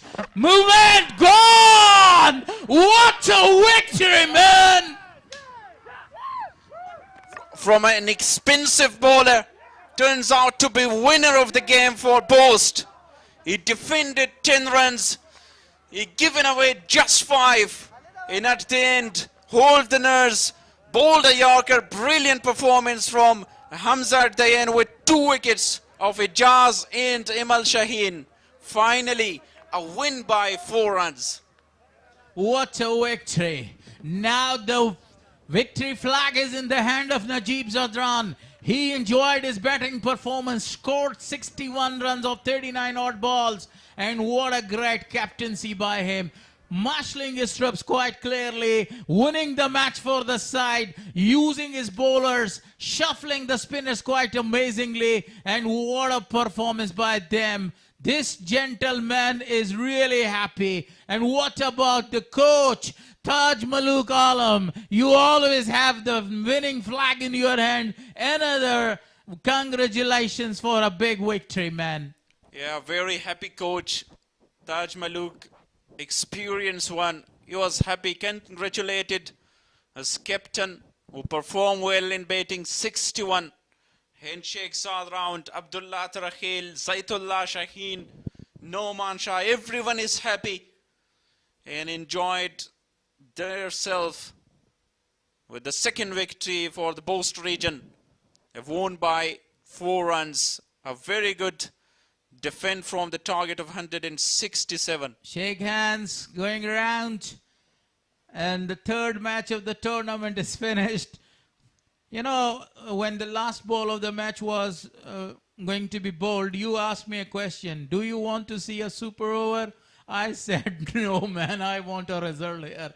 And the result was in the favor of Najib Zadran, and what a performance at the end by both the sides. I give all credits to both the sides, especially the youngster. Actually, Mr. Khalid Taniwal did a very good job. But that run when he actually rotated the strike, went for the second one, that time I don't agree. Why you go for the second one? You had a very good chance to go and to smash the ball over the top. You had 3 deliveries left that time. Yeah, definitely, because Imal Shaheen was new to the crease. He didn't face a lot of deliveries. So you have to take the strike, because Khalid Tanewal was well set, but he's a youngster. He will learn from that kind of situation. Beautifully connected that one. Look at the baiting. Look at the pull shots from Kiramatullah. He was brilliant as well. That was another down to the fine leg, in long leg. Beautifully played that with a cut. Excellent performance in good partnership between Kiramatullah and Khalid Tanewal. But when they lost the wicket of Kiramatullah, then they lost good wickets. That was the improvisation at its best. 2 boundaries. Hamza, that was the over targeted, but finally he held the nerves in the final over. As you mentioned earlier, the most expensive bowler. When the ball was given to him, I thought that Mis-e-Ainak region is going to finish that match within 3 balls. But what a bowling performance by Hamza.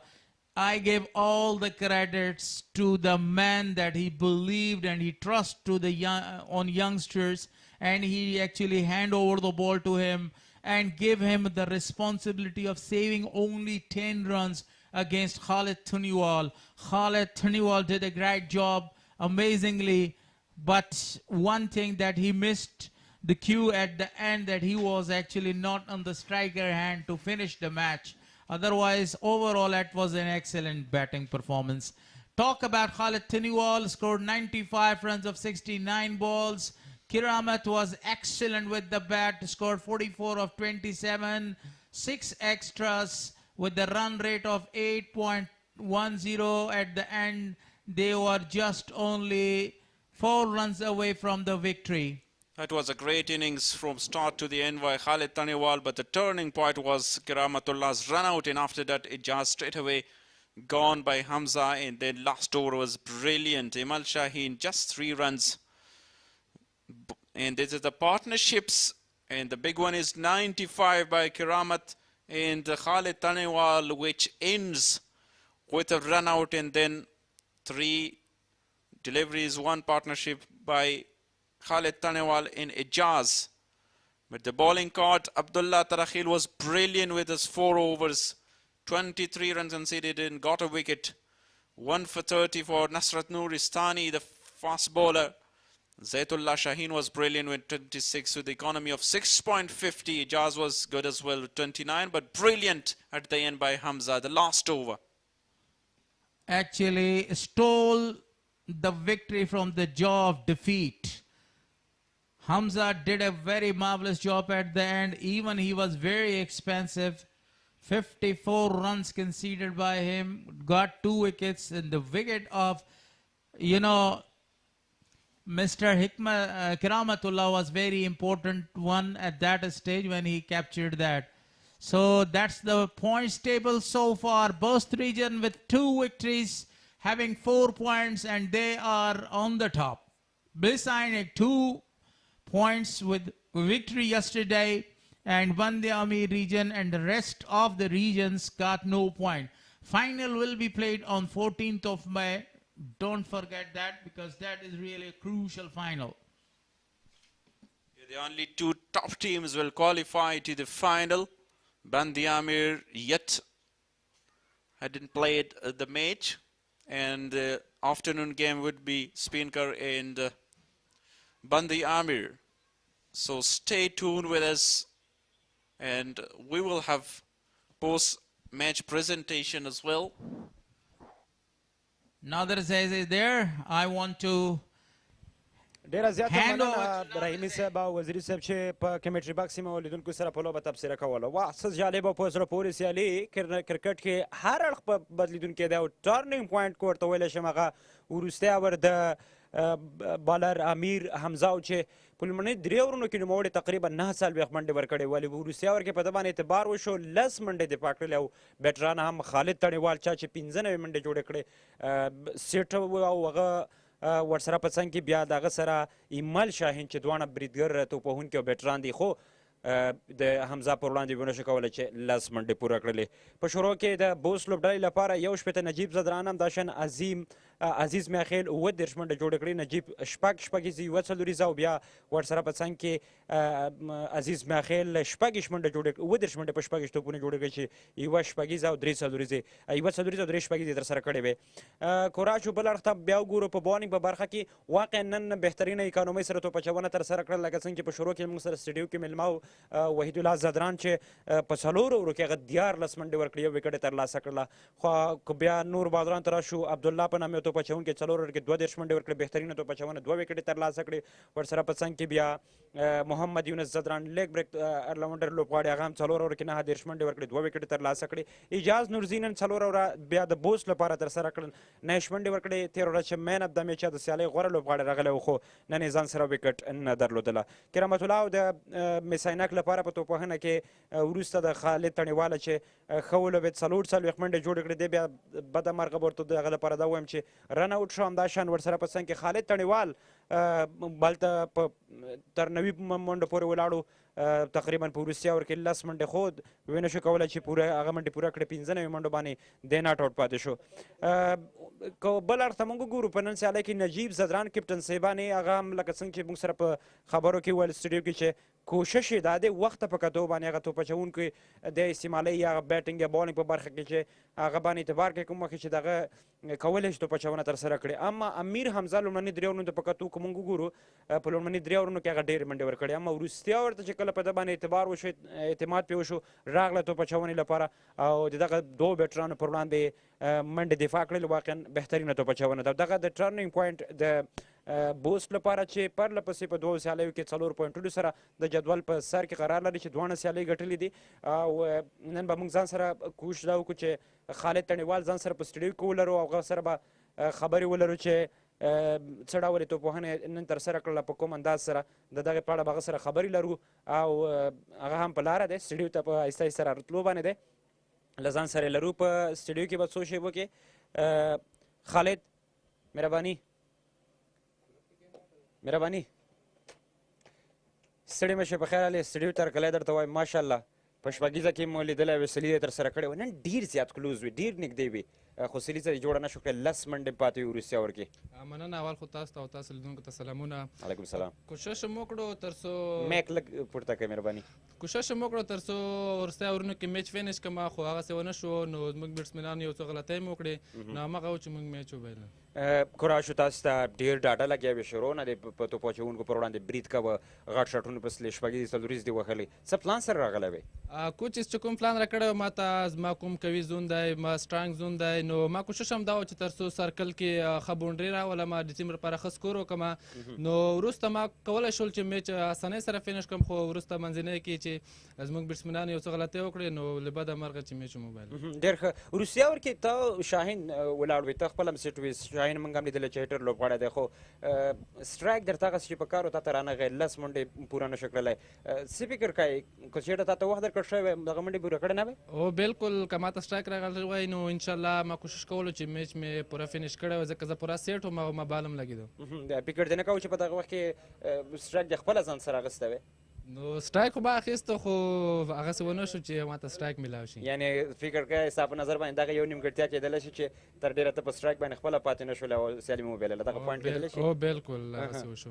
15 منډې جوړې کړلې خو د بده مرغه دا ویم چې دغه 15 منډې په 50 کې حسابېږي ناټ آوټ پاتې شولې څه احساس لرې؟ او الحمدلله د خوشحالۍ احساس کوم ځکه په دغسې ایونټ کې 15 رنز دا ډېر غټ رنز دی نو که میچ مې فینش کړی وای نور به هم خوندوره. 13 ورځ مو لومړنۍ سیالي د سپین غار پر وړاندې وګټله او د دویمه سیالي مې وبایله څه پلان سره مخکې ځئ په دغه روان ټورنمنټ کې؟ انشاءالله زموږ پوره بیلنس ټیم دی که بالینګ سایډ وښیې که بیټینګ سایډ وښیې نو پوره کوشش کوو انشاءالله چې نور میچونو کې هم دغسې ښه ایفرټ وکړو نو ټیم باز ټیم نه دی انشاءالله کوشش به کوو چې نور میچونه هم وګټو. ستاسې کارکردګۍ ته لوبېدنې ته په کتو باندې تمې شته چې د سلیزې لیدونکي دې واوسو څه فکر کوئ سلیزه به ترسره شي؟ او انشاءالله بس خدای مهربان دی بل میچ کې به ګورو. ډېره زیاته مننه ستاسې د ښه بخت ښه ځلېدو په هیله باندې. مننه تاسو نه مننه. کور مودان بله درنو لیدونکو خالد تڼیوالو چې نن یې د خپلې لوبډلې په ګټه باندې 15 منډې جوړې کړلې او د بده مرغه د دوی مینوالو او د دوی مس-e-Ainak لپاره به دا وایم چې ونه شو کولی چې سیالي په خپله ګټه باندې پای ته ورسوي هغه سیالي په خپل نامه کړي. بل میلمه هم له ځان سره لرو چا چې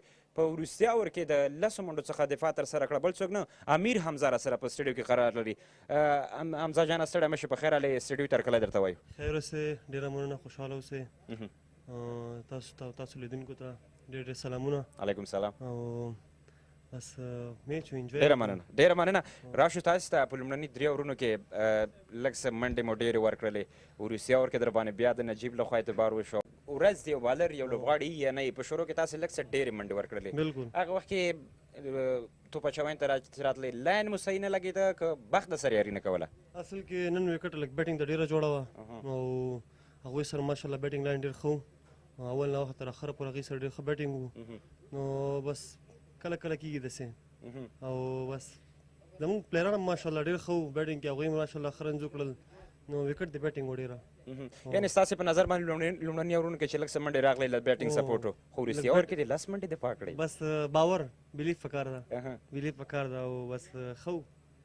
یعنی په خپل ځان چې باورمند اوسې، ستا مقصد دا دی کولی شي. بالکل هر څه کې په ځان بیلیف پکار ده، نو چې مطلب ته ووایې زه کولی شم، بیا انشاءالله کولی شي، حتما یې کولی شي. بلې په تېره سیاله کې موږ کتلې ډېر ښه اکانومۍ سره یې توپ اچونه ترسره کړه، وکټ مې ترلاسه کړلې.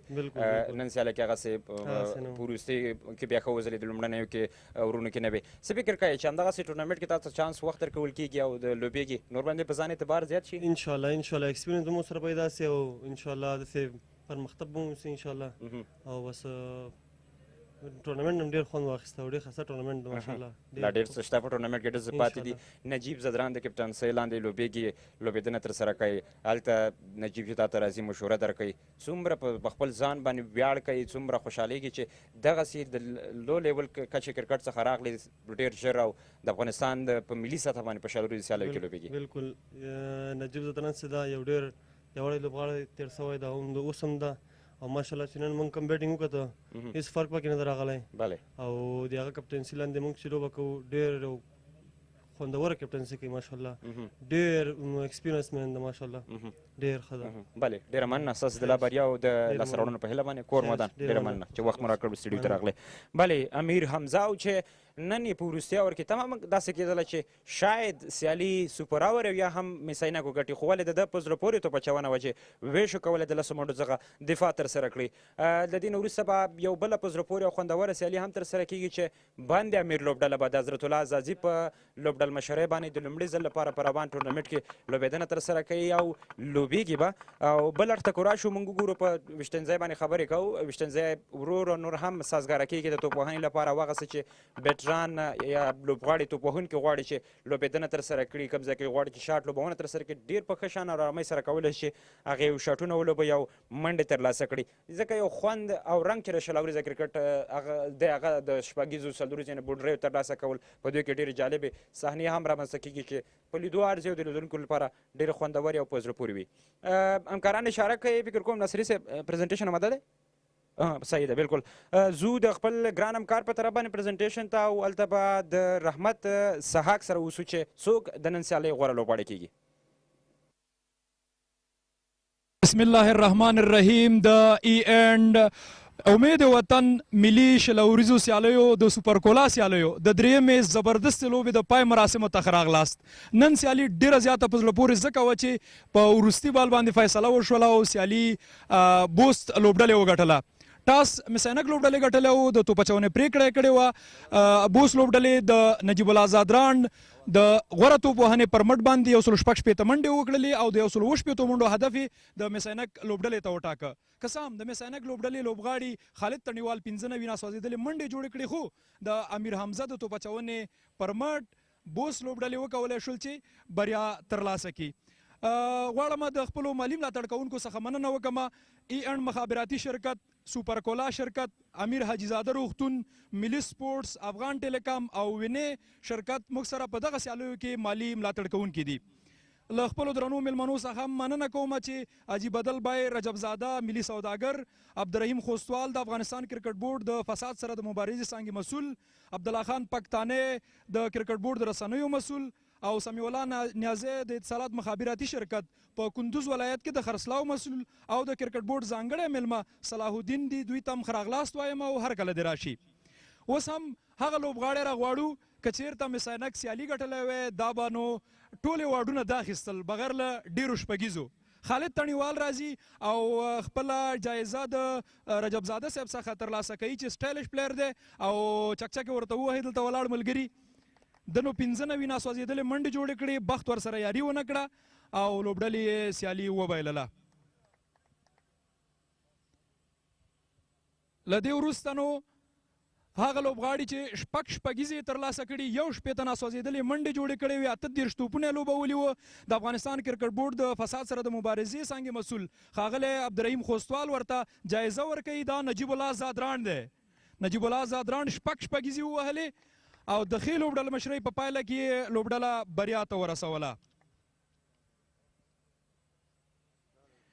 اوس نو د سیالۍ د بڼې بدلونکی لوبغاړی هغه چا چې په وروستي اور کې ډېره ښه توپچونه ترسره کړله، د 10 منډو څخه دفاع وکړه. امیر حمزه راځي او د سیالۍ د بڼې د بدلونکي جایزه له صلاح الدین څخه اخلي. د کرکټ بورډ ځانګړی میلمه صلاح الدین. امیر حمزه هغه لوبغاړی چې 2 وکټې هم ترلاسه کړې او بریا یې ترلاسه کړله د بوس لوبډلې لپاره. اوس هم د سیالۍ غوره لوبغاړي چک بورډ د سمیع الله نیازي لخوا چې کندوز ولایت کې د اتصالات د خرڅلاو مسؤل دی، نجیب الله زادران ته ورکول کېږي د 10,000 افغانیو چک بورډ. زادران صاحب نو نن 3 ډالۍ او 3 واډونه ترلاسه کړل